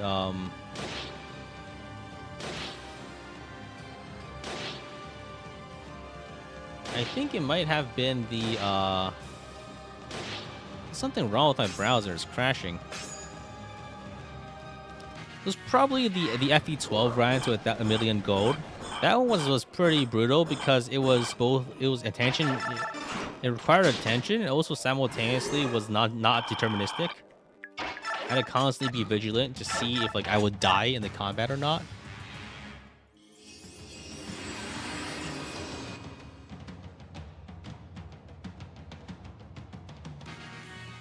So that was quite worrying during it. Yeah, sorry I'm slowing down a bit. My reflexes are getting slow at 271 kills. 272. The worst thing about this is that I can't actually necessarily slow down because if I let things play out, then I let things play out, then I lose speed.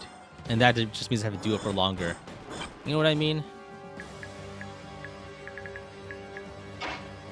So I think I recovery got her here. Hop back here. Aina's paralyzed, so Nasir goes here to rescue Boyd and fix him. Remove his... Yeah, I could like leave Micaiah around, but I feel like that's an unnecessary vulnerability. You know what I mean? It could save me a little bit of time, but I think the risk of accidentally dying is a bit too much. 273. The Duso grind and 1 durability? No, the Duso grind and 1 durability only took around like 15 minutes. Because you can just move up and it really didn't take that long comparatively. So just by definition, it could not have been that bad. The most painful grinds are ones that require attention. 274, and grinding is mainly painful if it's variable, and if there's variation in outcome and risk,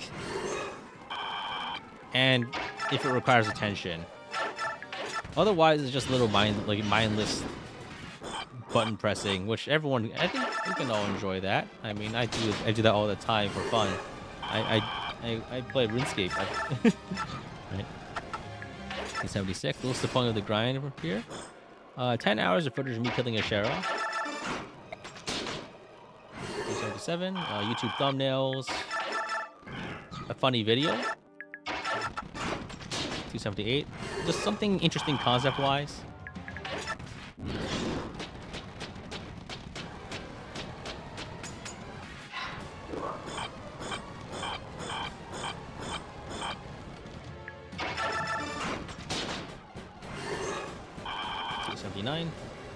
Defeat Ike with a Ragnarok. And defeat Ashera with a Ragnarok. I mean, that would put it to an end too soon. We'll come back at 776. Yeah, see you in 2 hours. No, probably shouldn't take that long. Maybe 1 hour. Dodge that one. 281.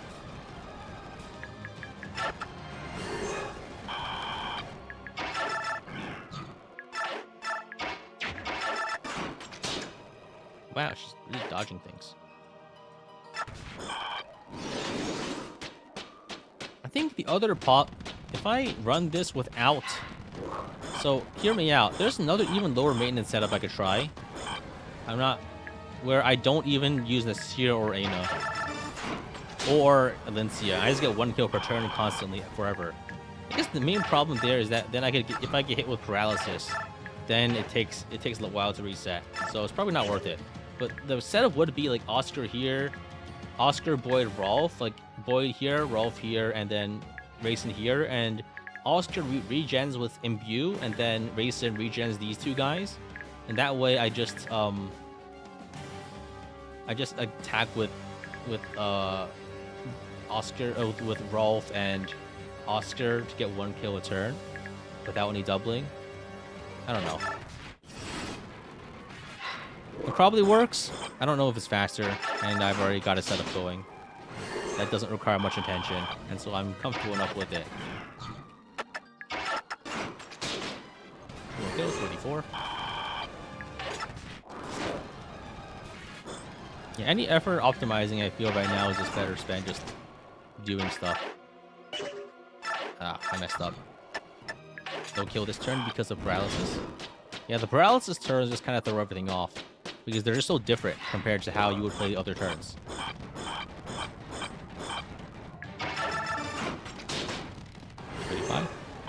Right? Like, most turns play the same, but the paralysis turns plays different, and it comes like just infrequently enough that you can't actually adjust to it. And it's also random, which is it's always frustrating when you're doing a grind. The random elements that throw everything off. Alright, you need to see guys enjoy the grinds at 1,000. Yeah, thanks for coming. Thanks for watching me do mindless tasks for 4.5 hours.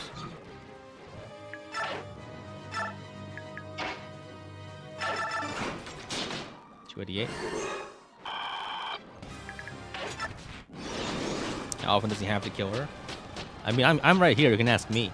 But the answer is, I think my tentative goal is 1,000. That's just my internal, personal goal. And I could probably handle it, 289. I've been grinding for around 2.5 hours, and I got 300 kills-ish, right? So maybe another 5. I was prepared to go like the full 10, 11 hours. That for YouTube streams before the VOD gets cut off.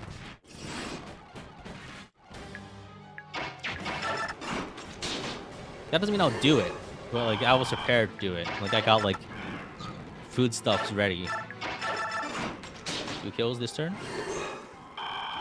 Foodstuffs, beverages, and everything, all planned out, all meal prepped. I say that, but just like it's easy to eat food at my desk right now.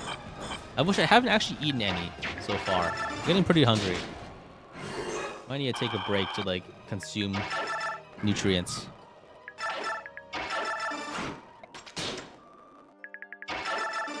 Two more kills this turn. 294.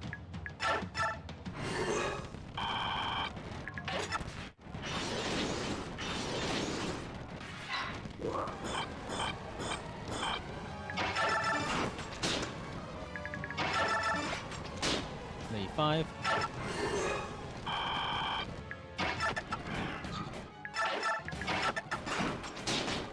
$36.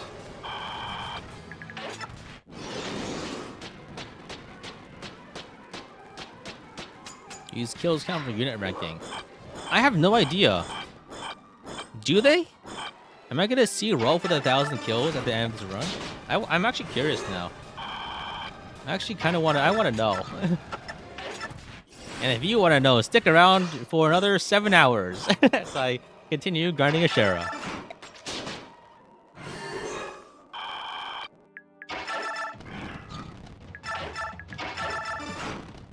Or you can watch the VOD later, or you can watch a summary that's going to come up in a few days. 299.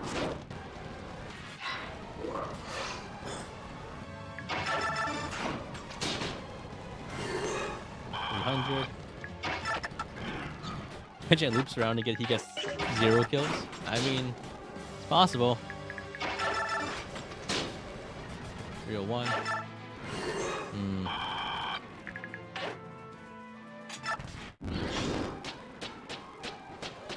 I have another idea for another setup that might work. And it's probably a little wacky and probably high maintenance. But I probably could, if I specifically have the flyers leave, like if they run away on AoE turns, I probably could score a lot more kills per turn. I don't know. I've already settled into a comfortable solution, and I don't have Gareth. So it's not as optimal anymore. I think I scored 2 kills I just forgot to count. I don't know, my count's probably super off by now.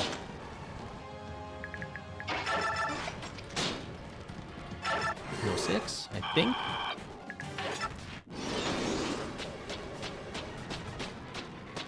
How many more kills return, but this is faster? Yeah, I don't know. I think it's the amount of time I spend per turn just waiting through animations is like 10 seconds. So it's actually, I don't know.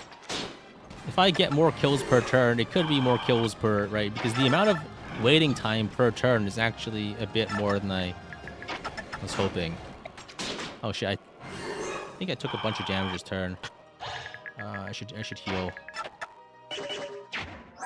Oh, everyone's silenced.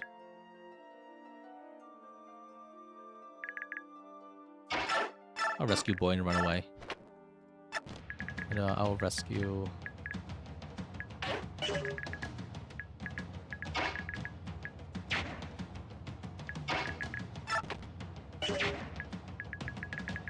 Everyone's paralyzed too. What a mess. Oh, Boy, Rolf should live. Yeah.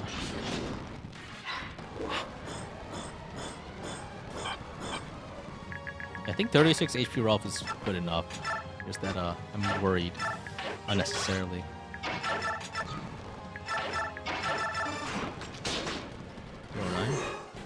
It was messed up. Now it's always been messed up.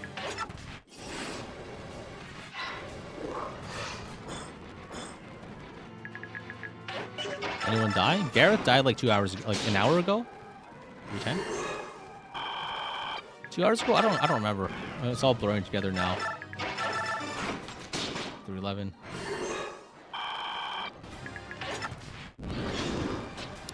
And Garrett dying makes some strats less useful. But the issue is just mainly that if I moved him, like he was always the most fragile piece of the puzzle there.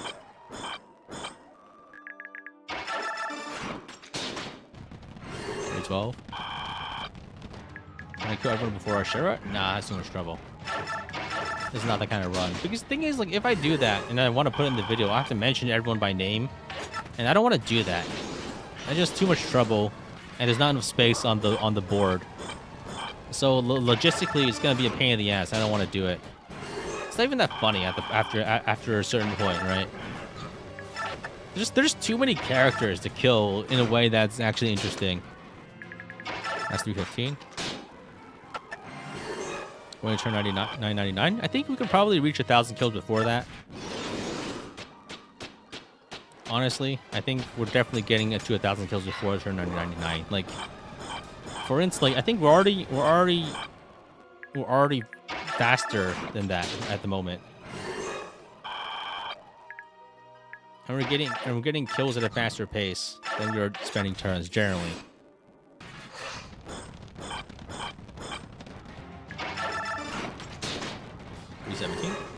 Yeah, it's more important to have a strat that works than one that's actually fully optimized. And the important thing here is mostly that this is also very easy to do. 318 kills.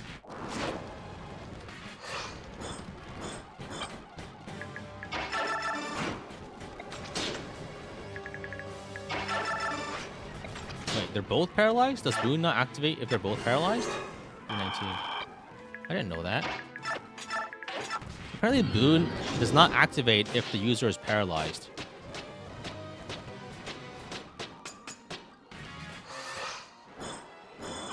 Huh. Interesting.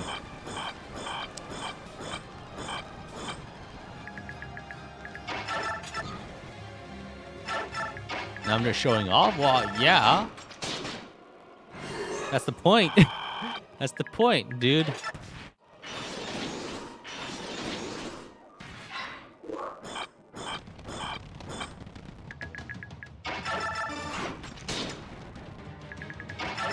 One.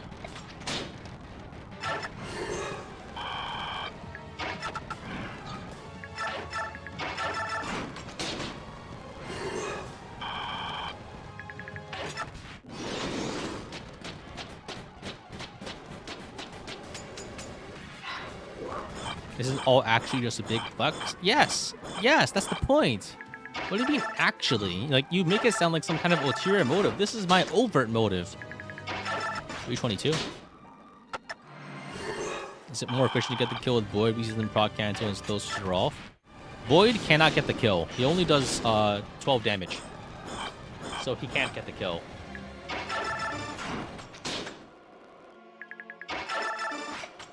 $243.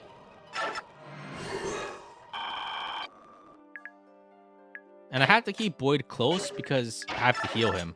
Because he takes more damage. If Rolf misses? Yeah, if Rolf misses, Ashera goes to 30, 29 HP, 30 something HP, 20 something HP. And then if I do that, it's not enough to kill. 30-25.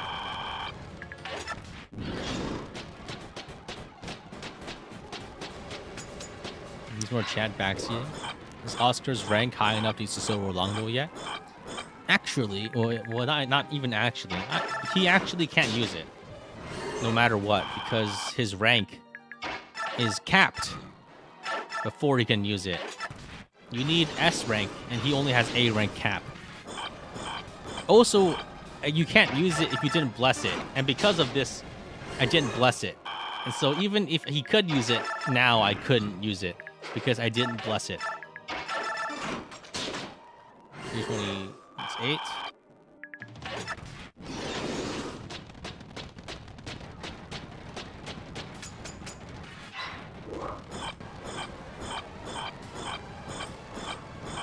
Horses can't use longbows anyway? Really? Okay. 29. I'm pretty sure you can as long as you have the right rank. Like, he could use a steel longbow, I think. I'm not really sure. I've never bothered to actually check. Yeah, I think actually like other characters can use longbows. Yeah. I mean, it depends on the game. Some games longbows are like sniper only. 331. But it really depends. It's the only thing in Path of Radiance. I see.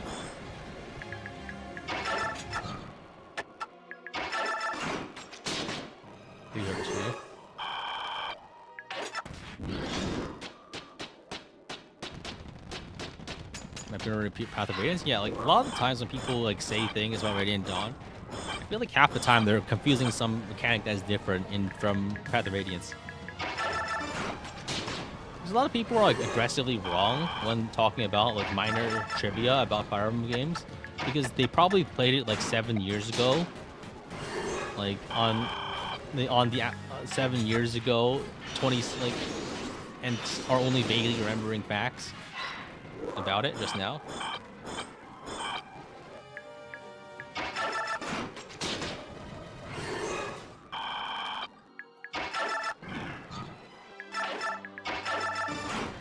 think it's 2 more kills. We're at 4 kills a minute. Okay, so 240 kills an hour. I feel like it's still a lot slower than that per hour. Can you guys click back 1 hour and see how many kills I was 1 hour ago? I want to see my rough kills per hour. Like 235, 335.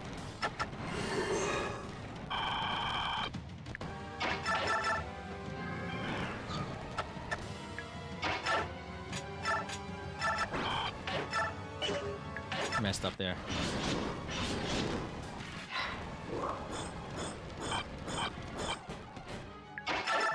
$200 or so 1 hour ago. So like 140 an hour. 200 kills an hour. Okay, that's a lot faster than I thought. Really good. Because I've been on the hard grind for it feels like a long time, but that's just because it's monotonous.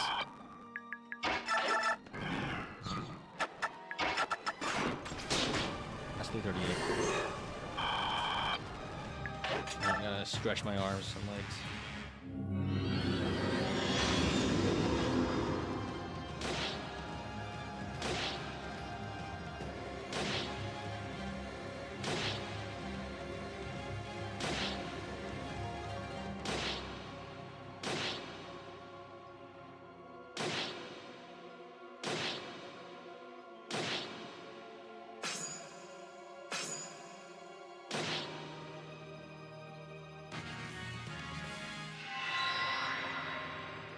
Oh, the actual animations take so long to do. Did Leonardo die? No, he's just basically benched.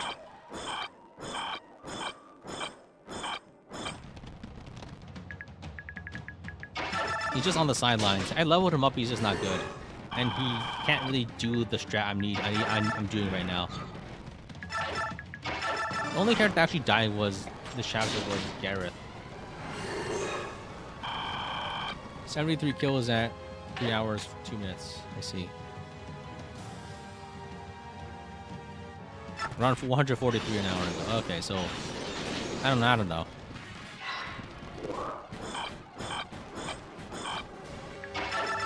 You guys are giving me mixed messages. I'm getting confused. Radiant Dawn will be less of a slog animation to go one at a time. I don't know. I'm not sure exactly how well Fire Emblem will go if every animation played at once. Just because then you don't know what's going on, right? I feel like it's just the consequence of having too many enemies, where it becomes impossible to parse who's what and what's going on anymore. The Radiant Dawn just has that because you fight like 70 enemies per map for like 10 maps. Not even like interesting enemies. A lot of them are just like garbage. You just have to fight a lot of them because it looks funkier on the map. 243, 43.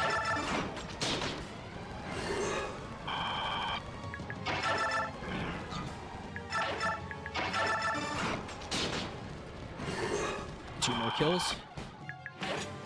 So like 200 kills an hour. Okay.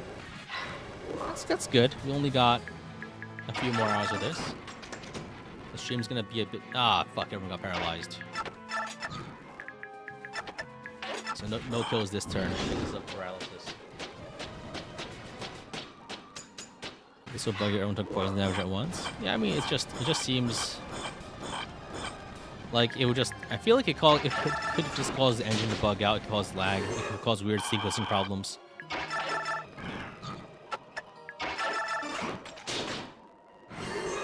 347.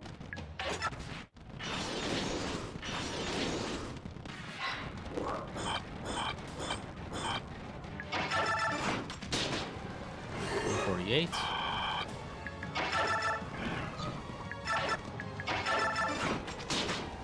49.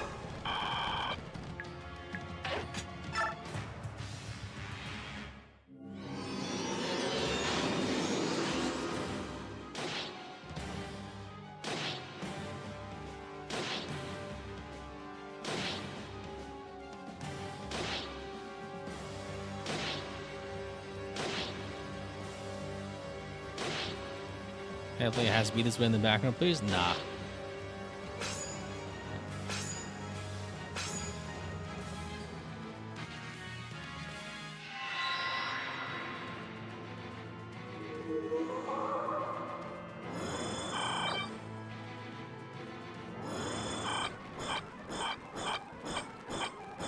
Yeah, I don't want to put on music.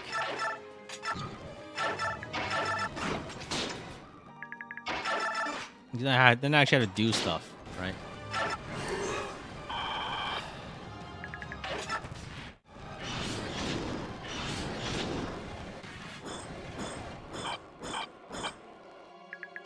Copyright strike?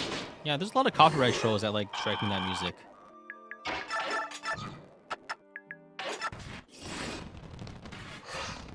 It's quite frustrating because like it's always some like weird ass name from like some like random company and they strike with like a different title of a different song. More kills. So yeah, I don't know. 2 more kills that turn.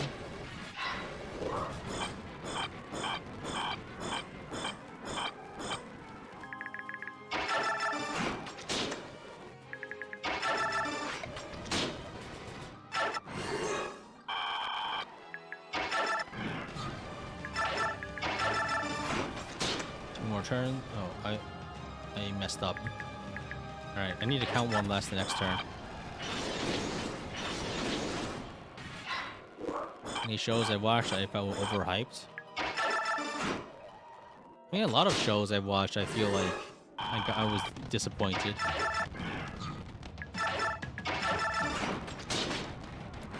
Yeah, so I got 2 kills, we only counted 1 this turn. I'm gonna hear that a lot, I guess.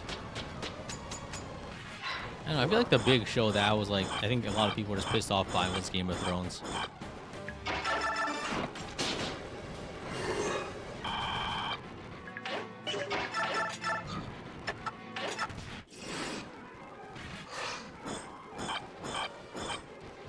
So I've been streaming for 5 hours, only at 358 kills.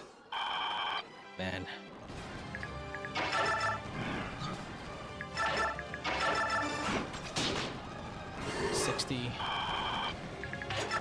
I think what I'm doing now is definitely faster than what I was doing earlier. Ah, shit, everyone's frozen. Over here.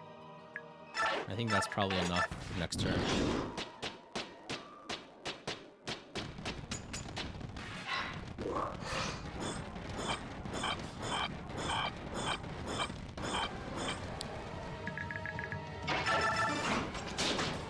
$61. How long am I planning doing this? 1,000 kills. Seems like a nice round number. 362.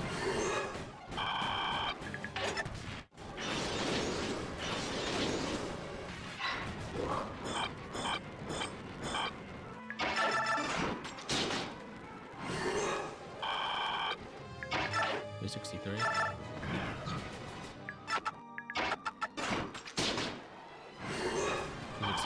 For that last kill with Leo. You know what? You have to do that. You have to get the kill with the Pike, right?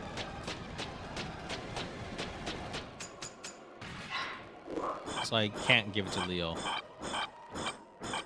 Even if I wanted to. 365.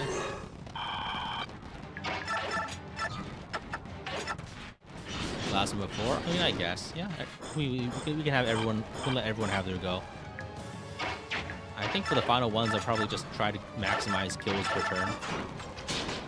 66. I think. I feel like I might have not counted a few there. At least one or two. Whatever. 67.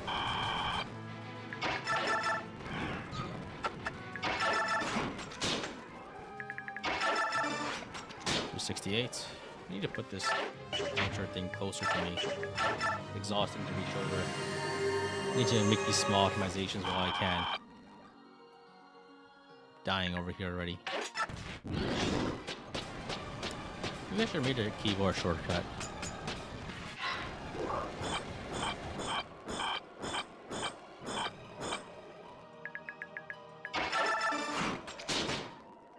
$69.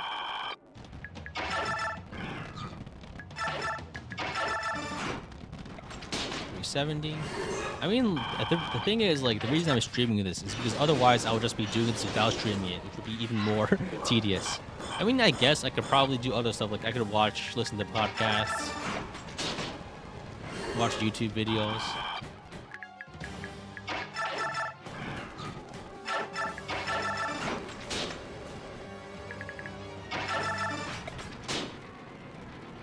It's 372. Yeah, I think if you wanted to count, I appreciate the count on individual time points. So I think it matters more like the long-term average, because I'm not going to be able to keep my ideal pace constantly. You know what I mean? Like, there's going to be like button mess ups, and also just me needing to stretch my arms. Another 373, I think.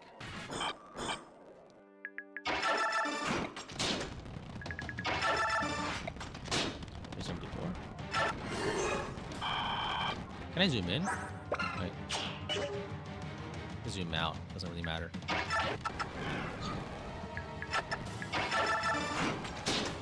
I missed that one. The hit rate just doomed that turn. And the stun means I can't get an extra kill this turn. Yeah, a lot of the turn is eaten up by like AoEs and just animations. Theoretically, if I got everyone else killed, this would go faster. But that's not a great thing to do at the moment.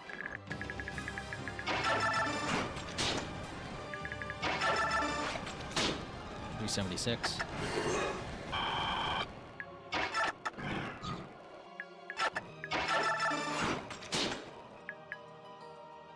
Man. Didn't get the kill there.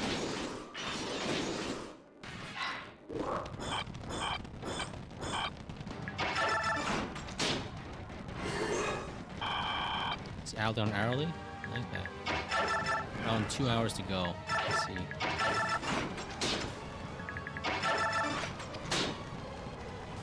Two more kills. Roughly 3.5 kill per minute average. Okay, that's good to know. Nice.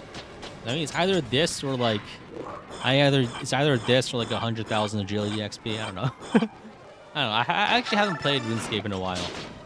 More recently, I've been playing Brighter Shores, which is the other, is a RuneScape-like. I don't know. People don't like it because it's not RuneScape, I think, and it has some problems. But I'm enjoying it so far.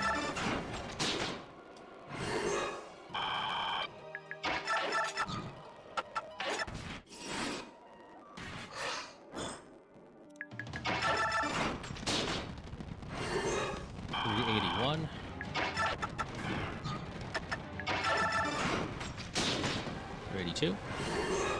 One doesn't imagine Rolf happy. Yeah, it's kind of curious. Yeah, why he hasn't run out of arrows yet. 1,000 the current goal? Yeah. I think that's the current goal. It's 1,000 kills.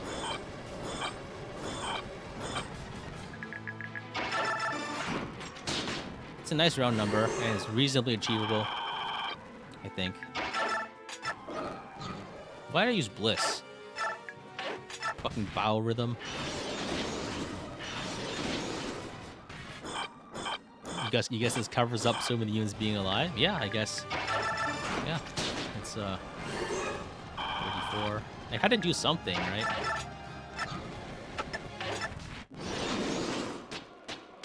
420.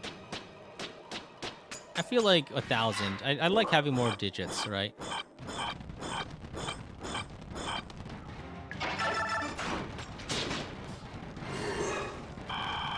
Done 4 hours because of lacking turns. That's not really encouraging. This 385. This can be done in 4 hours. 4 hours is a lot more than 2.5. 386.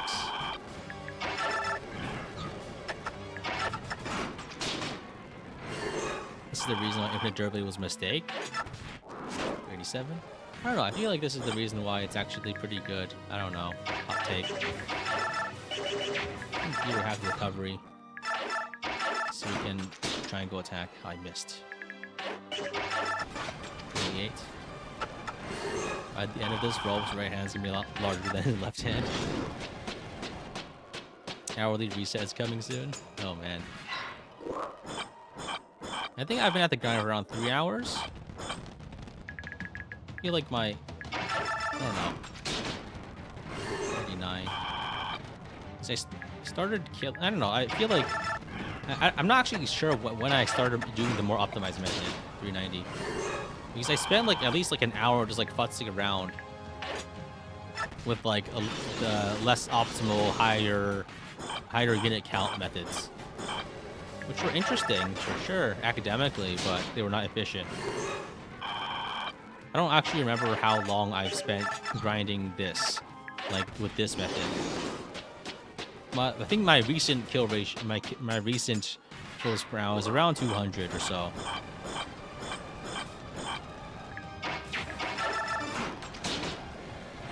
2. I think that I have to heal this turn. Oh, it's a bit too hurt.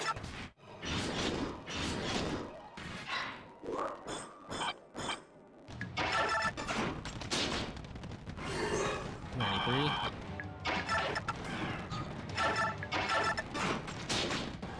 34. Silence. It's all fine.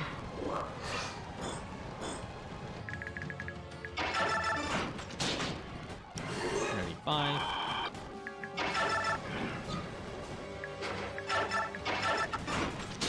36. I mean, like, if you could probably do math based on certain time points after I switched methods, and then you could probably get a more accurate read of my current rate. It's not that hard. Just a matter of like actually parsing through information for once I started optimizing. 398. 193 kills at the 4 hours mark. Oh wow, so it is around 200 an hour, huh? 4 hours as in like as a counter on the screen? I'm gonna take a food break. No, I normally don't eat when I stream. Throws me off. I'll drink some stuff usually, yeah. It's 400 kills. Alright. It's time for the 400 kill break. I think I can probably take a break every 200 kills. It's important that I don't like cramp up my fingers.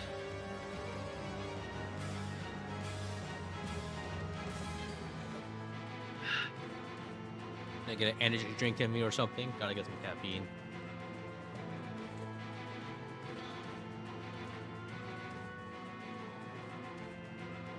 All right. Break's over. Back to grinding.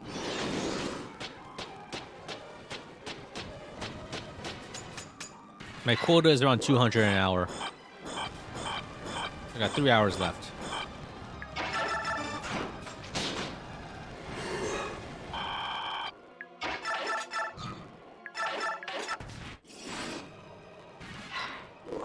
Like 208 an hour? I mean, that's nice, but I gotta keep pace. Roll 2.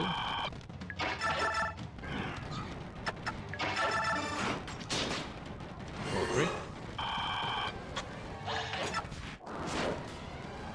Stunned. Yeah, I need to messed up. Yeah, I messed up this turn. 0 kills. Disappointing.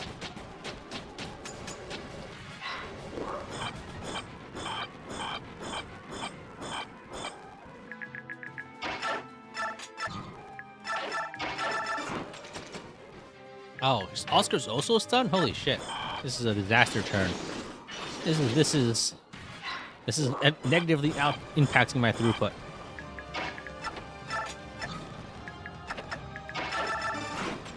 Yeah, I missed a bunch of kills because of that.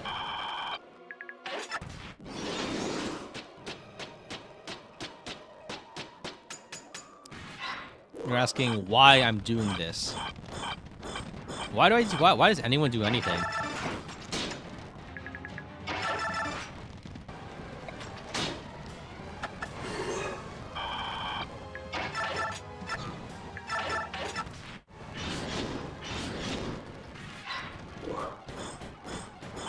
Roll 5, okay. Roll 6.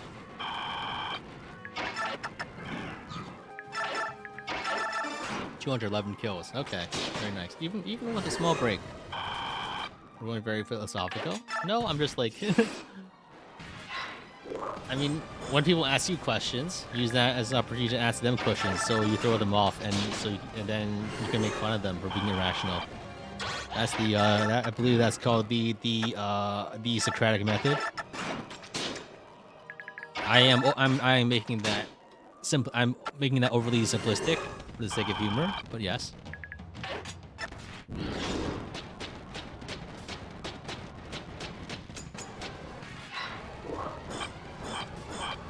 The first kill it happened at 2 hours. Okay, so yeah, the first hour was just very inefficient killing, unfortunately, because I was trying to do strats with more characters than needed.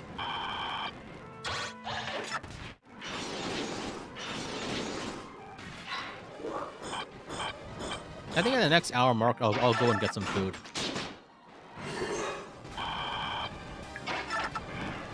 How are we still here? The real question is, why are we still here? I mean, the how is obvious. I haven't gotten enough kills. The why is that I want to get at least 1,000 kills. Maybe like at 999, like the kill counter runs out of numbers, and then the kill bot turns off.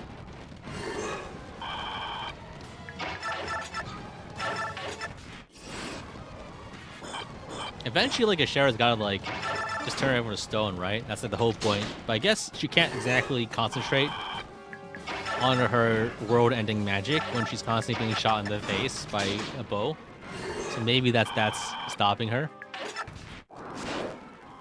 Still more entertaining than Jake Paul versus Mike Tyson. You know, boxing is, like, fake, right? I mean, not like literally fake, obviously. But, you know, basically, it's all, like, set up, right? Boxing is about as fake as pro wrestling.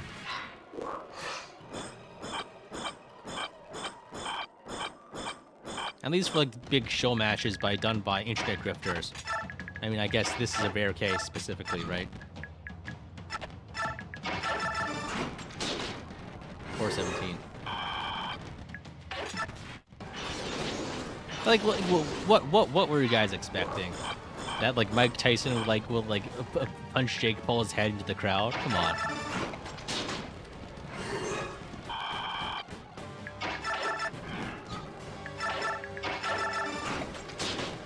We're 19.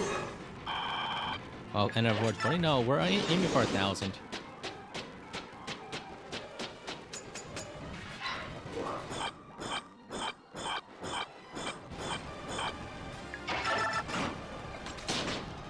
$420. Yo. Have less animation time if you sacrifice some of the guys in the corner. Oh yeah, but I don't want to do that. Gotta have them stick around for the finale. Only one kill that turn. How did Gareth die? Carelessness, basically, yeah. I moved him wrong then when he didn't have full HP and he got killed instantly. Because I was reorganizing some stuff to try to shift to a different strat. and it just didn't work out. But I think I found a more effective strat that is faster kills. I think previously, like, I spent like an hour only getting around like 70 kills. But my new method is around 200 kills an hour, according to math, which is very efficient. Excelblem not killing units for minimal gain, he sold out. But I have a different metric to optimize here. Come on. I'm getting 200 kills an hour. That's like faster than any other game I've done.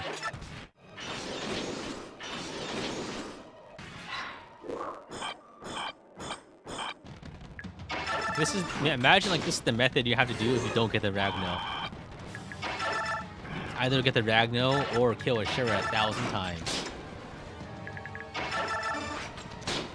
427.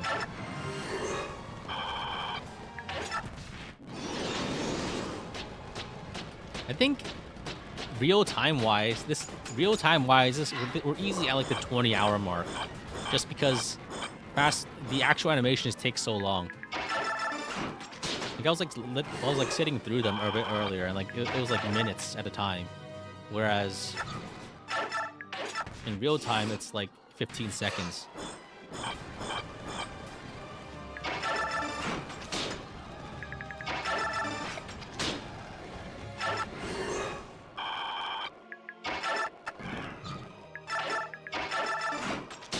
Alright, that's 2 kills, or 30. So that was 30 kills in around 5 minutes. No, 26 kills in around 6 minutes. 1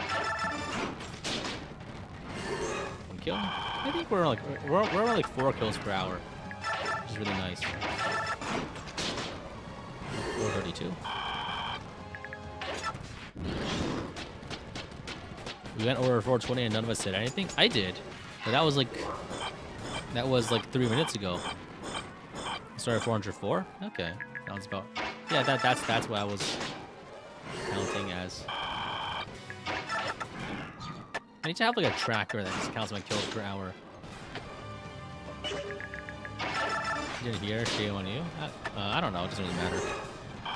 That's not why I think.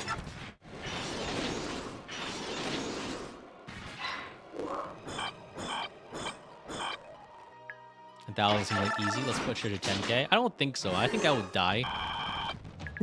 I would collapse from exhaustion as my emaciated corpse. Like, it's like I would look like the guy from like the ad nauseum card on like for Magic the Gathering. You know, he doesn't even have hands anymore. He just has like 2 sharp bones scrawling on parchment. That's what my hands would look like at 10,000 kills. I wouldn't have hands left.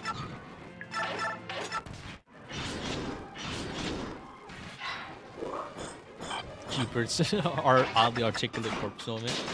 Yeah, 438 kills. I should make a save state.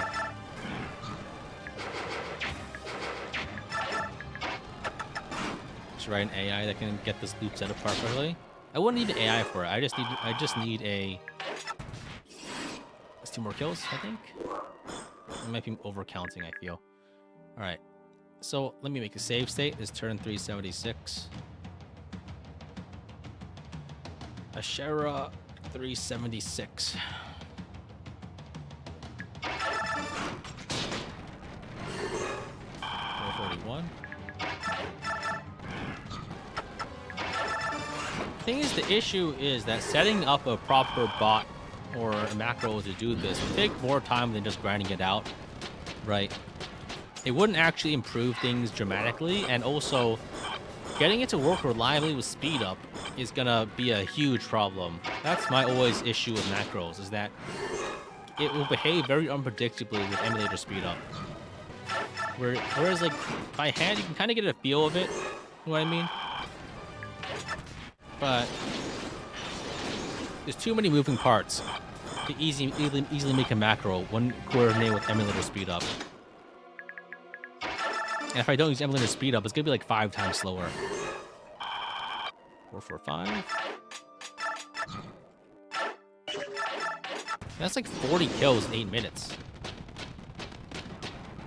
I could probably get like 240 kills in an hour if I really hurry it, right?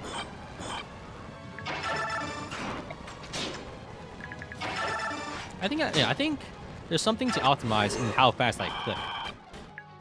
I feel like my clicking speed is not optimal. That's another kill, 446.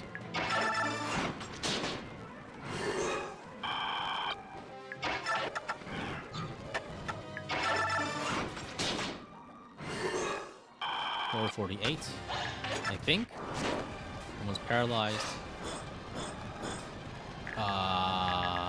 Fuck, Raisins paralyzed. Yeah, this is a dud turn.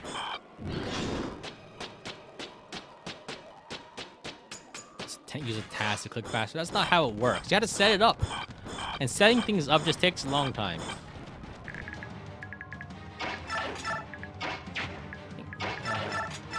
Recovery.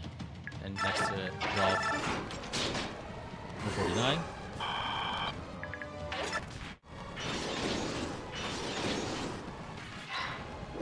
It's not funny if he isn't dying behind the controller. That's part of it too, right? I mean, the point of this isn't necessarily to make the number go higher. The point of it is to experience another human suffering. That's like 95% of content, I think, is Schadenfreude.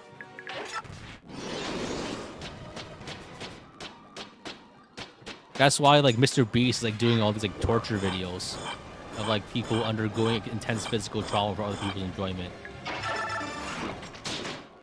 The human brain, I think, enjoys suffering to some degree. It's pretty fucked up.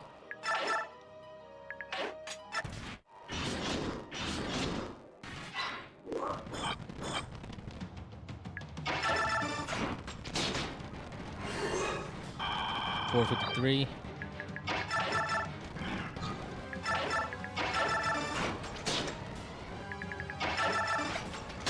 $454. We never truly turned away from the love of blood swords. We never have. We never have.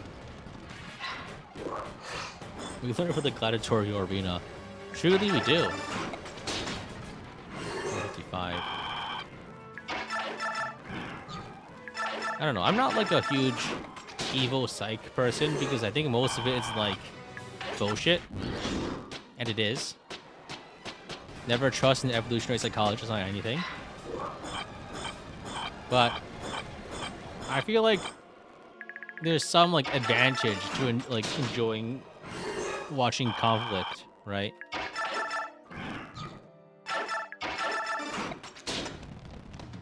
$458. It's like if you enjoy watching conflict, it encourages you to engage in conflict when necessary for advantageous purposes. If you are always like squeamish about it, then you would like avoid it always.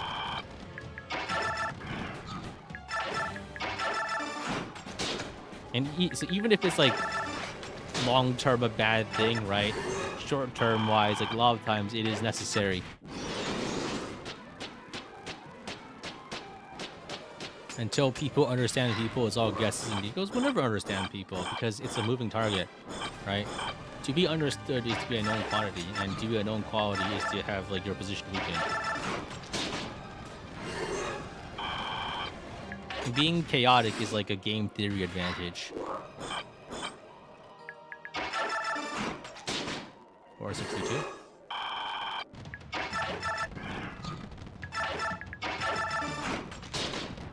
$463.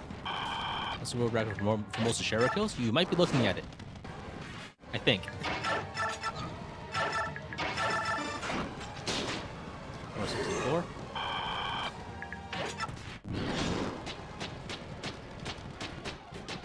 I love how the end result of this is to convince Ashera that all of humanity doesn't need to die. I mean, nothing else. It shows like our resilience, right? Maybe like just that, like, it's not that war is bad. It's just more that we've all really fucked up and we actually somehow enjoy war. You know what I mean? Like humanity has rewired itself. That war isn't really a bad thing anymore. Just something that we do. So like this is showing her that the nature of humanity has changed.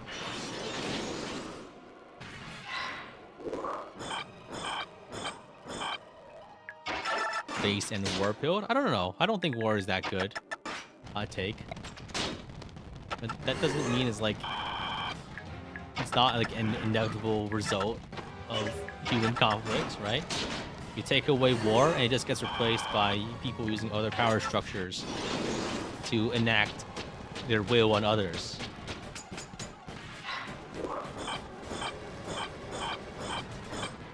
That part doesn't change, right?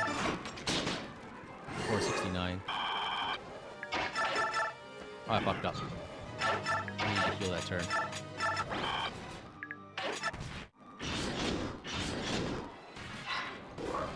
My love of degen farm gameplay come from Dragon dying for a 1% crit. I mean, that's where the channel came from. I mean, that's where the idea for doing it on the channel. Kind of, right? I think everyone just loves grinding. 470.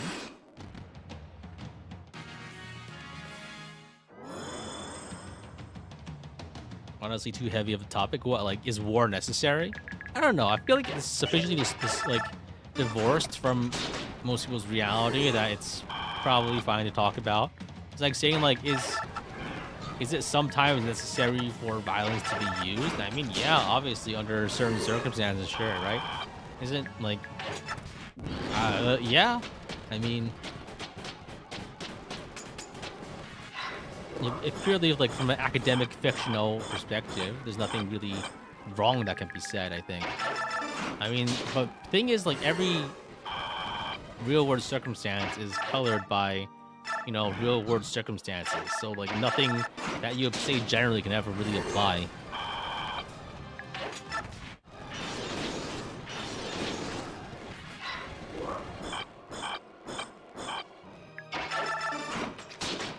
For 75, I think we're probably on pace for 300 kills an hour.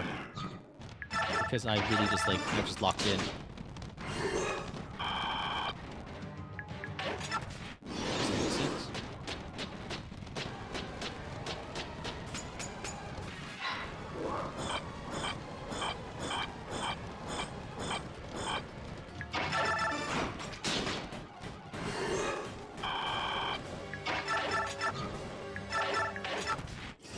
76. Yeah.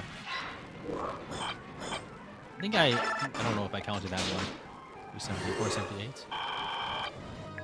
This channel is probably the reason that emblem elitism is a lot less frequent. I don't know about that.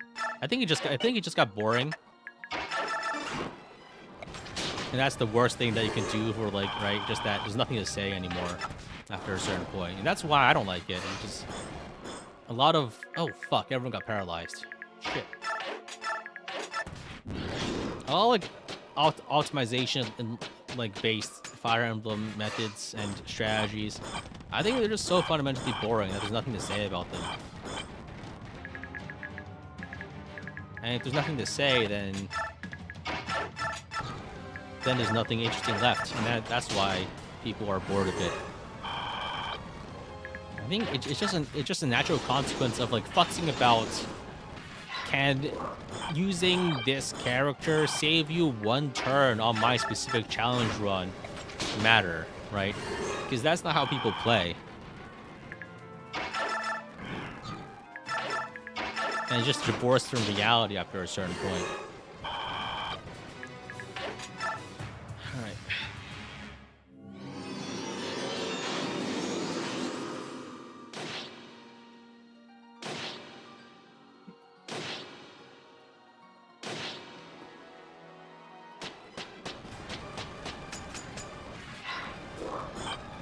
Thing is, like, games are meant to be completed. Games aren't, like, meant to be easy enough to complete by the average person playing it.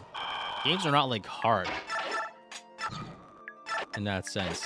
There's a solution, you can find it, you can craft it, right? It's not like the real actual difficult problems are open-ended. 45.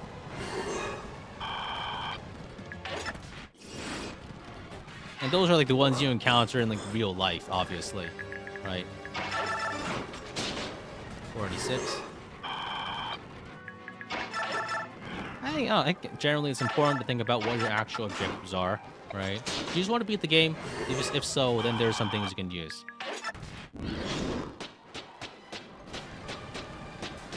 I think, I don't know, the other thing that I mostly really enjoy is the intentional subversion of a media's intentions. That's like one of my driving core creative philosophies. It's like, no, it's not like death of the author. It's more like murder of the author. Death of the author being the idea where the original author's intentions no longer matter for your individual interpretation. My intention here instead is that I will intentionally misinterpret things specifically because against the author's intention because I think it's funny. And that's partially the rationale behind stuff like this, right? This is the exact opposite lesson meant to be told in like the context of something that is meant to like tell a story, right? Yeah, we're probably not getting it to 300 per hour, but like maybe 250, 280. Right?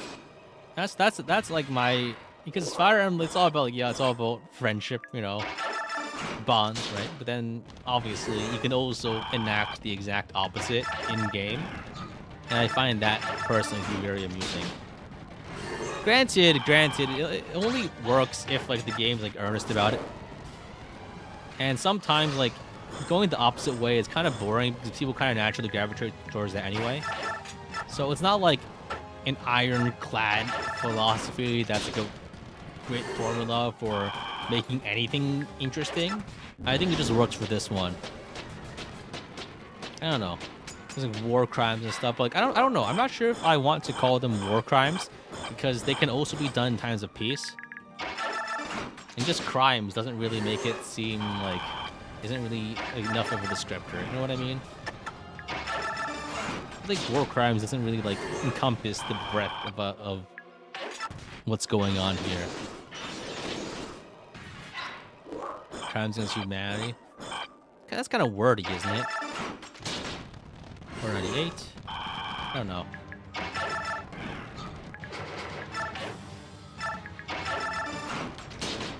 500 kills. Let's go.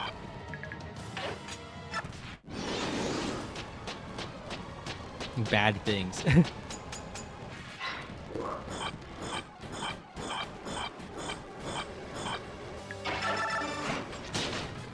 Level 1.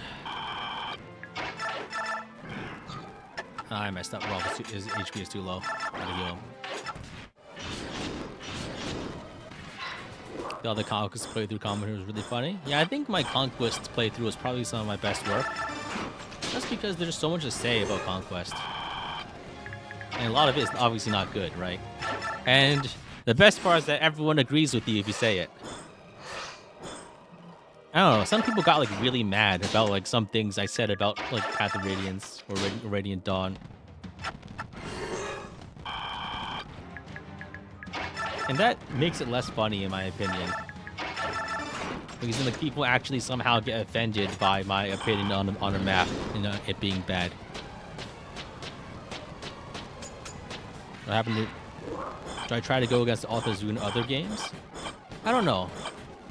It doesn't really work in games without like a strong like gameplay story interaction. Like for instance, like in, I don't know, like let's say you're playing like Final Fantasy, right? What could you even do that contradicts author intention, right? There's nothing. There's literally nothing that you can do that isn't what the game wants you to do.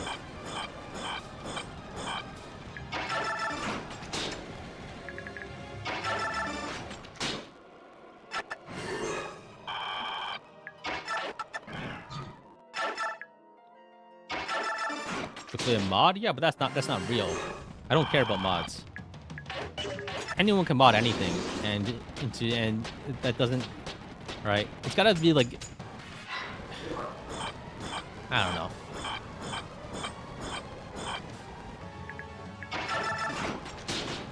Level 8.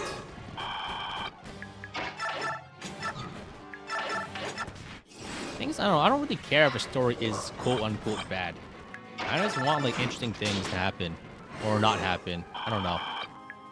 There needs to be like a good enough like platform to make other things convincing. think I may have not counted one of those. Well, I feel like my count is probably off by like 20 or 30 or more.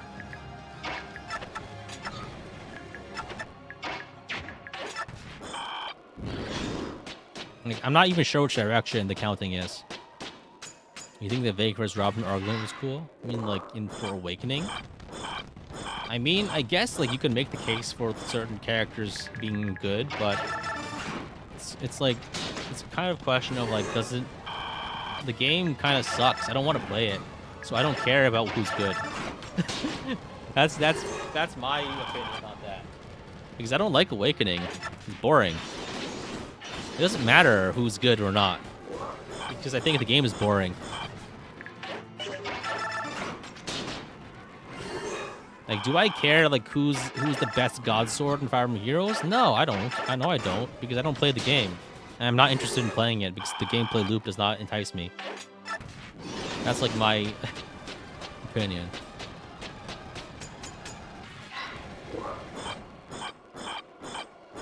Because, like, it's more that, like, I don't even have an opinion, because, like, I don't even think about it. Most of the time.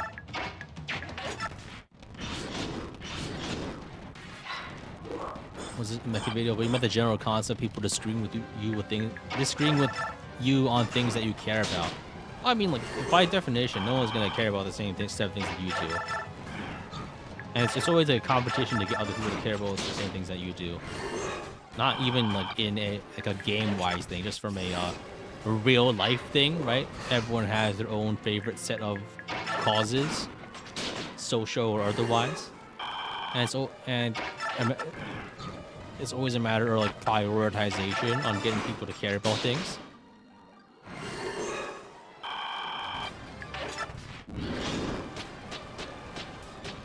I mean, that's just how it is, though, I guess. What can you do?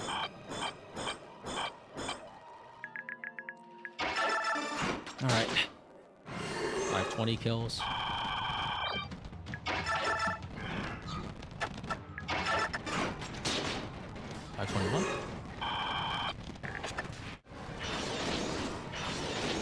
I wish the fast one was faster.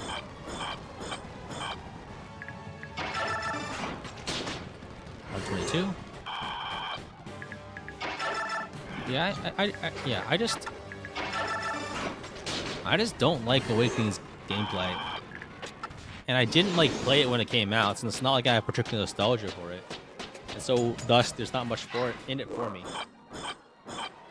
There are some challenging aspects like Lunatic Plus, but they're mostly on the kind of angle where they're a little unfair. It doesn't feel worth it to engage with it. You know what I mean?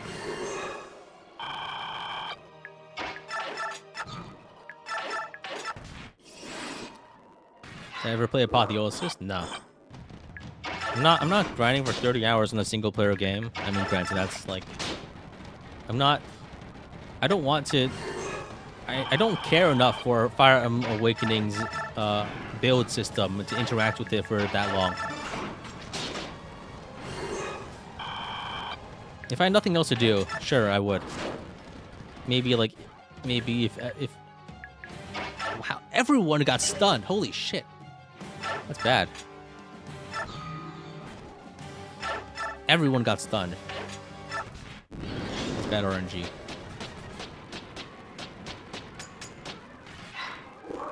Oh, I think Lunatic Reverse is worth playing. I mean, depends, really. I don't know. When I played FE12, I played it in, like, as an Ironman, basically blind. Not really, though. But, like, a lot of my difficulties were specifically caused by things like getting my dancer killed on the first turn by warping her into dragon range or something silly like that. I think there's, like, if you play it normally, it can be a very fun and challenging experience. Granted, I also, like, leveraged myself, like, unfair advantages, like getting 1 million gold and then forging the best weapons for tons of chapters. So it's not, and I was using, like, birthday abuse and how's everyone abuse to get more XP. to use the drill grounds more frequently than you should be able to. So my experience with the game is largely irregular, and I don't think it's in any way relevant to how most people will experience it. So in other words, I have no idea. That was like my only interaction really with the game. And so my experience is like that of an aliens. That's 2 more kills. And thus it cannot really be applied to like as a recommendation or a condemnation in any way. But I think it's fun. I mean the prologue is hell on earth, but it's still kind of fun after that. More kills. I feel like I overcounted there.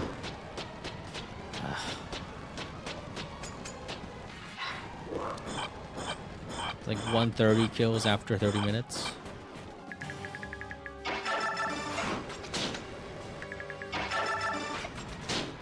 $536.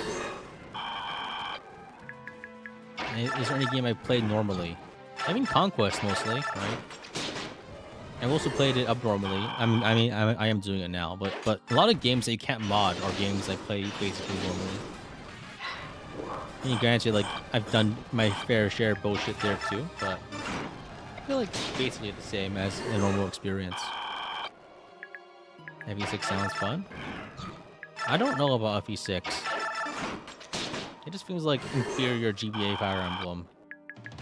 And they're just mechanically shallow. Why are we killing Ashera so much? So I can say that I did it. It's really not any more complicated than that. 540.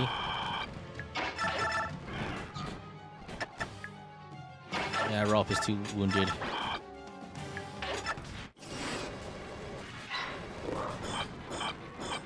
Every time like Rolf is too wounded, it's always Ashera always just silences the next turn. And I think that's just because I'm not paying attention to her cycle anymore.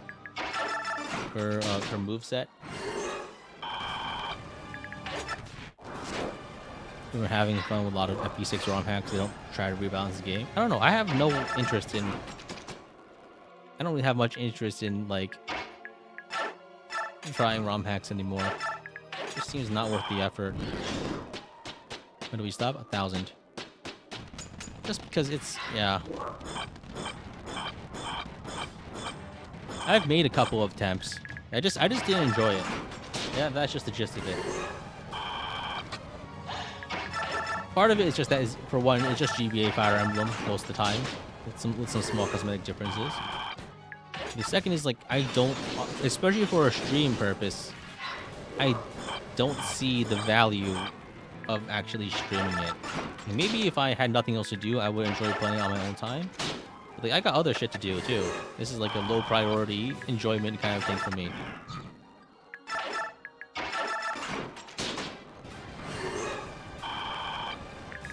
It's not a question of like, is it worth playing? Because I'm sure it is. But is it worth streaming? And the answer is no. It's not even a matter of like interest or anything. Just like it's matter. I don't like it. It's not an enjoyable streaming experience for me. I'm gonna have to put out every game on my channel at some point. Not hacks. I don't have to do anything.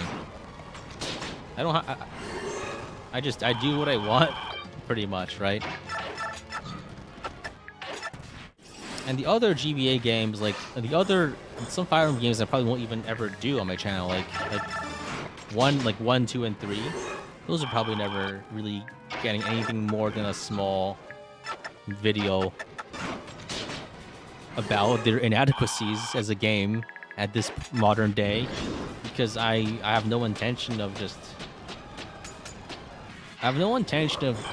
playing a game whose gameplay loop is not interesting to me.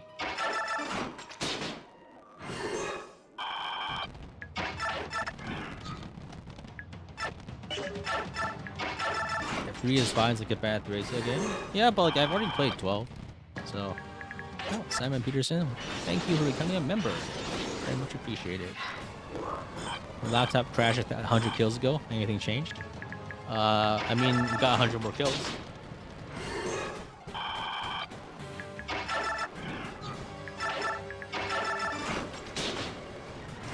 554.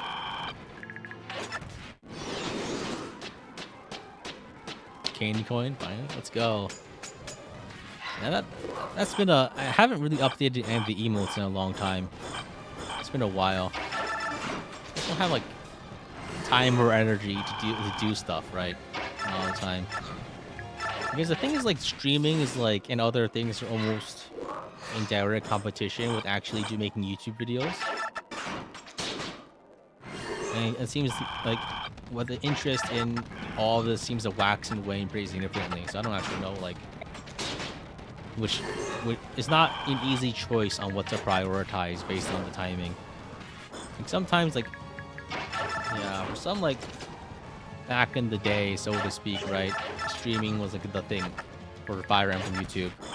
But these days, I think because of other competition from other media sources and other games and other streamers of all other varieties, it's just not as interesting. And also, simply put, the space is a little saturated, both with old streams and literally everything else, right? It's 560. So, like, who really needs to watch, like, your 25th Fire Emblem 8 playthrough, right?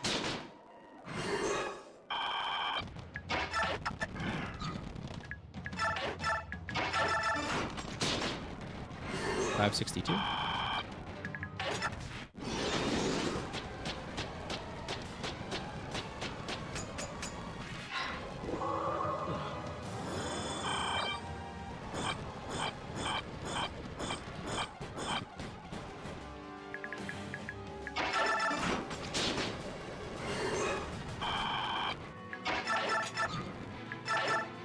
$563. Emotional Awakening recaps and lists about reading Lunatic Plus without lying about it. But yeah, I made like a short, like, very early on in my YouTube career where I said, like, I beat Awakening Plus, but the way I did it was just by telling everyone I did it and then like trying to silence everyone who said I didn't. And so that was a reference to that. A lot of my earlier videos are like locked up in like the square short format, because back when I put those out, they also got pushed to the regular feed, so it was kind of double dipping. So there was like a bit of like a YouTube algorithmic trick, so to speak, I guess, that I think I leveraged to get like an unfair advantage in the algorithm, which helped my start. I thought it was a jab at someone on Twitter. I mean, like, I didn't have anyone in mind specifically about that. There's been controversies like literally all the time. I'm sure like maybe there was like one like big famous one or something at some point, but it was like a general thing. Massive exploits, even exploiting YouTube. I don't know if it was an exploit. I think like part of it was definitely intentional on the part of YouTube to encourage shorts by giving it. So I think that's just my perception, right? I'm sure like it was all literally architected by whoever was manning the algorithm at that time to push certain kinds of content.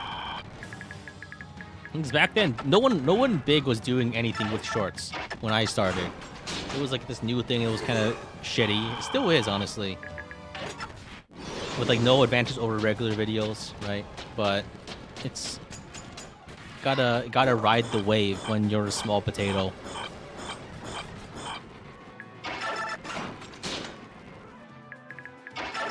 Right, 72. I don't know. I don't really know much about YouTube content strategy. 573. I think now there's like long shorts, which are like 3 minutes long or so, but yeah. I don't know what's going on anymore.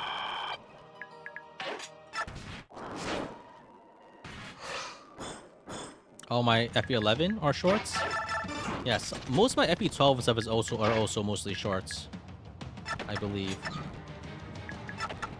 But I think some of them, like, because I intentionally made them to be like short enough to be a short because there was like a bonus for that back then. I think there was a bonus. At least that was my perception. Like none of this, no one actually knows anything about it because it constantly changes. But like, but I just like kind of thought that was how it worked, and so I ran with it. I mean, I think it worked out, but who knows what actually was the cause of various things, right? It really could have been anything. It's got the best ending in the original Metroid. Is that like when you like speed run it, like save the animals or something? I don't know. 578. Is that the one where Samus Metroid reveals that she is a woman? 979. That is her name, right? Samus Metroid.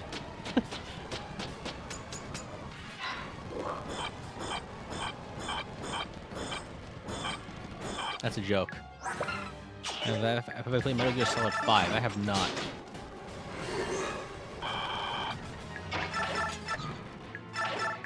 The original game is being out an hour. Let's see.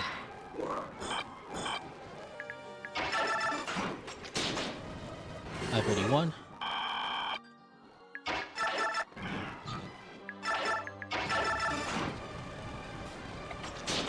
I think we're definitely breaking 200. We're going over 200 this hour. IDD2. That local sports team. I don't really care about my local sports team. I don't know. I don't really like enjoy like sports. I don't know. Back in the day, like a few years ago, I got really into StarCraft 2. But I kind of like fell off of it. This is like during like, yeah, back when Artosis and Tasteless were both casting GSL. I think that was a kill there, unless I missed it. Yeah. 586. I feel like I'm miscounting. Whatever. 587.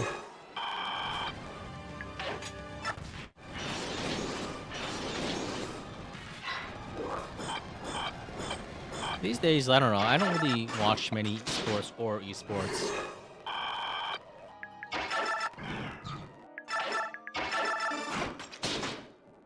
Most of my content consumption is like random podcasts or like Northern Light, I guess. But not even like the streams. It's mostly the clips from Librarian of Latorno.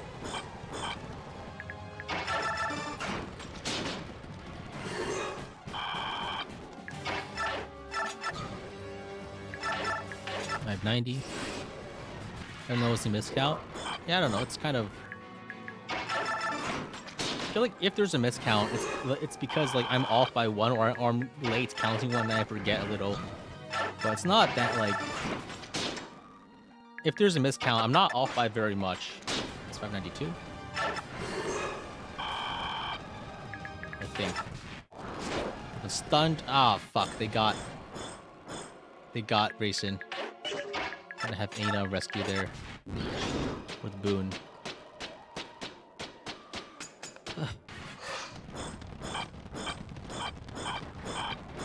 It's not like there's a sound that increments the counter or anything. So like, and sometimes the counter is delayed because I'm slow with it. That's a miss. 593.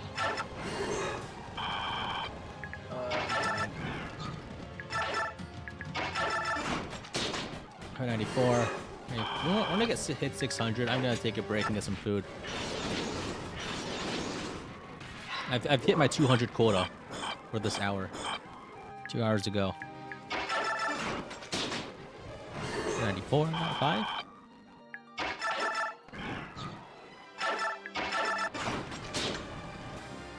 The main issue is that sometimes, like, I try to make the counts in my head when Rolf attacks, but every now and again he misses, so I have to try to get Oscar to get the kill. And then sometimes that happens on the second one after Oscar's already attacked, so you can't secure the kill.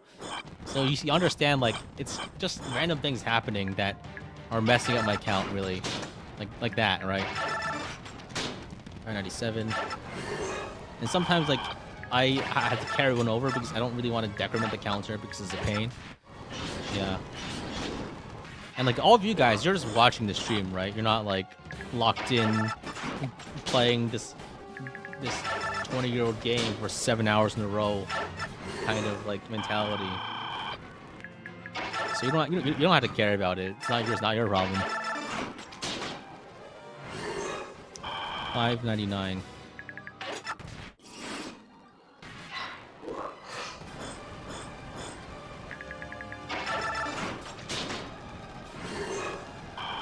Alright, 600. I think I'll stop. I will get more kills. 601.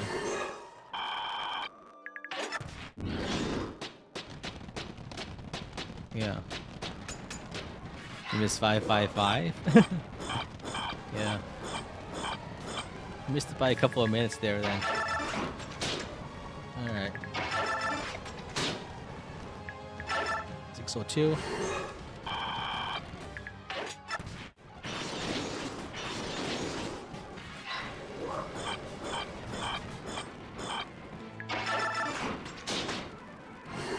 So 3.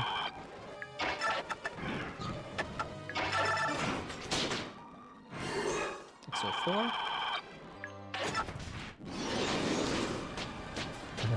All right. Keep talking to me, chat. Give me something to think about that is not Fire Emblem. Or at least not related to this game specifically. 605. This is a recovery turn.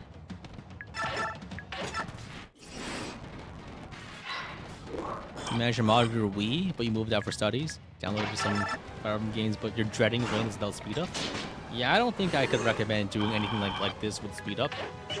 Without speed up, that is. And with Tyrion Saga? I mean, audience is there, I guess, right? At least not from my perspective.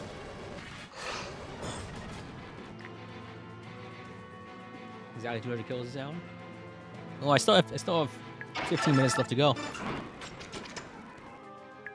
Oh, so everyone's fucking stunned. God damn it. Hate it when that happens. So no kill this. Oh wow, Ana's also stunned. What a pain. What I think about IGN's reviews on Mero and Luigi Brothership? I don't know. I didn't read it. I don't read game reviews unless it's for a game that I already like and I want to validate my opinion on it. That's like my only motivation for reading like IGN reviews.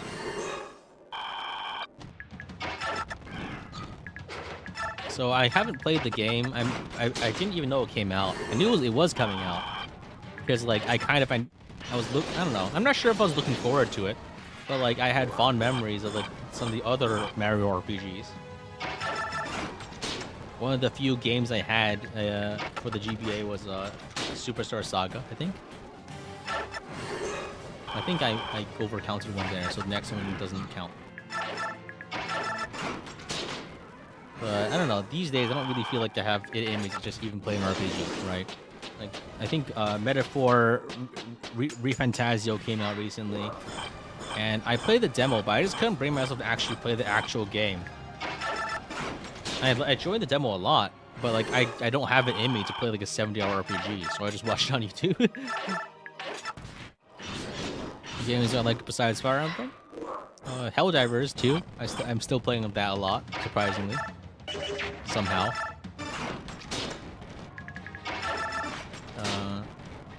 Roguelikes. Sometimes. Oh fuck! I messed up. I made Void attack. I misclicked. Alright.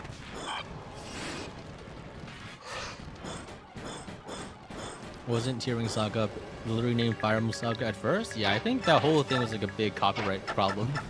Because Kaga didn't want to like had like a dispute and was basically trying to bring over the property to his own thing, right? He was trying to continue the lore too. Emblem Saga, yeah. There's a whole thing.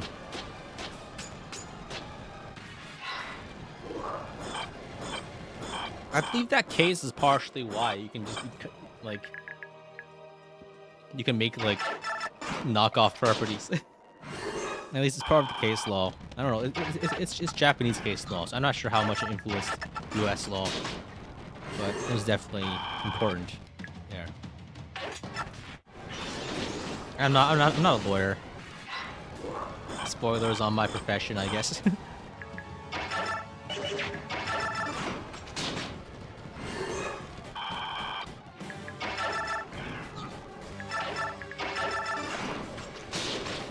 $6.18.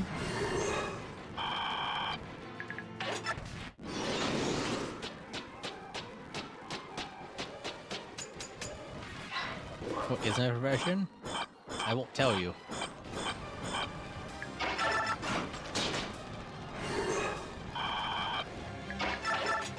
At least not now. Give me a couple months. 619.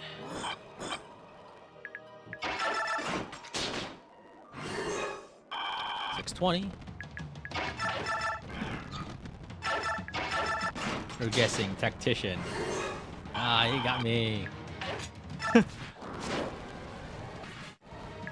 I guess like maybe saying YouTuber would be a bit of a cop out because being a YouTuber is not a real job, and it isn't.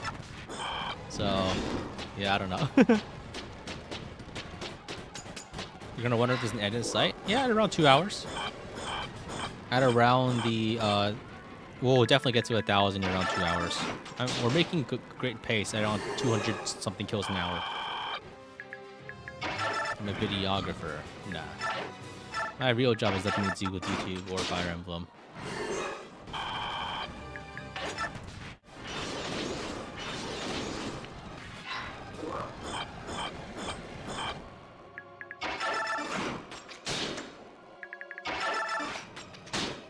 $624. We're going to integer overflow. I don't think we're gonna ever reach that without dying, like in real life from old age.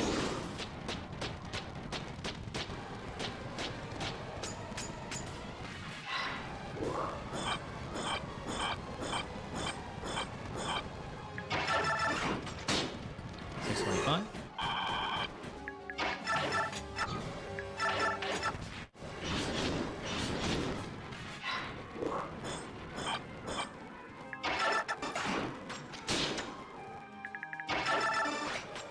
$26.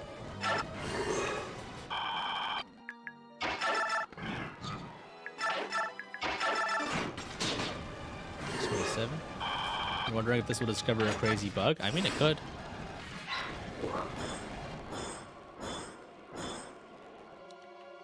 I feel like it's a distinct possibility because I don't think anyone's ever bothered to go this far into the map, right? There's absolutely no way. I think this is the first time anyone spent this much time on this map. Because the main reason I think this is that doing this on original hardware would take around like to get to this point would take like 30 hours. So no one has done that. And second is that no one has any motivation to do this because Radiant Dawn is already a rare game to play. Right? Literally the only other people who could possibly ever think of doing this are like YouTubers. But most people who play this game just play it once like normally. And so that leaves like weirdos like me. I wish there aren't that many. I think I have like a grasp on that market.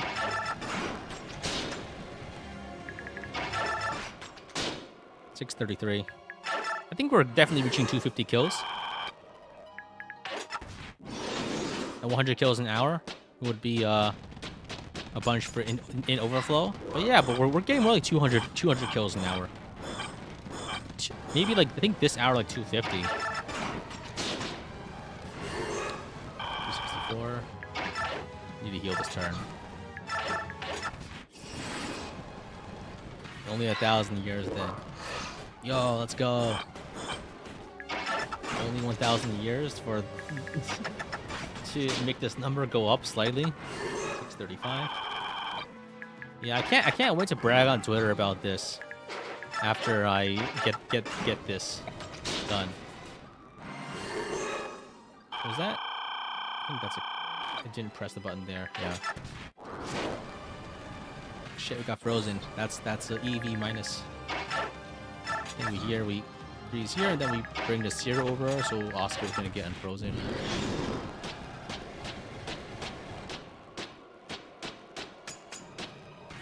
Yet the paralysis is just like the one annoying thing about this because it's RNG. And I think the paralysis is the main thing like that stops me from trying to use a macro for this. And the one obvious reason is that if I set up a macro, then I can't use my computer for however long I'm running it, which like that sucks, right?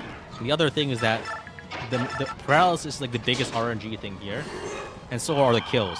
So things can be easily broken because some inputs don't work under all the circumstances, right? The import, like, and I don't have like, and setting up something that is context sensitive would be too painful to even try. 640.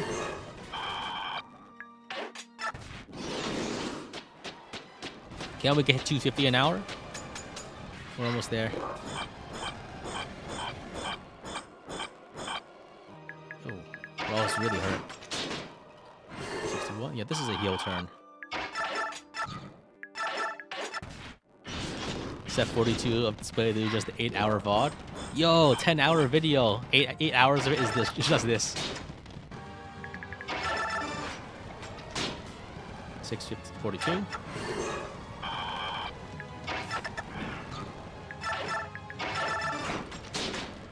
643.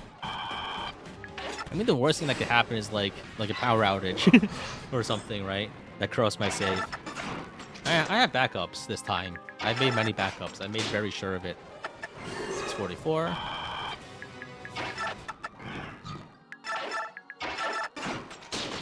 645. The thing is, like, the game doesn't actually track the kills. But I think it might track the battles as wins. So we'll see if Rolf has like 1,000 victories, basically. If Rolf has 1,000 victories, then we know that they count as actual battles and kills. They probably don't, so they probably won't. 646. Better use save state. I've already made a bunch of save states. And honestly, like, what matters is like that I did it and I have footage of it, which should be saved, because even if like power is interrupted, the video file shouldn't be corrupted by it, right? It doesn't matter if it happens in the save. It doesn't matter that it's been recorded. The power outage during my Jotaro quest run. Yeah, that was really fucked up. Like, I think they're all still on my old PC, which was like, I built it in like 2014, and it was still running like a GTX 970, and so it was like yearning for death at that point, trying to run Citra. It was like barely hanging in there.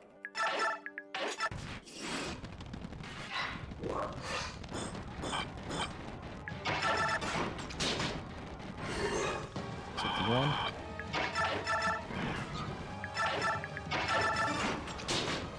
$652.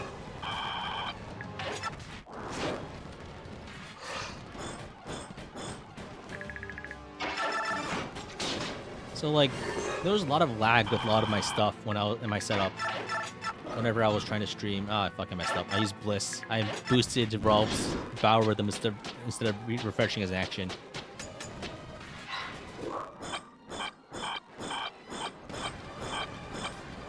Does the kill go 1,000? Yes.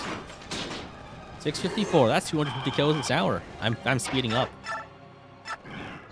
Last one was like 200 an hour. So once we hit 6 hours, I'll take a break. I'll go get some food. I'll need some nutrients for the last stretch. Man, I cannot live on energy drinks alone.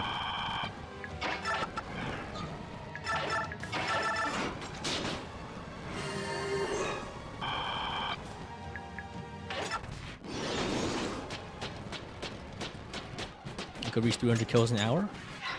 I don't think I'm gonna speed up at this point. My hands are getting tired. So like, if anything, this might be the peak of my efficiency at the moment. 58. right? Like I was on, for at least for the first 15 minutes, I was on pace for something like that. But like the mistakes accumulate, I think. Like for now, like I think I messed up here, and Rolf needs to heal, and instead of, I wasted an action there and wasted time. That's the sort of thing that just stacks up and adds up, right? For what purpose? I mean, for what purpose am I killing Ashera this many times? Just because I can?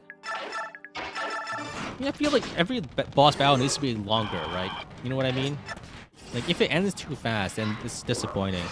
I think basically from that metric, I'm just judging the longer the boss battle, the more enjoyable it is. And the more kills you get, the more enjoyable it is. So I think, yeah, I'm just making it more enjoyable for everyone. It's like 62. All right, that's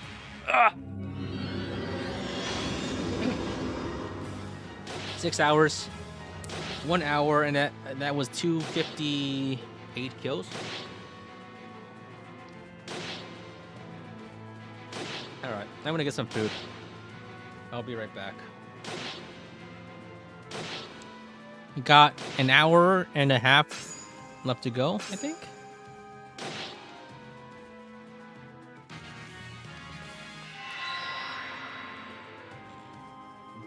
BRB getting food. I am starving.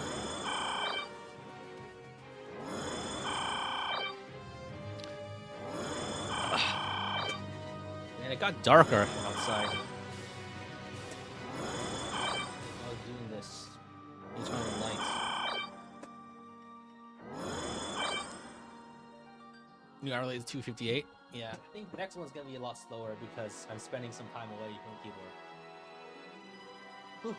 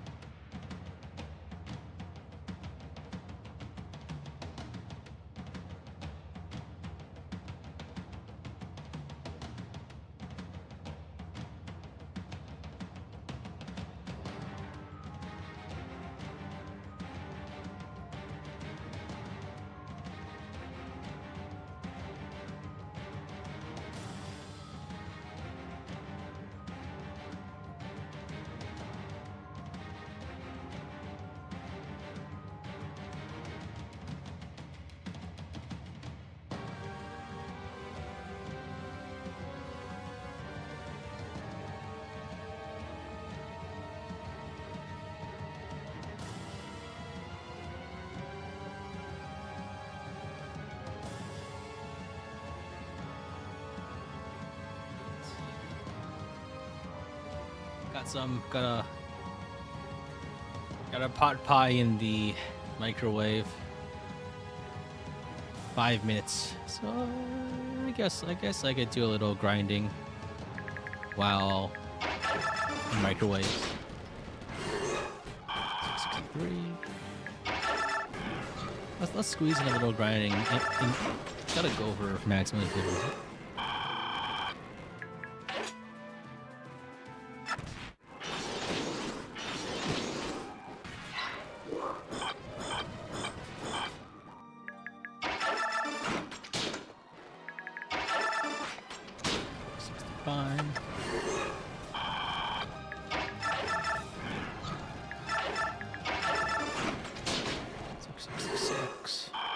remember.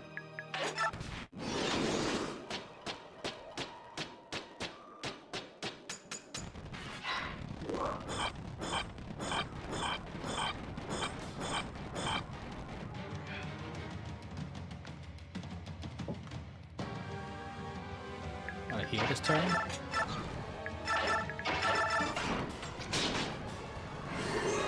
$667. Very nice, very evil. I'm not evil.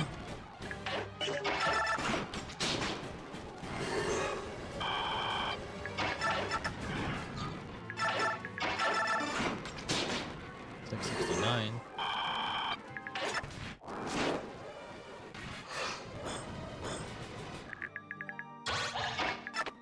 Recovery here.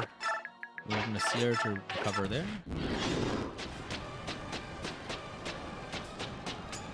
You wish they would turn off the Fire Emblem Heroes servers off and give us a better mobile game? I don't know. I think by definition, any Fire Emblem mobile game is gonna be bad because of the fact that the Fire Emblem game and its overarching goals are incompatible with a mobile freemium model. It doesn't matter how good they make the game. The fact that you can pay money for power is like in direct contrast to the goals of a typical Fire Emblem game. I think it's impossible to make a Fire Emblem mobile game that's not like kind of complete trash. Because no matter what, a Fire Emblem game just like is about training your units to get more powerful, but when you insert money into that, that kind of like hijacks the pathway. Ashera feels like in danger. No, he's always fine. He'll be fine. Because he can never get doubled twice, like in a row, right? Any dangerous attack that puts him to low HP will always be followed by an AoE attack that isn't as dangerous. I came back quick. No, I just put something in the microwave. I'll actually eat later. In like a few minutes once it's finished microwaving. I still have I'm getting food on because I will technically still be eating soon.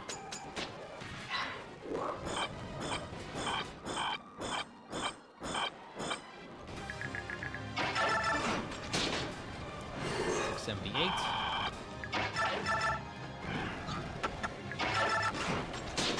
$679. I don't know. Whenever I like eat lunch, for instance, like I don't know, I always like eat when I'm doing something for the most part. I always do something. I don't just eat.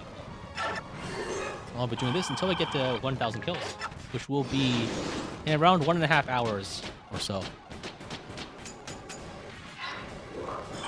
My rate currently is around 200 an hour. That's peak 258 apparently. Anyways, multitasking. Yeah, that's my jam. When will I cover my army? Not this time. Not this time. I think.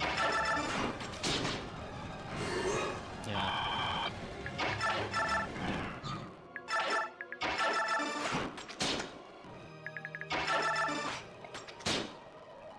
It's just for the density of like things that are happening. Other things are happening in this game right now. That like I feel like if I just spent a bunch of time killing everyone, it would just distract from the other thing I'm trying to do. You know what I mean?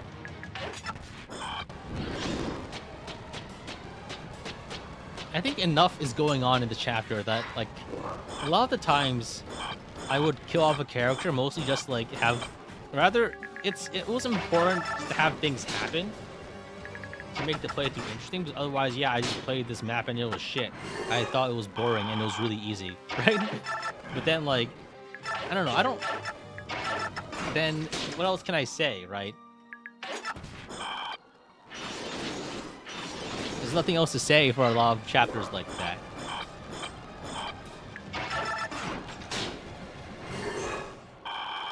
Am I gonna finish FE7 minimum ranks or FE11 maximum deaths? I think FE11 maximum deaths just isn't sufficiently different from my other playthroughs, so that's why I gave it up. As for FE7 minimum ranks, it's a bit painful to do, and it's all invisible stuff. And it's mostly, yeah, I did this, and then I spend, like, it's more like I beat the map, but then I spend 3 hours optimizing the stupid metric that we're scored on, right? So it's like the actual success of the run is like almost entirely separate from any of the actual objectives. Because a lot of the times you can just beat the map and then focus on actually minimizing the rank. You know what I mean? There's like no like tension that actually happens in normal gameplay. Just like, can I find a guy to repeatedly miss against?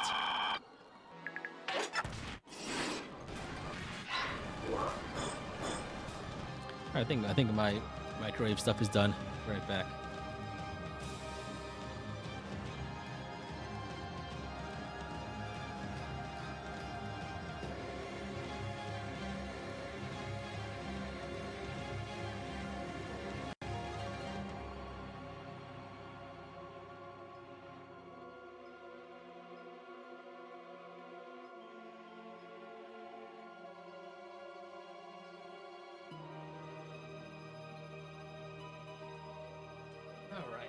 I have my food, so now I will actually take a break.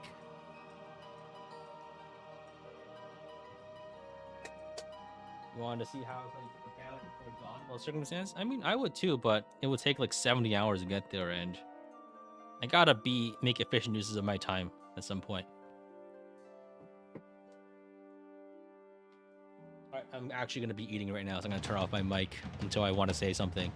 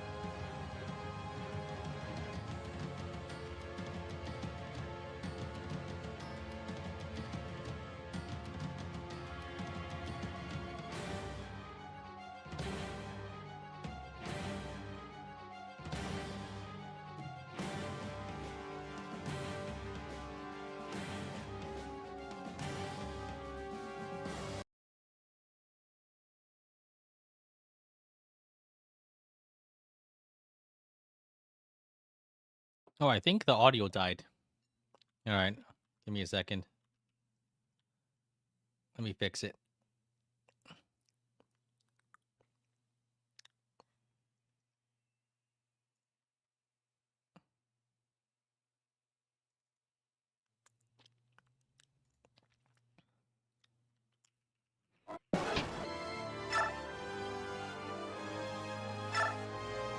So it's been 20 hours in game so far, so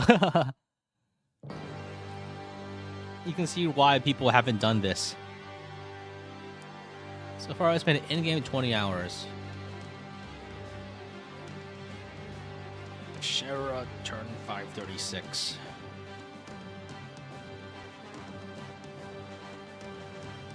If you're wondering why people haven't gone this far, that's why.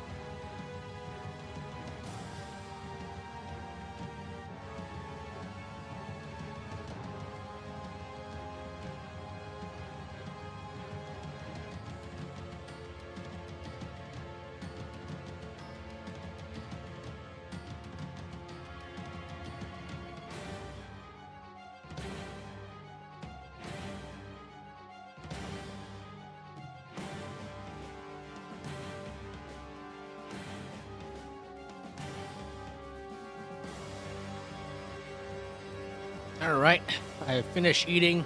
My hunger is sated. It's time to continue killing.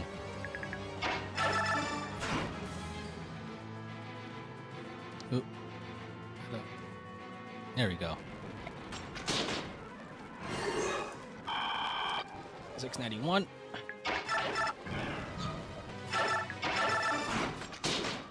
692.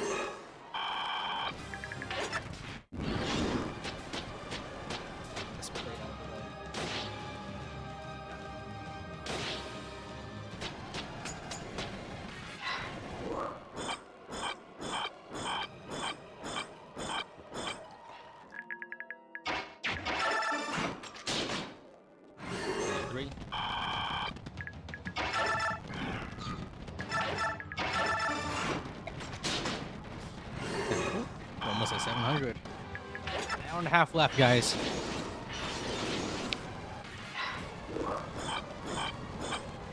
Yeah, this stream is gonna end up being a lot shorter than I thought it was. I thought I would take like straight up like 11 hours just to get as many kills as I can, but I think 1,000 is a good stopping point. And it's surprisingly reasonable. It's only gonna take 8 hours total, honestly. It's just a good hard day's work, right? Right. No, streaming for like 3 hours is easy. Streaming for 5 hours, like if you're interested, it can be fine. Streaming for 8 hours kind of sucks. Most of my streams are like 5 hours, but that's only like because when I stream, I want to accomplish something for other purposes, right? I don't know. Like I'm also not. I'm like I don't stream often enough to really get burnt out on it personally. I'm not like a daily streamer. I'm sure like if I streamed every day, I might want to set more healthy limits. But seeing as I mostly only stream once a week, it's really not a problem, I think, most of the time. I can push it 1,500 this rate. I'm not going to do that. It's not as nice of a number. I'm just going for 4 digits. I want my Twitter post and my YouTube post and my thumbnail to be like, that's enough for me. You're doing this and wondering why she wants to kill you? 700. Yeah, let's go. 701. So the thing is that Ashera shot first, and this is just my retaliation. So like I wasn't planning on doing this, but then she just insisted on killing everyone. So it's not my fault that it had to come to this. It's not my fault that she doesn't die when I shoot her. Like that's on her. It's on her being immortal. Why should I take the blame that like she's hard to kill? It's not my problem.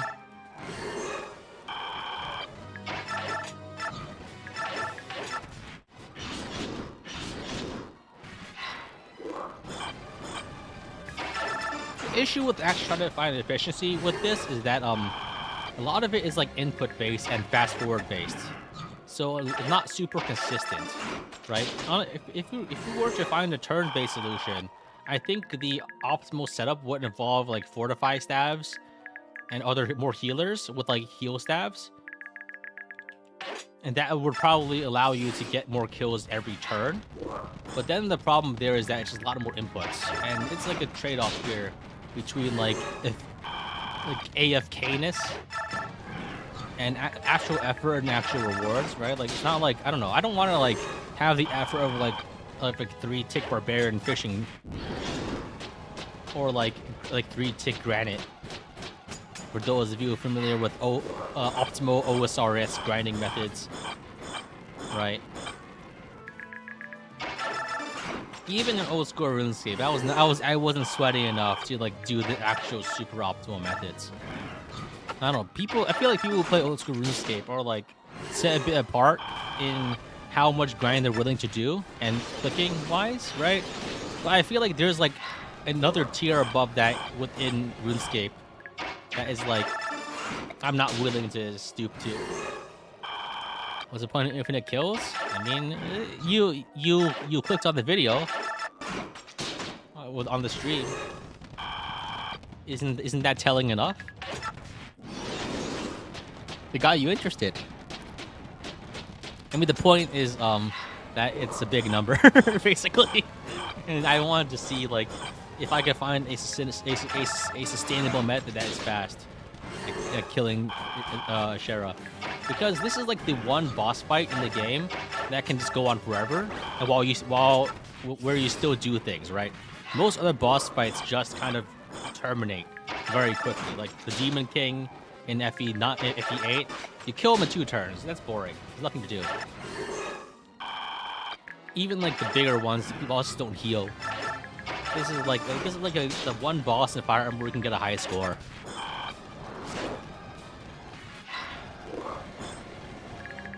Shit, everyone got frozen. Recovery here. I guess I had to waste turns. So I think here Rolf gets unfrozen, and then I need to unfreeze Oscar manually. Ah. OTC dead? You mean the long turn count run? Are herds immune to paralysis? No, they are not. No one is immune to paralysis. Just that you can be killed with Boon. So basically, that's why I want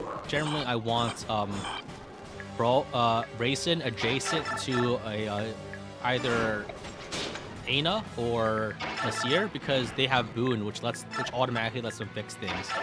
But it doesn't seem to activate if they're paralyzed too, so it's yeah. Oh, I messed up the sequencing there. Got one less kill than I could have. Okay, only 1.5 hours left to go. I got this.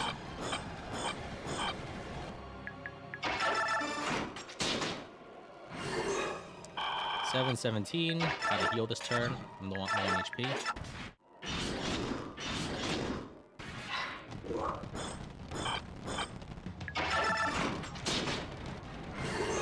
$718. We're going to 1,000. 719.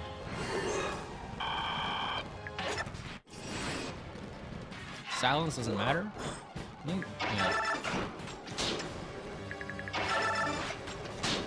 720.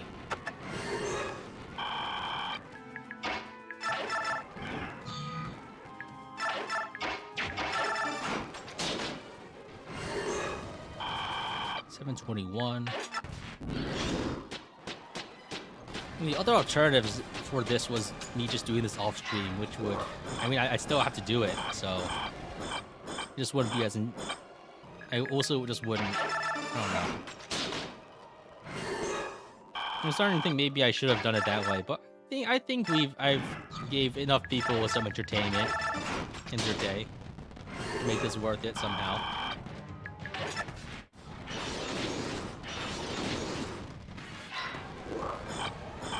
I think it's overall I think it's just that the ethos of this is that people enjoy seeing effort, and they enjoy seeing effort being expended, right? To some degree, right? I'm not saying this is like a broad, general thing, but yeah.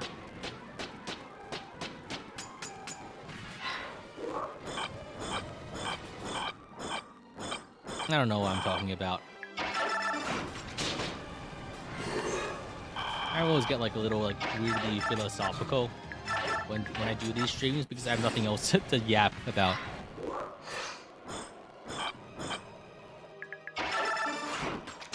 I'm already in too deep to quit at the moment. Goals God killing. We're on kill 727 out of 1,000.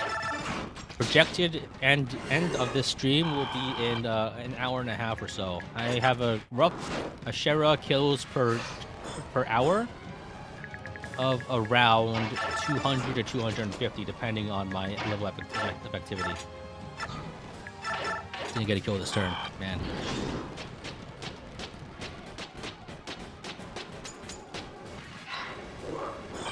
We'll see my opinion of the ethics of devil weapons in a war. I mean, it's a weapon. It's also fictional, so I don't really know who, like...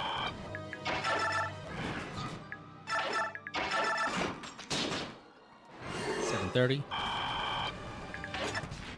I mean, fictional things by like almost definition can't really be ethical or unethical because they're not real. How did Gareth die? Gareth died like 4 hours ago. I accidentally moved him to the wrong place and he got one shot by Ashera's by being doubled by Ashera's single target, which is basically like guaranteed to happen at some point.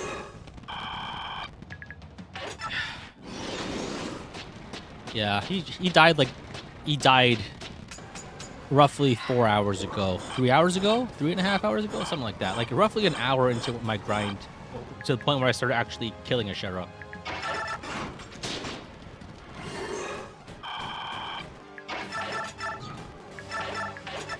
I'm surprised at Nolan, Edward, and Leonard don't have a triangle attack. I mean, the Boyd Barst, so the Boyd, Oscar, Rolf triangle attack is a reference to the Cord Board Barst triangle attack, I believe.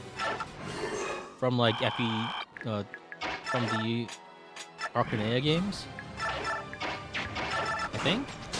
I don't remember. I don't know which one was first. It's like FE12 had it. I'm not sure if it was an FE3. I really don't know. How did Gareth die? I mean, yeah, is the question of the day. I feel like that. How did Gareth die is like almost like no matter what playthrough you're in, the question, like, the answer is basically always he got doubled by Ashera when he wasn't at full HP, and then he died, right? That's like the obvious answer because that's what always happens. Got doubled by a magic attacking Ashera because he has like 7 speed. It's not like a mystery. It's not like, oh yeah, like like he always dies like that, doesn't he?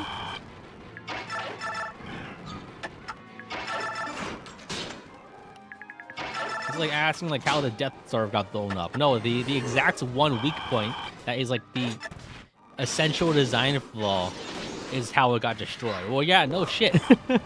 That's like, how else could he die, right? Nobody ever uses him in a game. Yeah, because that's how he constantly dies like this. He just gets doubled and killed instantly. That's why people don't use him. He can be useful like if you want the +5 for some extra bonus and you're going fast, I guess, but yeah. Wiki says they didn't have one for remakes. Oh, okay, then maybe the FE12 remake is a reference to this one. Maybe this one was first.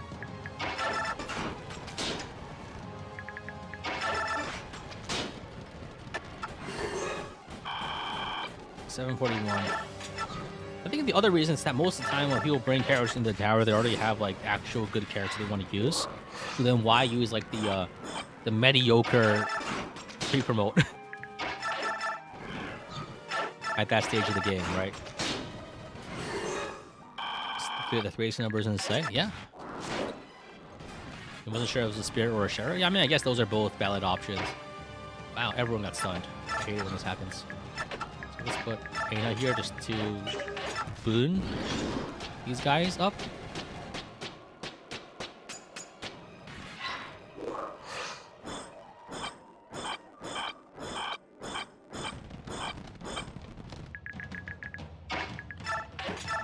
All right. Missed. Yeah, I kind of hate how the cadence of this is dictated entirely by Rolf's biorhythm.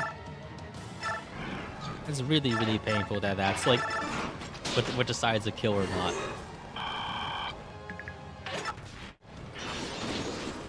Funny thing is like that, like this is like basically the limit of like how accurate you can get because of just like, I guess if Rolf had like higher Alencia support, I could probably get 100% accuracy more consistently.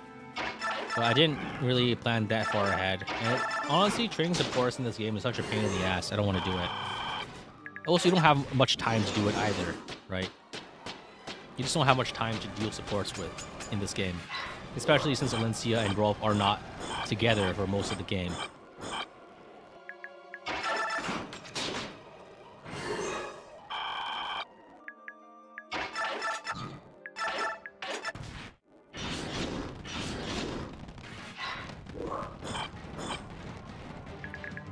Will there be FP7 reference if they remake FP6? Oh yeah, absolutely. I'm sure that like any like remake like that might be, yeah, it might have some of those qualities. Doing 747 kills. Yo. Did Leonardo contribute this map? I trained with level 20 and he's ass. He's useless. He's worse. He's just bad. He can't contribute in any way. He attacks Ashera with like 30 hit. I think that was 2 kills. I just didn't count them. No, I might have counted one. Whatever. That's enough.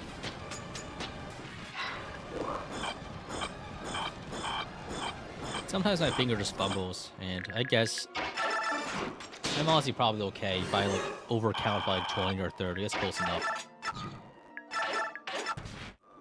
Roughly an hour left. Yeah. The end is in sight. I think Leonardo being trained at the last minute and still being a complete ass is like a perfectly fitting story arc, personally.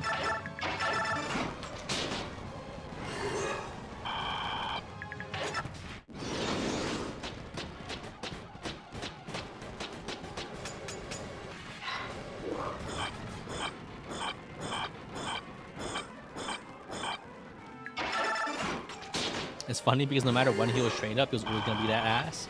I don't know. If I use more bonus experience, things could have been patched up, right? If you bonus experience correctly.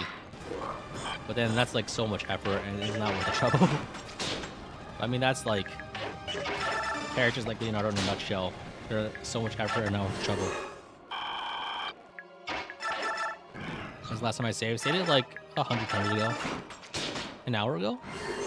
That's probably fine.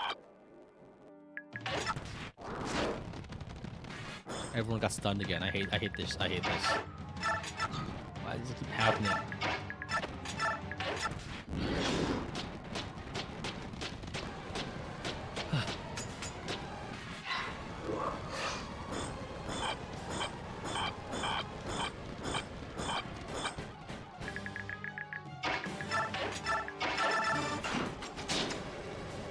Missed. 759.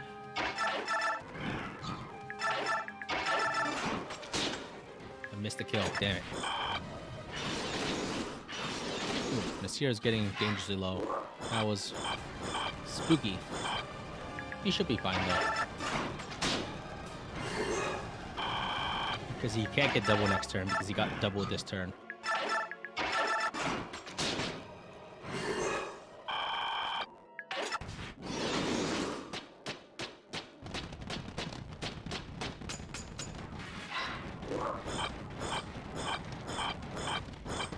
This is a heal turn. Another miss. God damn it. I also get 80% hit too. 762. Recovery.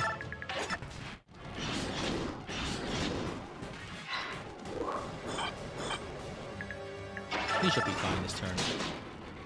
As long as this year's above like about 40 HP, he shouldn't die. 2 kills this turn.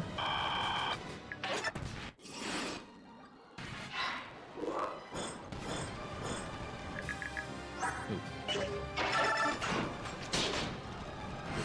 765.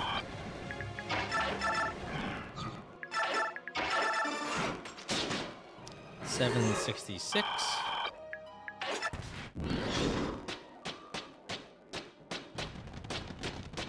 Am I winning? Absolutely. Can you see how many times I defeated Ashera? Of course I'm winning. 767.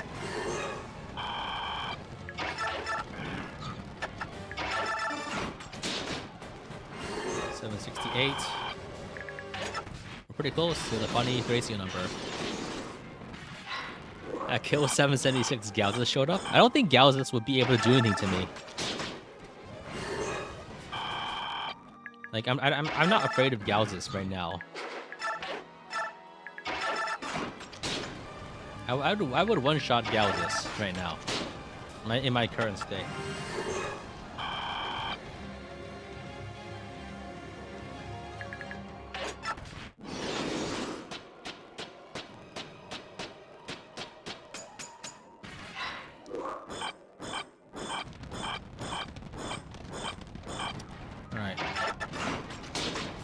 771.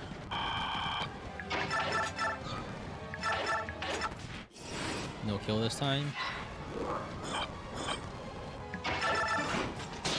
772. Ants.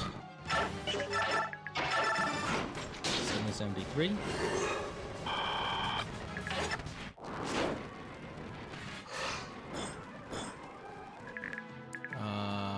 Got paralyzed.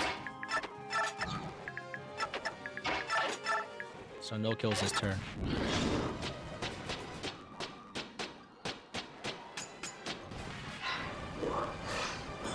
Galzin's ghost killed said. I'm gonna get Ashera kill everyone else? Nah.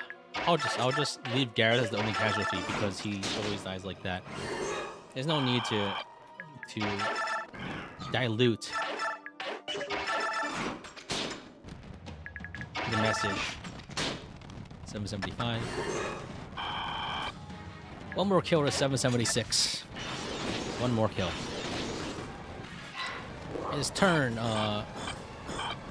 593, and we have gotten our 776th kill. Very nice.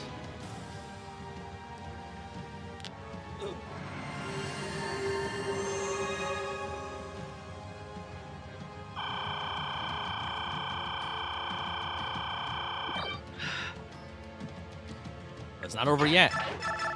200 something more to go.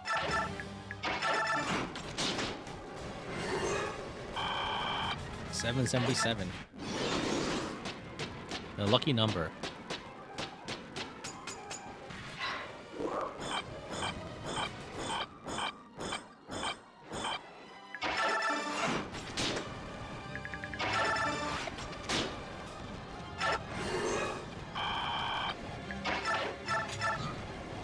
$778.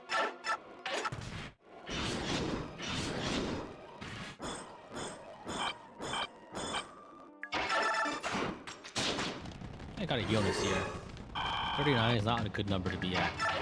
Actually, no, he should be fine. He just got doubled this turn, so he can't get doubled the next turn. 780, I think.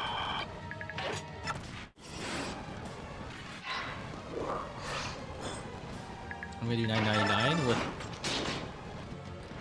minutes. I think once I hit like 980, I'll start doing some shenanigans again.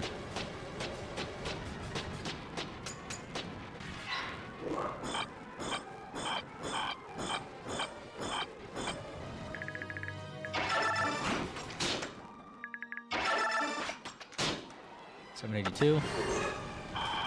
Yeah, for that, I don't know.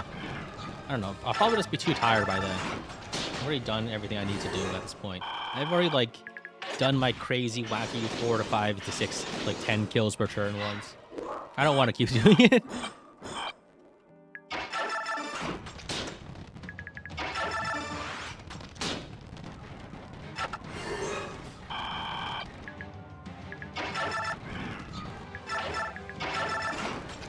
That's 2 kills. You should kill Ashera once? It's too complicated. It's possible, but it's too much trouble, really.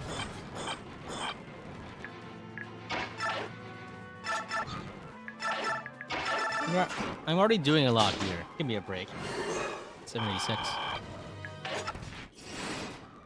Alternatively, Ashera should kill Lilo once. That's possible. 787.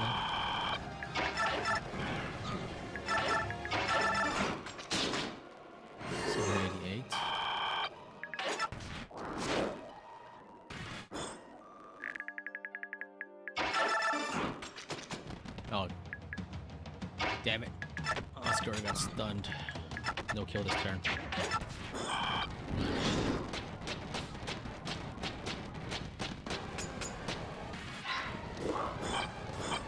$1,000 to go for 1 kill per enemy that Ashera put in the route maps.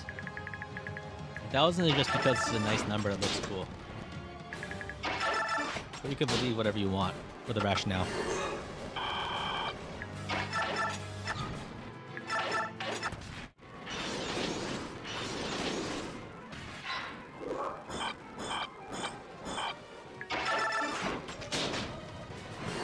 790.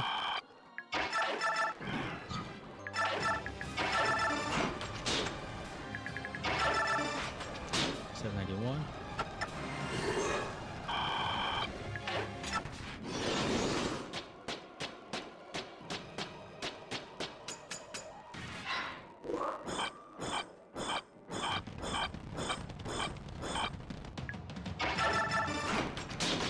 792.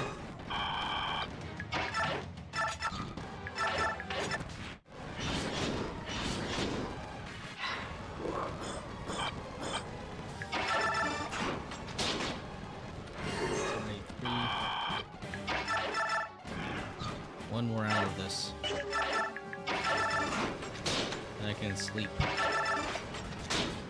794. I wonder why the reinforcements stop at 100 turns. I don't know. I don't know, man.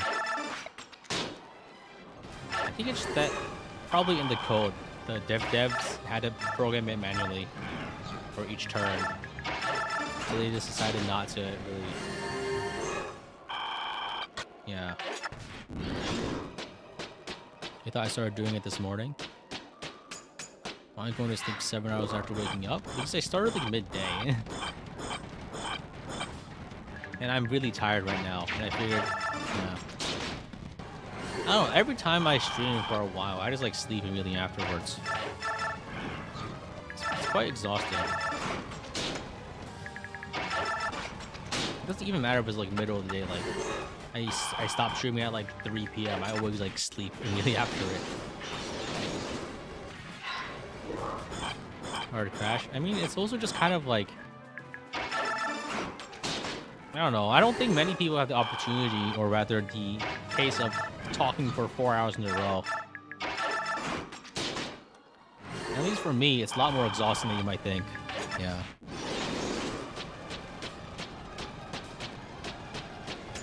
Like just using your computer for sure is like for 8 hours, and that's fine, right? But like having to talk for 8 hours is a lot. Oh, 802. And also try to think and try to be entertaining in some way. It's also a bit rough. That's a workaround for weapon durability. In chapter 4-3, Yune blesses all your weapons and they all become infinite use. So there is no workaround. This is just how the game is. At this point in the game, all your relevant weapons have infinite use. 804. Somebody's gonna dip it up. Good luck with 197 more kills. Yeah, thank you. Only 1 hour to go. Oh fuck, everyone's stunned.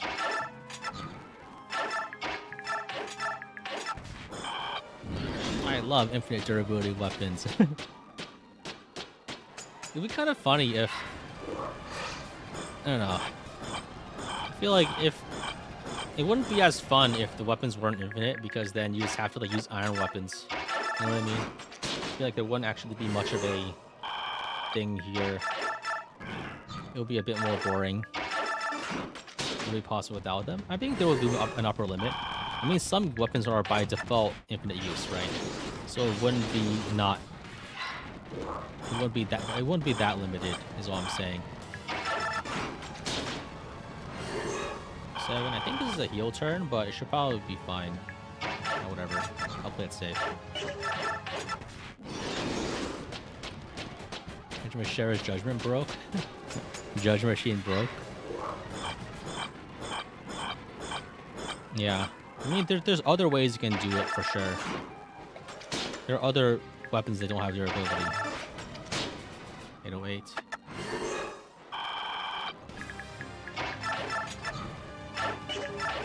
You always just use a Ragnar constantly. I guess like you probably want a support on Ike that boosts his hit, because an Ike naturally only has like 60 hit on Ashera. 809.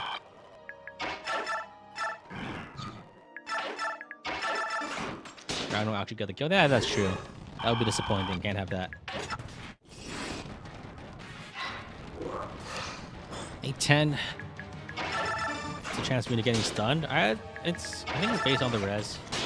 811. And based on Ashera's like hit rate with the Under Magic. I don't actually care enough to find out. But it's enough that's like it's not enough that it's always a concern, but it's enough that's annoying when it does happen. Right? It's basically, I think, like the odds of getting hit with like a status staff, which is based on like stats, right? So it's 813. Yeah, basically it always happens in a way that's not convenient to you. I wouldn't count on being able to dodge it. 814. Those are just, I think the main other problem is that just hits everyone. It just hits everyone. So even someone's gonna get stunned. It doesn't matter. Like, and when all the people need to be not stunned to not interfere with the strategy, that's a problem mainly. Because if anyone's stunned, that you can't try and go attack. 816.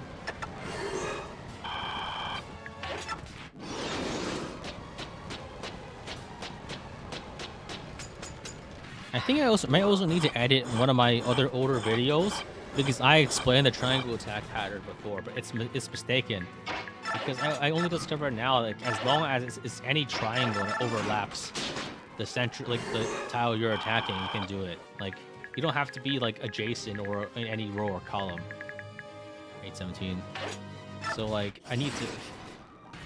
There's so much shit I need to go back and correct. I don't want to do it, but I guess I should because if I'm going to make a compilation, I need to set the record straight, right? I don't want to propagate the misinformation, which like does happen, it seems, because a lot of things are too obscure for people to care about, and where they're that obscure, like there's no verifiable like fact checker, because the number of people who are qualified or know anything about it are like nobody, right?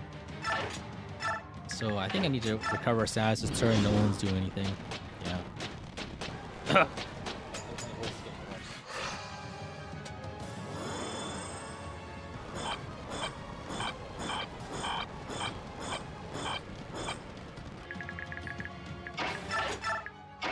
Let's kill.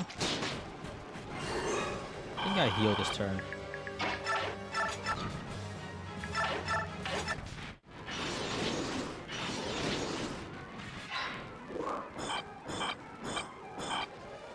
I gotta kill that turn. I just think about it. 823. Almost there. Another good 20, 30 minutes, 40 minutes of hardcore killing, hardcore grinding, tick perfect, tick efficient, tick optimized. Those are RuneScape words. Probably not the exact ones that people use.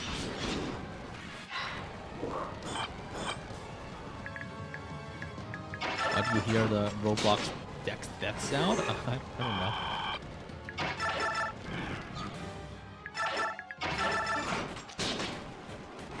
Okay, 26, I think. I'm not sure if I missed one there.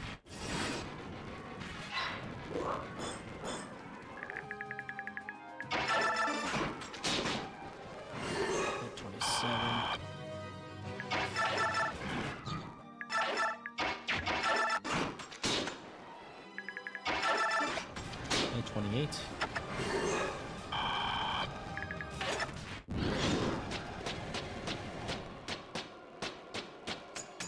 Combo Manto plus Karambron plus Ceradoma Brew. You're not using anglerfish?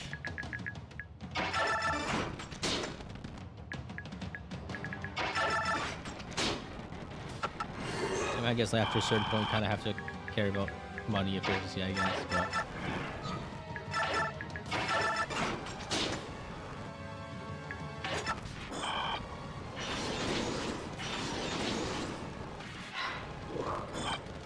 alright. 830.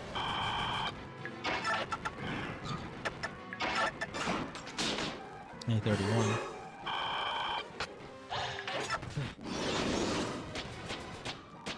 Funny thing is, like, all of this is probably still more work than most like grinds in like RuneScape, right? And I still have yet to go back and get my Inferno Cape.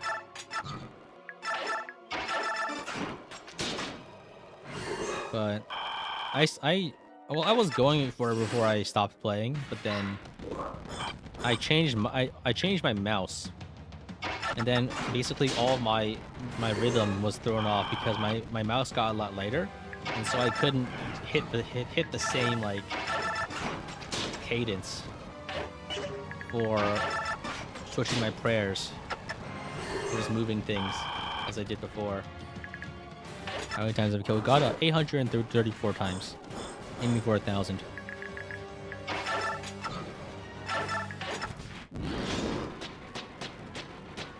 We'll get there.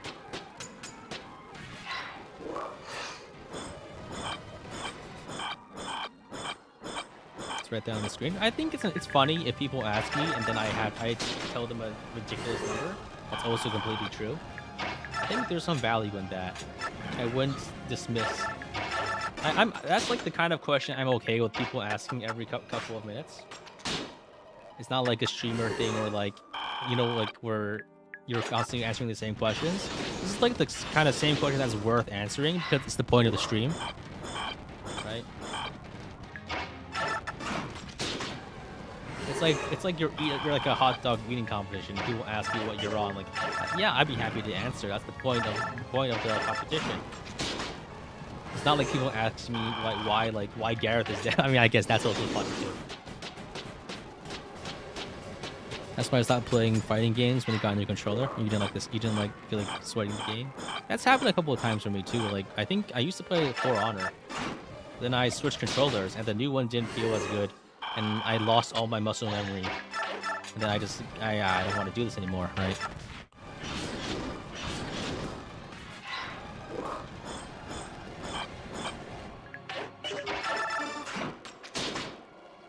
$840. Oh man. My wrists are starting to cramp up now. Gotta get this done. 841. Does N go to crash game or just get a high kill count? High kill count. What game do you think should be remade next? I don't really care, honestly. I just want a new game. Ideally with new mechanics that I can like dive into and like get invested in.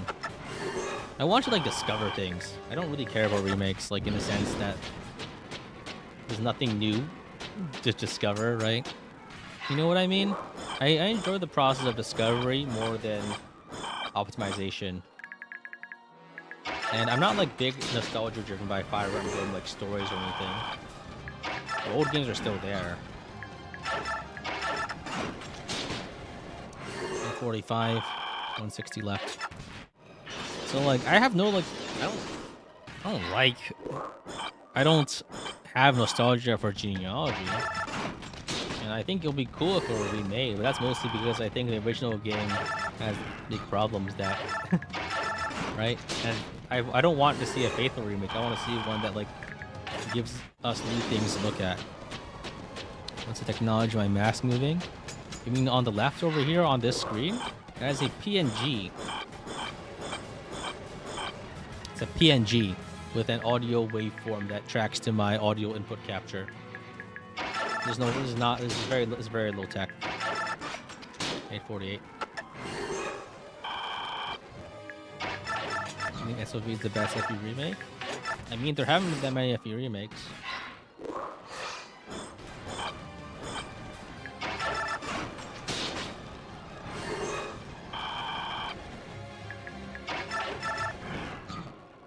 Using an O string? Oh, that is just like it's a device. It's a physical device. I have it like it's on my desk right now. I just don't use it because that often anymore because it has technical difficulties a lot of the time. Not that it doesn't work. It's not uncomfortable. It is. It is extremely uncomfortable. And also it really fucks with the audio, which is like the most important thing when streaming is to have good audio. But when you have half an inch of plastic in front of your face, it doesn't really do wonders for it.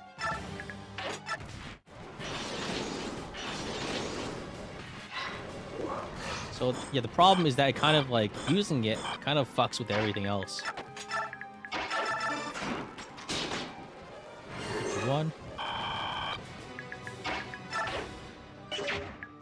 So then it's not worth it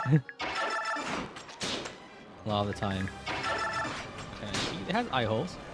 It doesn't work very well, honestly. It's wearing it is physically painful in multiple ways. Honestly, like I'm surprised I put up with it for as long as I did.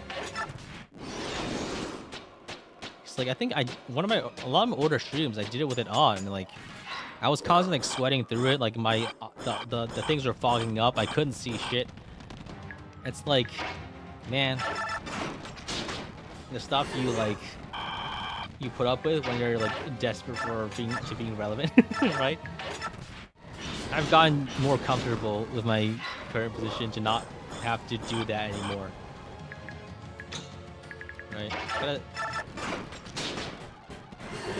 54.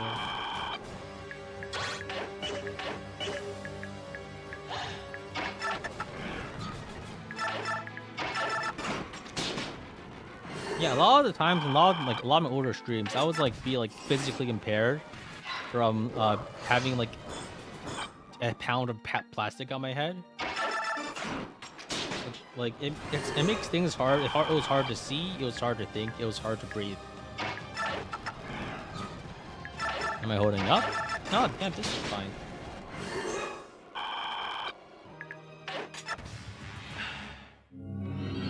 It's not too bad. No, I don't want to keep doing it for much longer, but it's not too bad. How many times did God die? 857 so far. Inspired to wear it in the first place. I wanted to be on cam, but I didn't want to show my face. That's basically it. And so I contrived a way to do it. I thought it was cool. I think people liked it, or when I was still doing it. These days, I just put it on just like take PNGs of myself so I can use it for other things. I think that's a better way of doing it, just because, simply put, it's not compatible with having good audio, and that's in addition to being uncomfortable, right? The main problem is that whenever I try using it, my audio sucks ass. And back then, it was okay with having shit audio because my audio was shit anyway. And so having it didn't like make things worse by that much more. But now I think there's like a noticeable difference. Have I ever actually done a face reveal? No, not really. I mean, people have probably seen like the side of my face, I guess. But, like nothing identifiable as far as I know. Not like it really matters that much to me, just that like I don't think showing my face adds anything to my content.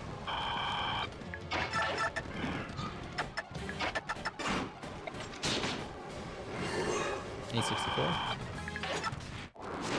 Will attaching a mic inside the mask make it better? No, not really. Probably won't. Because then I will have to use like a worse mic. And I also had to get a new microphone, which like, I mean, that's too much trouble. Also, like, it still doesn't help the other problems, which also like, I've made attempts. Like, I tried using a lav mic or other things that go underneath, but the problem still remains because having an inch of plastic, like half an inch in front of your face, fucks with the audio no matter what. It doesn't matter what you try. It doesn't matter what you try to get around it. It just causes like irreparable problems. It's like trying to like talk through like a plastic cup, or try to making sound with your mouth with your hand over your mouth, right? You'll be sounding like Bane the whole time.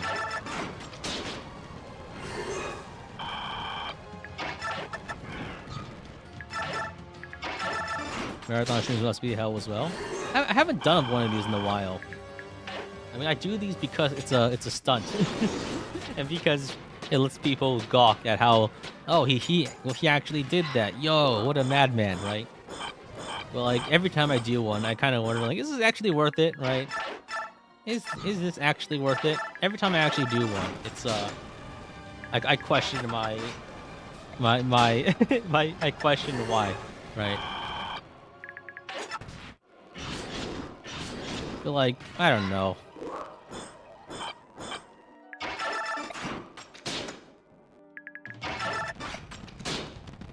$870.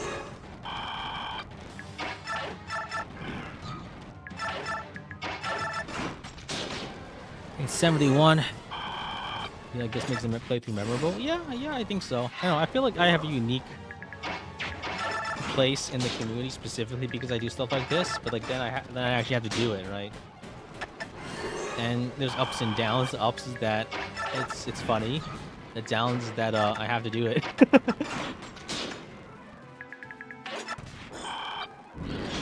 I mean, I don't really like enjoy doing the particular process, right? But I enjoy the humor that comes afterwards, right? It's like exercising, right? Not many people actually like. I guess in some cases, like the process in itself is like a local minimum, right? But there's long-term benefits. I mean, generally speaking, like I guess like it kind of makes sense because like, if you work out for a while, right, then you'll feel the effects like forever, and you'll just be passively stronger, even if you don't work out for like a long ass time.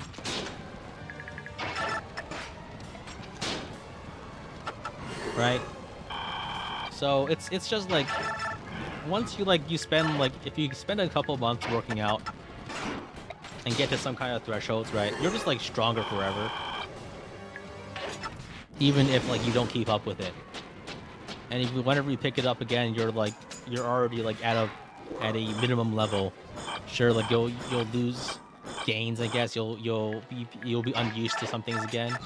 But like getting back into it is very easy.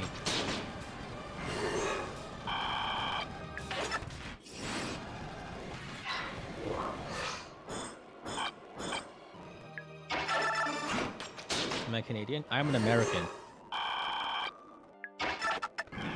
I think I might be the biggest American firearm YouTuber. Not a high bar, because not many of the big names in the community are American.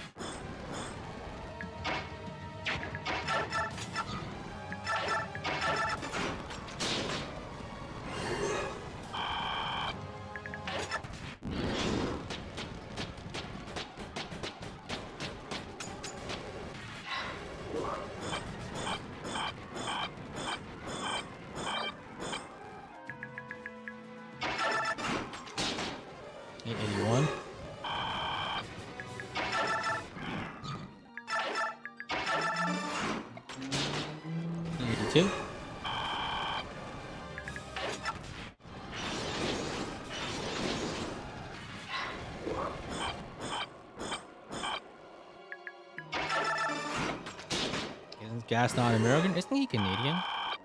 I think. I don't know. 884. I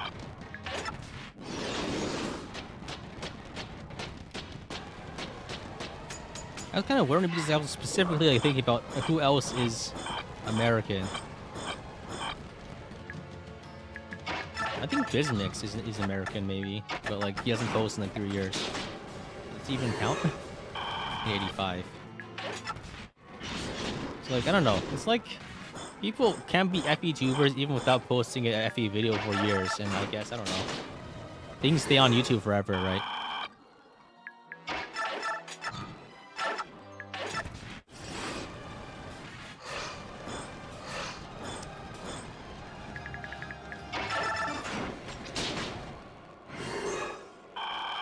I don't know. My knowledge of most FE tubers is about the same as most of yours. I don't talk to anyone for the most part. I do my own thing.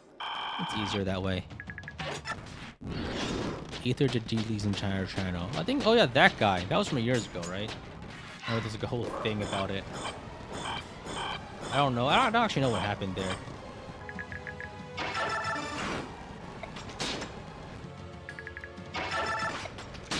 $889.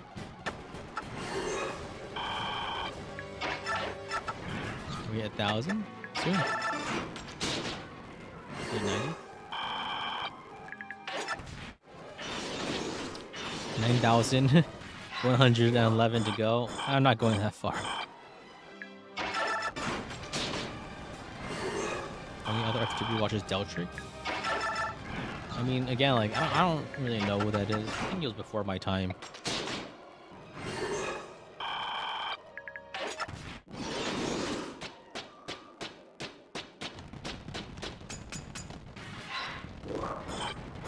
When I automate this for 10K? No, I want to use my computer for the next few days. I don't want to tie out my computer on this bullshit.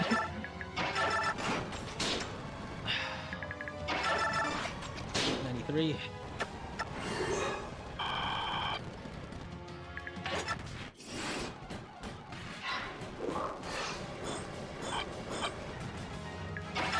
Thing is, like, I don't know, regular Fire Emblem content is also kind of like not as become much of a thing generally these days. Even the bigger content creators are not posting as often as they used to. I say this as one of those people because I used to be daily, man. I used to post these things daily. These days, some weeks I didn't post at all. It's not like it's just that the general slowdown, but even though I think the views are actually still pretty consistent, it's just that topic-wise, things are more difficult to get off the ground. 96.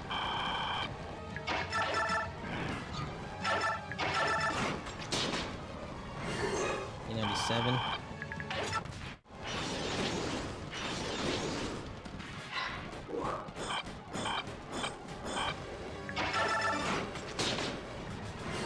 $898.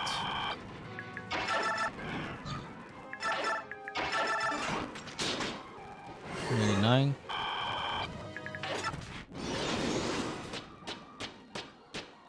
Can people shoot themselves in the foot regarding engage? What do you mean? You mean like people didn't like it? I mean, there's nothing wrong with not liking a game. Granted, there were a lot of people who wrote like, Fire Emblem Engage is bad. I guess there were a couple of those.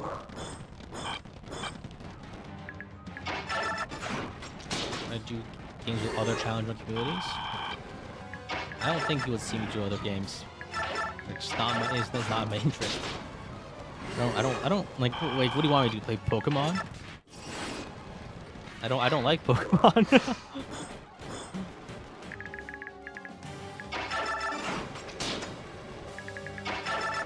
A lot of the simple fact with like, can I branch to other games is partially like, I don't think people would be here to watch that, and two, I don't actually like a lot of games that are challengeable in that sense. You know what I mean?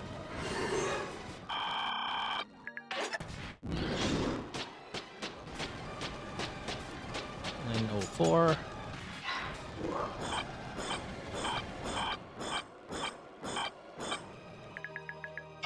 I think most of the content drought is just because of the content drought.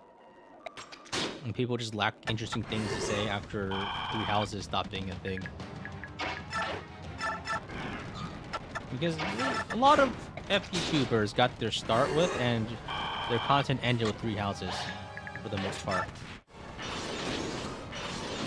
Three Houses could milk out a lot of views for relatively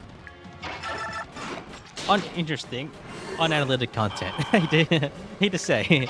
I say this even like granted, I say this as probably like one of the biggest Fire Emblem Three Houses haters in the community, but there's a lot more casual interest, and then so thus there's more interest in like stupid bullshit about like stuff that doesn't matter in the long run. You know what I mean? That's basically every like Three Houses class guide, because none of that shit matters.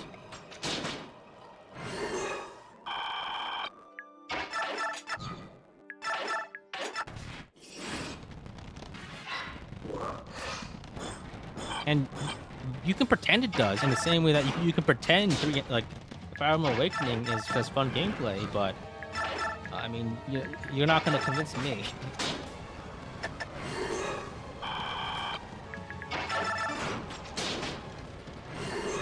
I think the other thing is simply that Fire Emblem Three Houses hinged completely on ambiguity, make people argue and shit. And the reason why there was no continuation of that after Three Houses, Three Hopes is that they just kept doing it. And I think people had enough of it after Three Houses. After Three Hopes answers no questions and raises more and resolves nothing and just makes things more ambiguous. There's only so much of that people can take, right? Three Houses, I think the story hinges on everything being ambiguous and designed to make people argue with each other. And that's it. That's a lot of the story and like stakes are basically based around that and centered on people's desire to engage with real-world politics through a fictional medium. Hot take.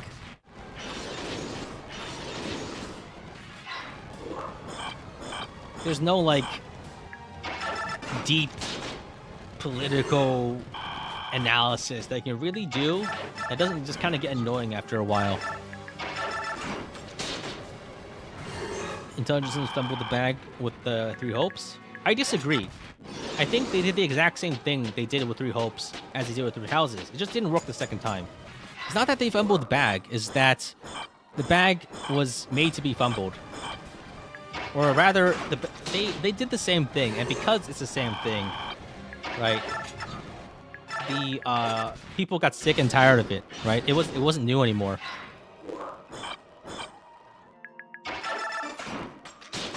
Like Three Hopes from a like animation, like a lot of the problems with Houses are that a lot of this presentation kind of sucks, honestly. And Three Hopes fixes a lot of that by having very nice animations and other stuff. I mean, the problem is that another big problem is it's not a strategy game, obviously. I have no interest in like playing a game that's like not a strategy game. But story-wise, it fumbled definitely because it kind of followed the same formula where they just like throw out a bunch of bullshit and expect you to like make sense of it.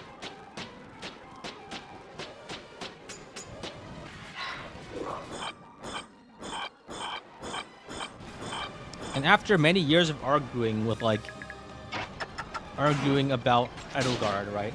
I think people just had enough. And it didn't add anything to that debate in a way that was interesting.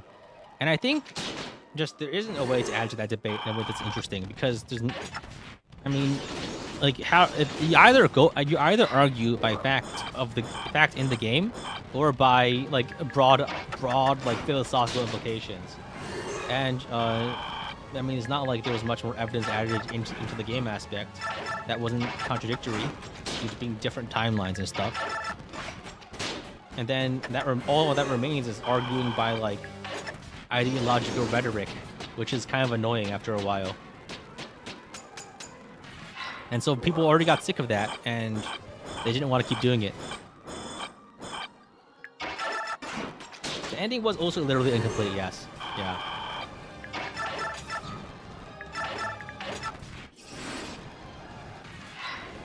10 at 1,000? Yeah, I will. Don't worry. I'm going to 1,000. And 27. You didn't like claw in the schemes? What schemes? It didn't do anything. It didn't do anything. Claw never did anything in the Three Houses.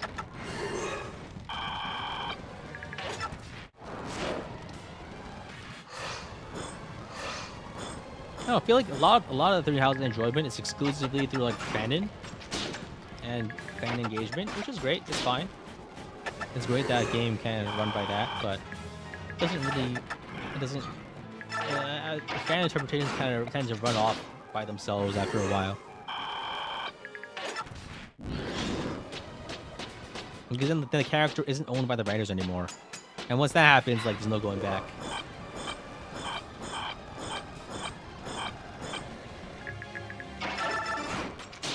It's the first time the characters are exposed to like and have been like captured by the community. You can't really get them back anymore. I think I double counted there. I'll count one last for this one.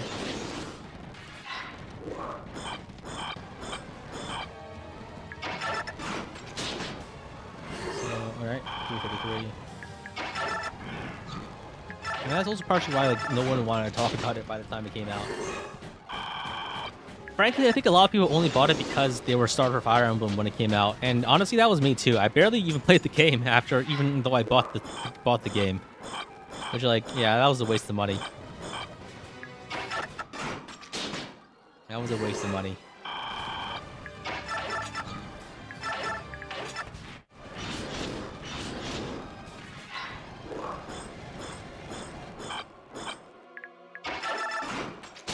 I mean, that's just the problem of having a game that's like a sequel or integral or like alternate universe to a game with an ambiguous ending. You know, you close the possibilities and you make it worse, or you almost always make it worse, because any writing that people imagine in their head is almost certainly better than what you actually write. Because thing is, like, people's expectations are not like anchored by reality. But yeah, we're really close now. And like how, like, you know, you don't have to be consistent. You don't have to conform to like more than one person's desires.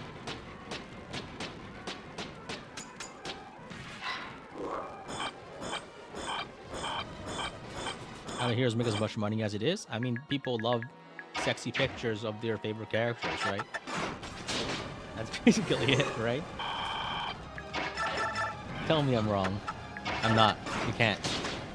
I'm objectively correct.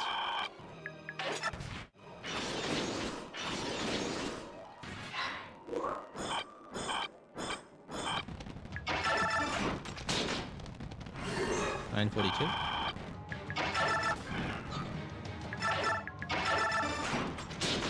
$9.43.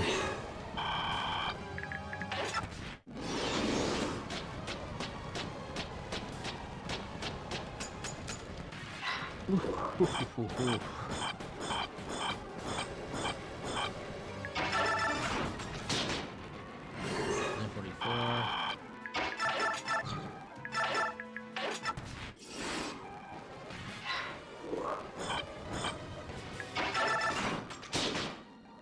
$9.45.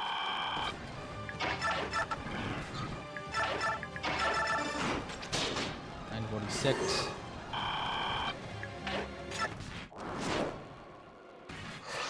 I mean, it's also just like fun to see like characters you like being represented like 10 years later, 20 years later. It's like this. It's not all like weirdo stuff, right? It's also like, I don't know, gameplay wise, I find it incredibly confusing these days. So I can't speak on Heroes' gameplay, but I'm sure some people still enjoy it, even though it's literally impossible to parse anything that's going on anymore. I don't know, when the amount of text on the screen covers the entire screen for like an item, like one skill description out of 5, I don't think the game is entrenched in reality anymore. After that point, it's like the game mechanics are make-believe. It's like a child at a playground saying, "No, I beat your invincibility rate with my invulnerability shield." Right? It's not like there's no making sense of it because there's no sense to be made. What game am I talking about? Fire Emblem 3, Fire Emblem, I almost said Fire Emblem 3 Heroes. Fire Emblem Heroes. The mechanics, I don't know. Maybe like if you've been through the whole time, it makes sense. But as a person who hasn't played in a while, like I just like every text box in that game is a jump scare.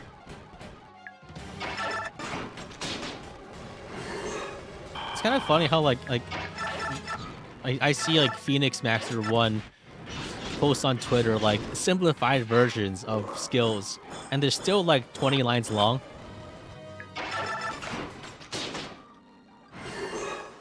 I'm like, oh man, that's a simple version.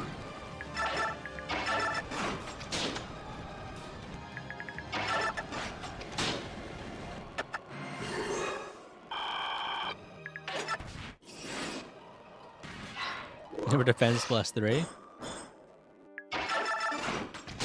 Remember the dinosaurs?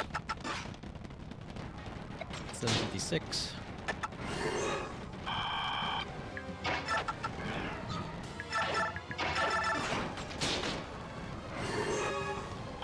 $9.57.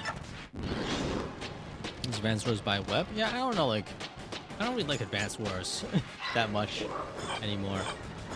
I actually only played it for like maybe 1 or 2 months, and I tried making content for it, but effort to, at least for me, effort to benefit wise, it was not worth it. And I think I got really good at Advanced Wars by Web at the time, I'm sure by now, like, I'm kind of a noob by those standards. But when I was playing, I was like, it was pretty good. But then the problem is, I played Fog, and there wasn't like live matches back then. So if you wanted to play at any regular frequency, you'd be like queuing into 25 games at a time, and then spending 40 hours a week on it. And then, I mean, I guess at the time, like in like 2020, I could afford to do that because of global circumstances. But now I just can't. Am I only into strategy games? I like other games, but like, I like those like more casually. Or actually, I don't know. I don't really think I play games casually generally. But I kind of go all in on most of them, but like not in a way that is interesting to most people. So it's not like I could make content about it. Like liking a game and liking a game enough to make videos about it is a whole different thing. You can probably say you never spent money on Fire Emblem Heroes despite playing it for years. Me neither. I've never spent money on a gacha game. And I never will. Part of the motivation is one is like I don't like spending money on games. But the other thing is that it's never worth it money-wise.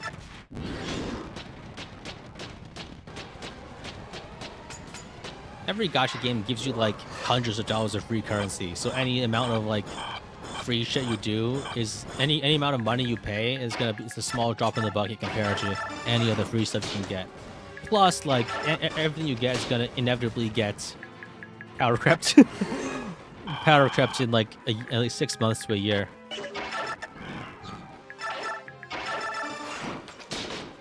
$9.66. Hey, triangle attack with silence? Yes. And do they say triangle attack? Yes, they do. They still talk. I think. I would have noticed if they didn't.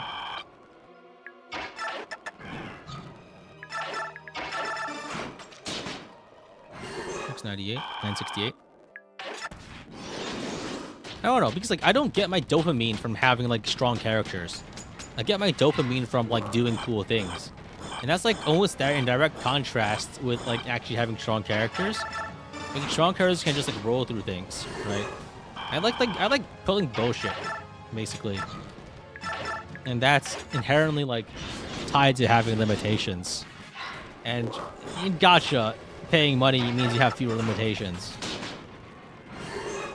And so it's like it's just in direct contrast to my goals in the game. Can you do a backflip? Can you?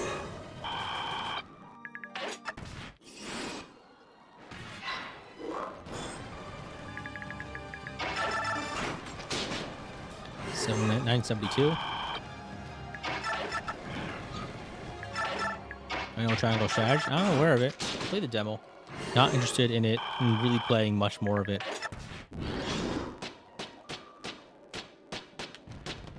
You recently started playing physical Yu-Gi-Oh! And cards cost like $130 and stuff. Yeah, I mean, I used to play like some Magic, most like drafts, but the problem is like, yeah, just I don't like the game enough to pay that much money for it. That's me for a lot of hobbies.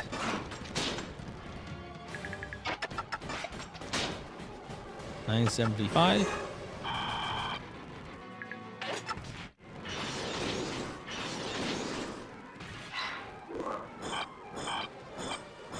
Want to reach 776 turns? I think we can probably get to 1,000 before 776.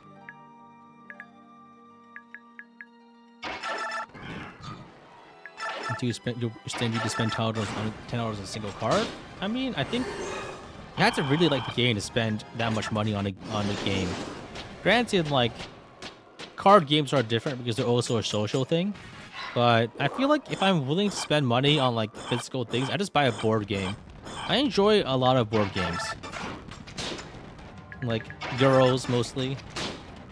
Wingspan is a favorite, for instance.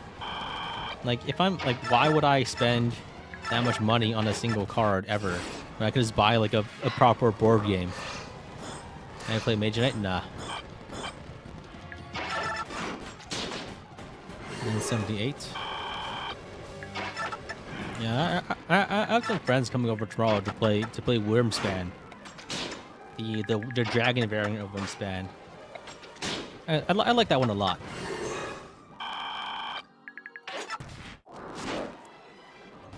I recommend Spirit Island.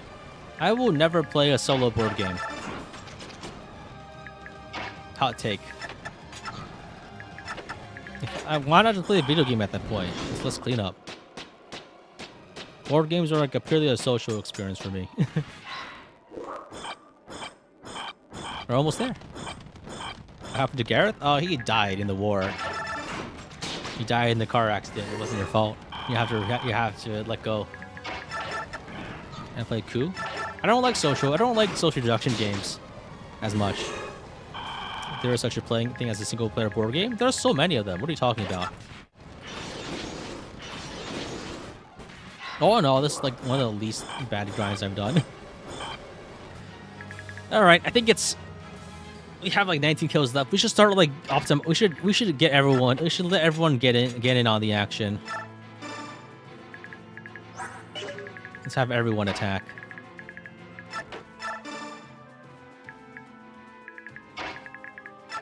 Let's make our final kills dramatic.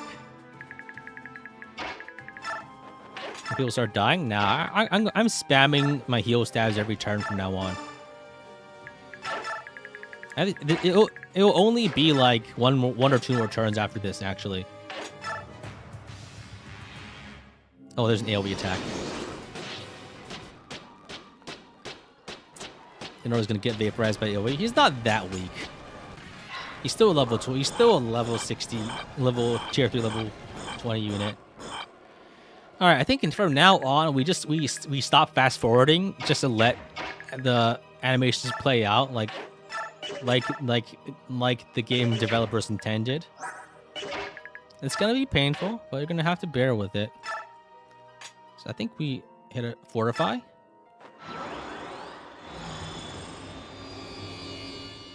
The issue with social deduction games, in my opinion, is that it's not an issue. It's just that I don't find them as interesting as a game where there's numbers to crunch. All right, one kill. This is I'm gonna let this play out at real time. One kill. There's no way this will result in casualties. I think it's basically impossible to have casualties if you play correctly. Turn on animations? I don't want to. I'm not turning on actual animations because they don't actually look very good. I like the map animations better in Radiant Dawn, honestly.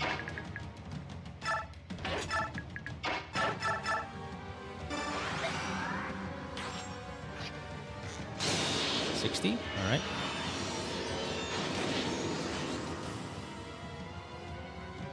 That's a hot take. I don't care. It's my opinion. Sigrun goes here. Leonardo goes for some chip damage, I guess.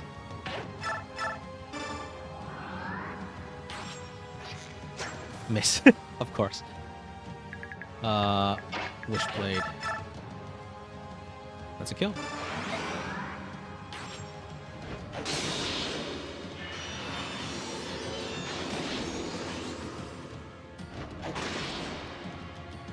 But what made me bring Leonardo to a tower? I'm still wondering that myself, honestly.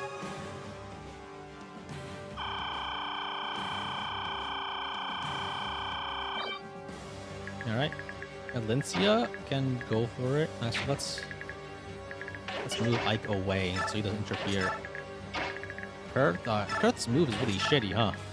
So Valencia can attack for not much damage, I guess. Let's go, triangle attack.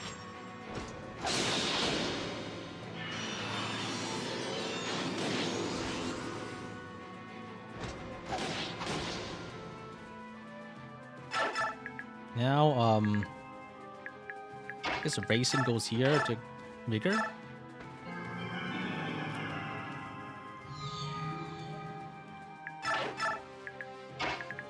Tanith goes for a kill.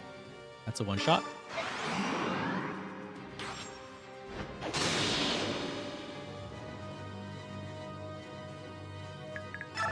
That's another kill. Ashera revives herself. Whew.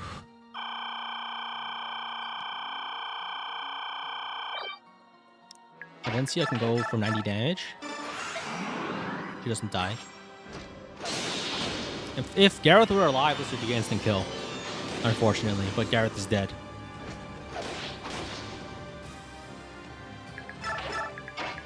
Sigrun kills. For the 985th kill. That was like 4 kills this turn, right? I don't remember. How many kills was that this turn?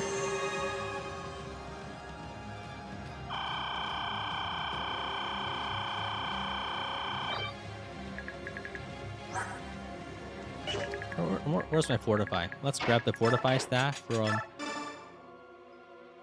Let's have Micaiah fix the fortify. Oh, she's silenced. Okay. I guess I'm grabbing the Ashera staff then. That's fine. I'll use it.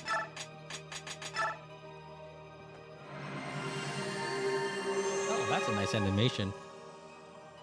One must imagine Sisyphus happy. Let's fix the fortify. Oh, kill all my units? Nah, it's too much trouble. Hey, weapon rank up. Yo, that's gonna be so useful for the rest of the game. I can't wait. It was after Aina. Doesn't matter. Okay, this is the physical attack, right? The physical single target. That means I can attack without worrying about damage. I think it's probably fine. I don't really think it matters at this point, though. 1 kill. I want to count how many kills this turn.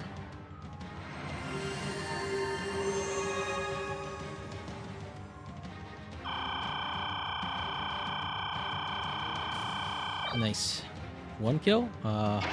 Valencia Amidi for 90 damage.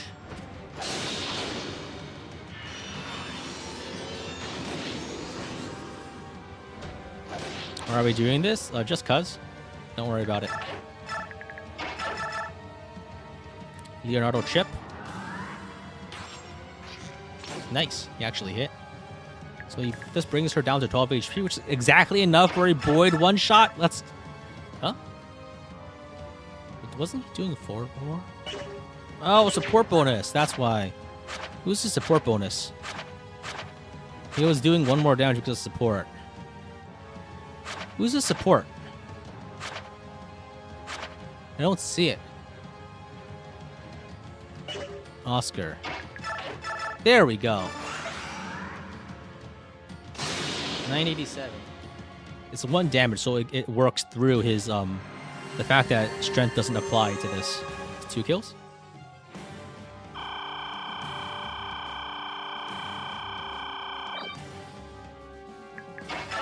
Oscar kills.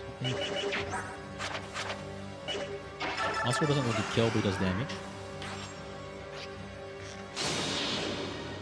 And then this is enough for Tanith to kill, I think. This stays here. Where are my other flyers? Oh, there's Tanith. Okay. I think Tanith... I can probably get the kill with someone else. Marcia is also a kill. Maybe Sigrun?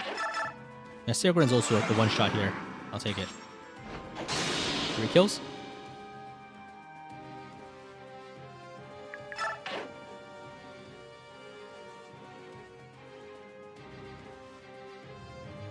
I'm trying to figure out the best place to actually put her. I think here is probably a better spot. Because this way I can get a 3-person dance, maybe.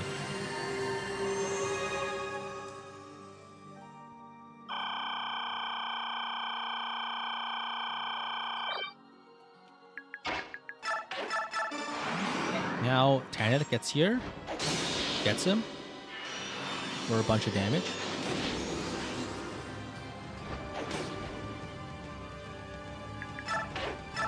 I think here Kurth can get the kill somehow. His hit rate's bad, but it's worth trying. Miss. Okay.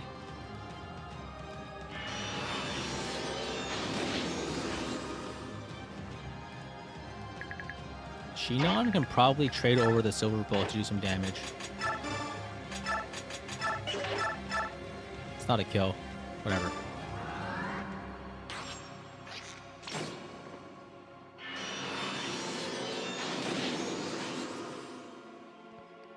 With this, I think Nasir can kill.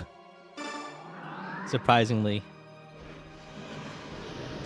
Wow, he's bad.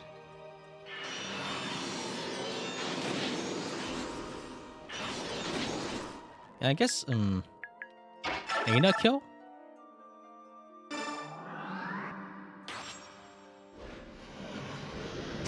She's bad. Oh my god, they're all so bad. Can't have Ike kill because that would ruin it. So let's have Marcia kill here. That's 4 kills. Dance here.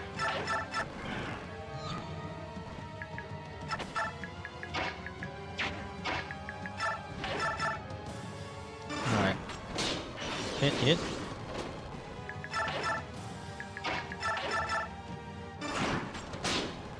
5 kills. I guess I'm not getting that many kills this turn, huh?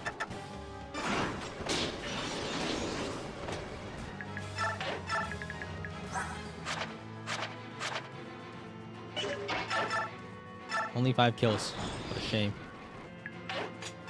I think this is a silence turn. Yeah. Oh, I'm 1 short. I didn't count that last one. Okay.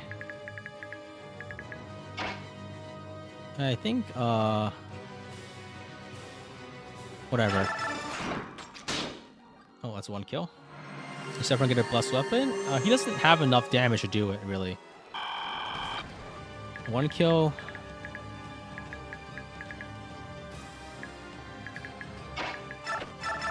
Alright.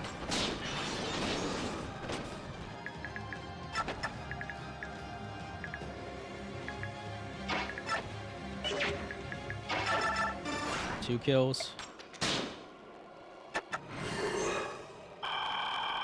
Try to get Rolf in the Vigor. It's kind of hard to do that because he needs to be adjacent to these guys. So it doesn't really work.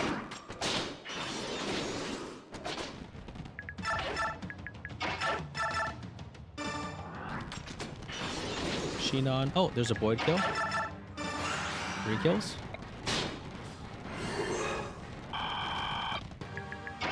Trade here with the silver bow, so Leonardo can chip damage. Miss. Okay.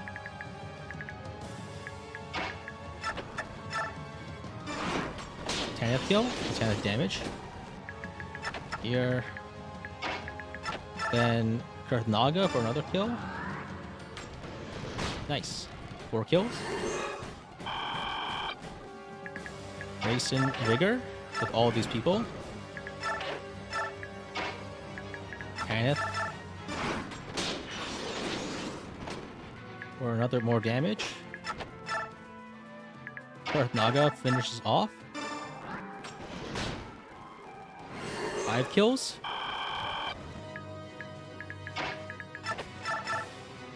Marcio. Okay. Valencia goes for the 6th kill. I should probably stop that fast forward. Pretty close.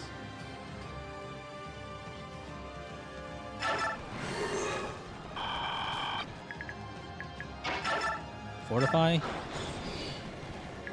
All right, next turn we'll try to get Leonardo a kill. Oh. It got spooked a little because I haven't heard the actual full sound for that animation in a while.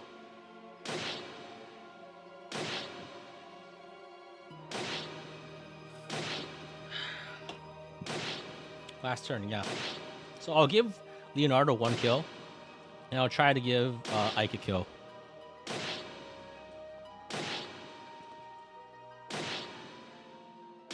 Can I get 4 units including Rolf? Yeah, I guess.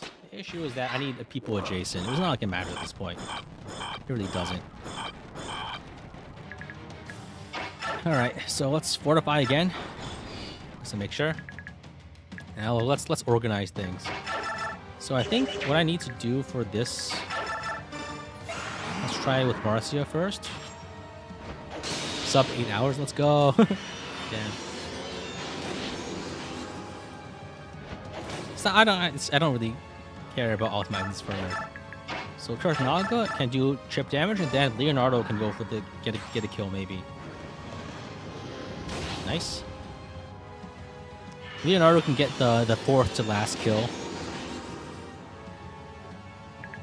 If I go from 2 range, his accuracy becomes a lot better. All right, that's a Leonardo kill. Leonardo has killed Ashera somehow.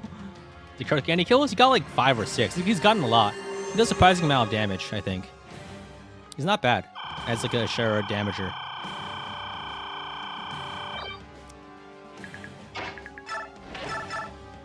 Alright, that's 1 kill. We have 4 more.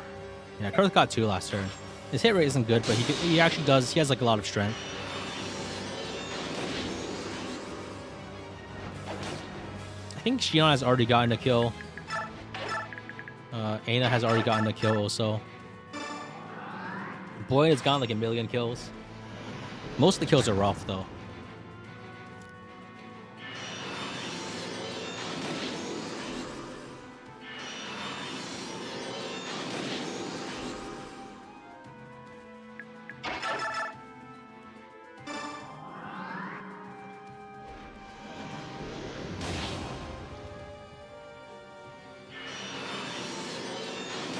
Wow, the viewer count went up a lot more than I thought. I thought people like just like stopped watching. I guess, but the fact that the death counter were near the end is pretty nice.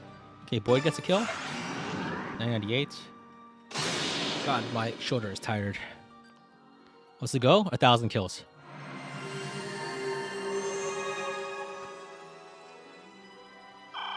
We're basically there.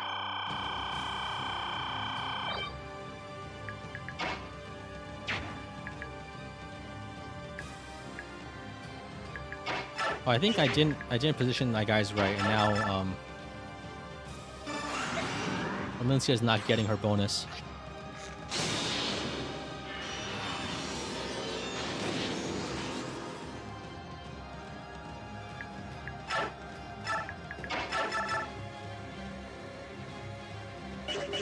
This should be a kill if I attack from here.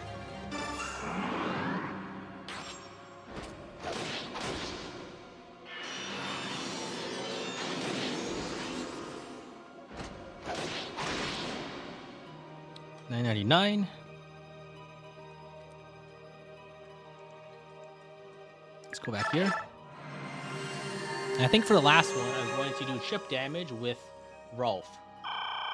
And I will do that by having him attack from an angle that is not next to Aina. That way he doesn't get the kill. I'm pretty sure this is a triangle attack because it does overlap Boyd. No, it's not. I messed up. Oops. Okay, whatever. I still have the dance.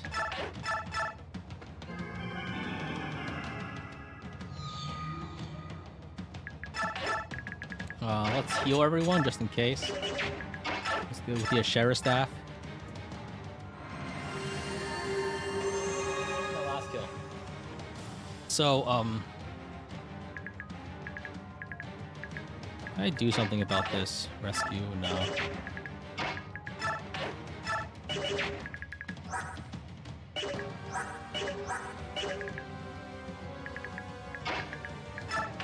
Let's just do it next turn. Yeah, I think... Whatever. I won't use Rolf for it. I'll just do random damage with other people. It's gonna be close enough.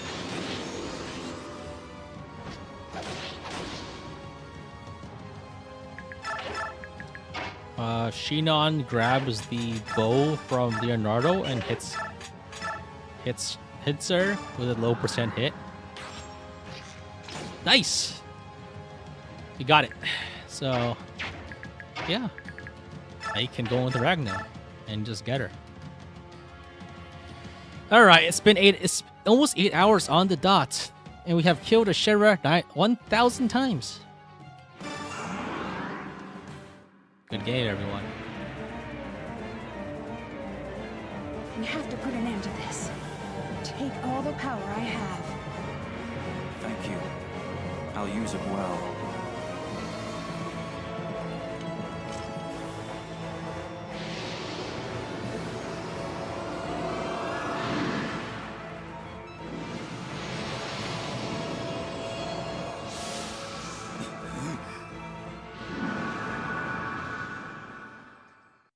Imagine he just misses.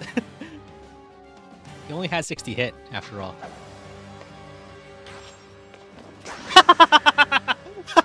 What the fuck? He missed the first one.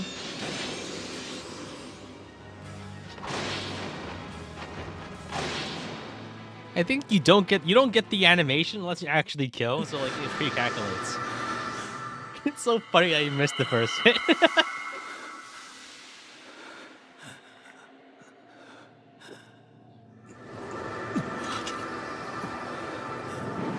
Imagine he like missed it and then just died. That would be great.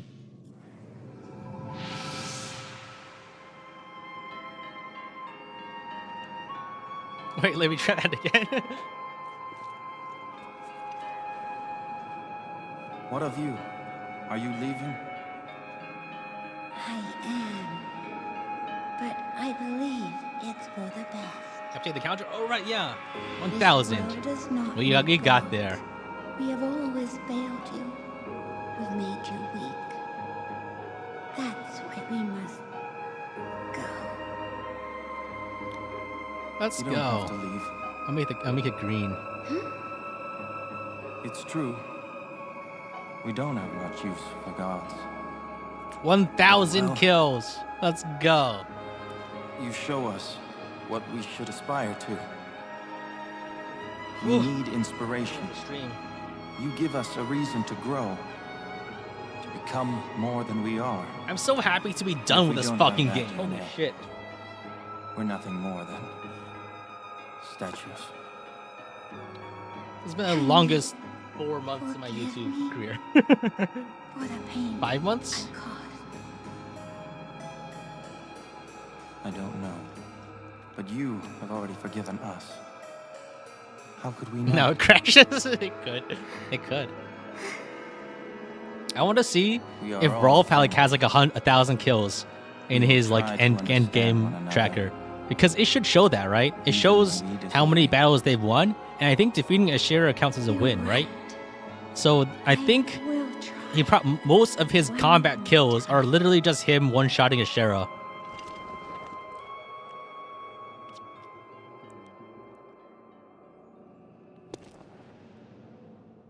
Probably Captain 999. I don't think he got 999 of the kills. A lot of them went to other characters, like Oscar. I think Oscar at least got like 100 of them. Hoi, bird. Is that the Dawn Brigade? Nah, it's just a bird.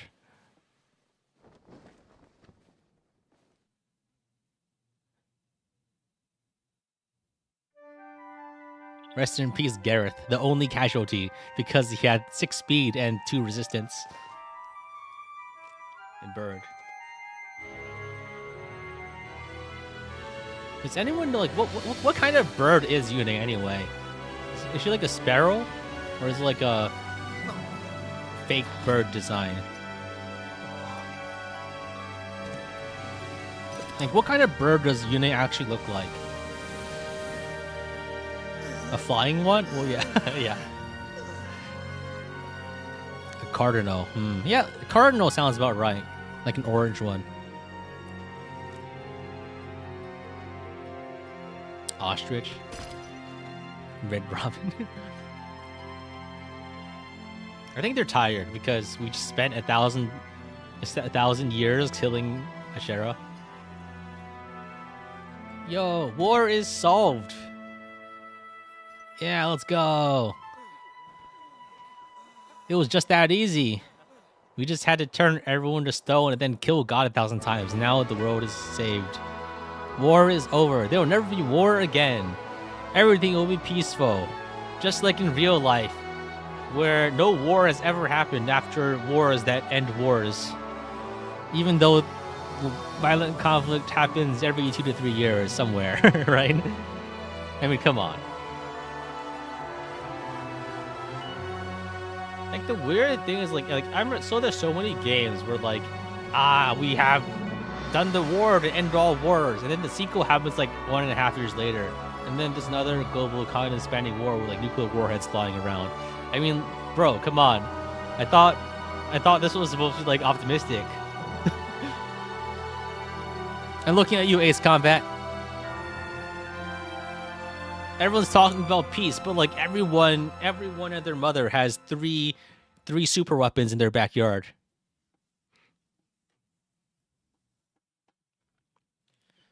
Good game.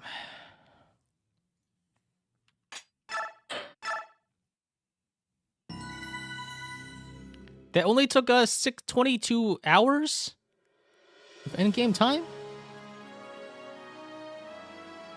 22 in-game hours. Okay.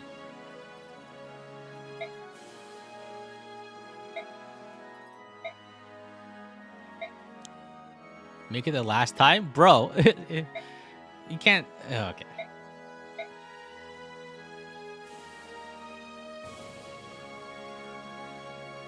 Micaiah, crowned 15th Queen of Dayan at prior King Peleus's entreaty. Micaiah ushered in a new era of prosperity. And then there was another war 20 years later. For completely unrelated reasons. Becoming Queen Micaiah's husband and her pillar of strength, Soth worked tirelessly to assist the poor. Did they give you kills this one? I think at the end, they give you your best 5 units, right? Where's the text so slow? I don't know, man.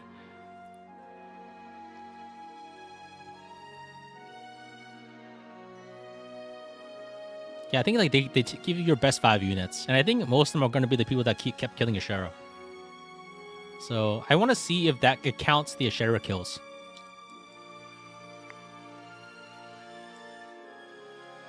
Maybe I should fast forward through this.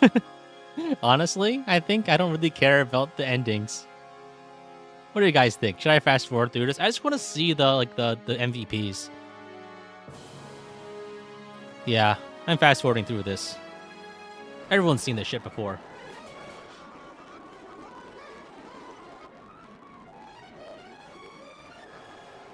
I spent enough time playing this game.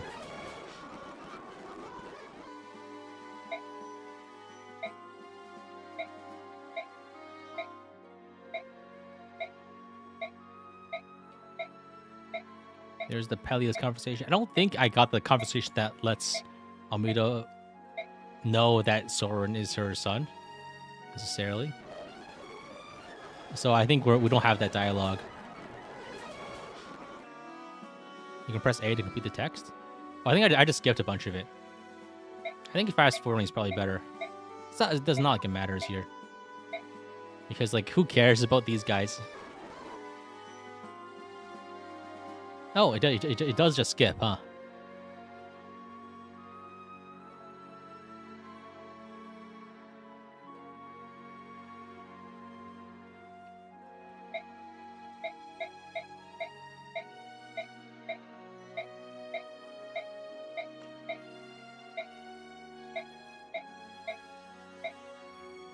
All right.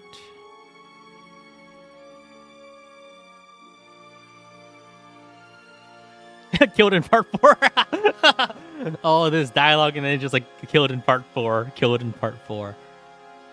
Killed in part 4. Yo. I think Oliver doesn't have an ending because he wasn't recruited.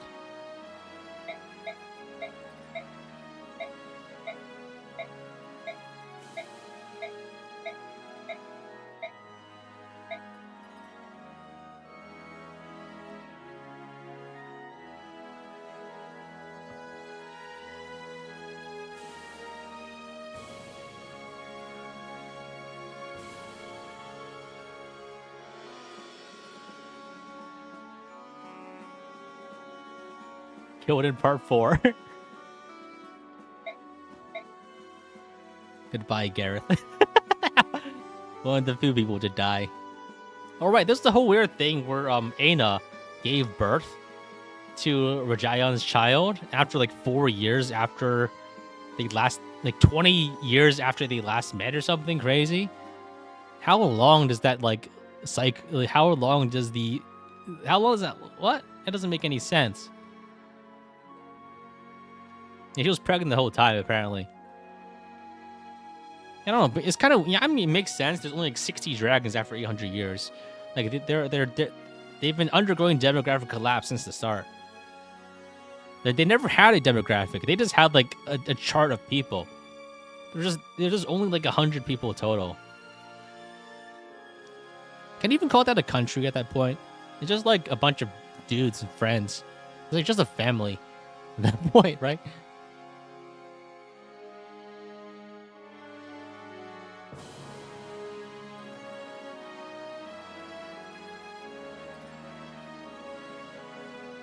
We were a country until you massacred them all. Well, it's not my fault. That's their fault. Oh hey, Lorazier is, I think that's like Rayson's dad, right? The former king of the Serenus Forest. Serenus Herons, I believe.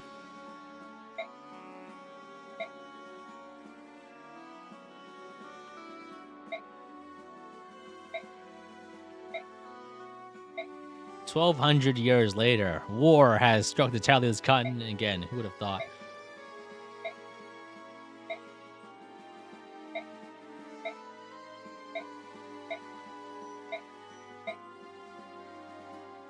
That's about it. We can now finally see the endings that we actually care about. I think there's music.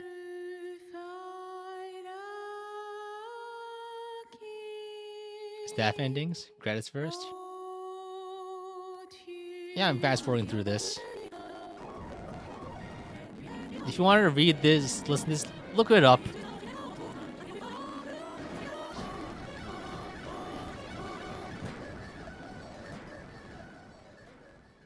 Lorazier is permanently off screen. Yeah, I don't think his name was ever mentioned before. Awaken my masters. Respect to all these people for real. Yeah, absolutely. I just don't want to see the credits though.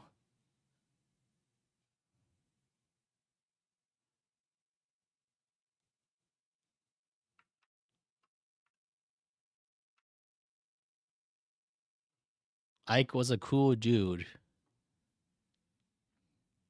All right, we haven't seen Ike's ending yet.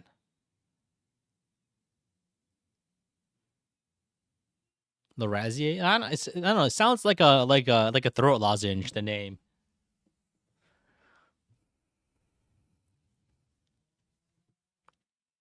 The AI summary said the chat thinks everything on IP10 is good except for its speed. This is like the 0 speed Fire Emblem. Finn. That's not Finn. That's Ike.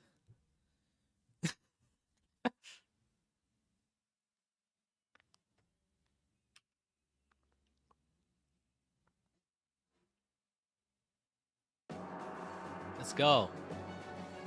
12 turns, 10 turns, 39, 39, 43. Most of these are like 20 minutes long, huh? Hour and 30, hour and 30, hour and 40, 13, 32. 9 minutes, 10 minutes, 3.5 hours. I think that one was the, yeah, grinding. 2 hours. Can't wait to see the big ones that are 22 hours long.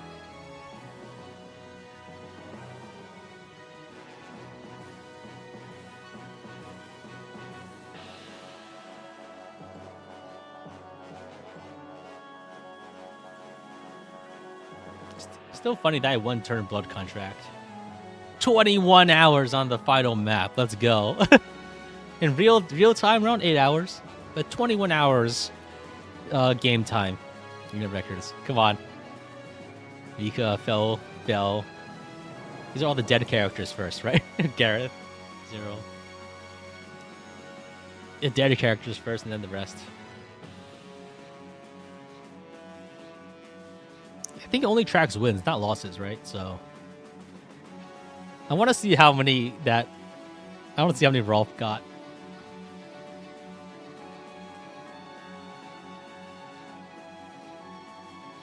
One kill. Most of these haven't gotten any kills, huh? Leith. I'm surprised Leith got any wins. Nasir got 3. A bunch of those. Oh, a bunch of those were on Ashera. So I'm pretty sure it definitely counts that, because Ashera didn't fight anything before that. He didn't do anything in the previous chapter. And he got like 2 or 3 kills on Ashera, I think. So, and maybe a few on the Wisps, actually. Never mind. I'm not actually sure now.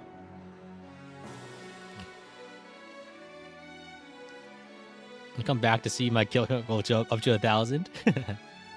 Yeah, it was a good time. Reinforcements. Yeah, possibly. Yeah, it's probably spirits. Sonic E22, Liana, Jeffrey 44, Laura only 47. Huh. Leonardo 51. Rolf. What the hell is up with Tabarn? What the hell was up with Tabarn's sprite? His like arm was dislocated from his body. Did you guys see that? Soth? How? Huh? Huh. Emulator does for some units? Oh, man. Void with a bunch of battles. I think Rolf is first. He's got to have like 1,000 victories, right? Fiona appears as an enemy unit? Yeah, this Emulator, she's normally red. Ike with 243 victories. Not bad. Not bad. Oscar's probably second. 298 victories. Oh, okay, I'm excited now. Rolf. How much you got, Rolf? Over 1,000, right? Let's go! 876 victories. The Ashera kills count. We got like 800 kills on that last chapter. Let's go. So good. Nice. Rough sweep. One more got rejected. All right. Good game, everyone. That has been Fire Emblem Radiant Dawn on hard mode. And today we have killed Ashera 1,000 times. Thanks for watching, everyone. And yeah, I'm pretty sure we broke a bunch of records. But it's actually a good game. That depends on what you think, right? I don't know.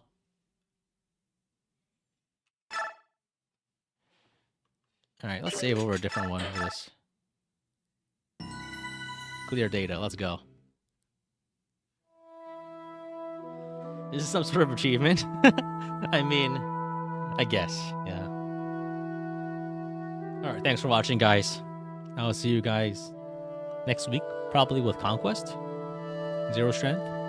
Other than that, I'm going to try to get the summary of this out. It's going to be a long episode. I feel like at least 5 minutes. I hope not much longer because I don't want to edit something that long, but we'll see. I feel like it might be like another 8-minute one, like the Race to the Endgame. Might take a while.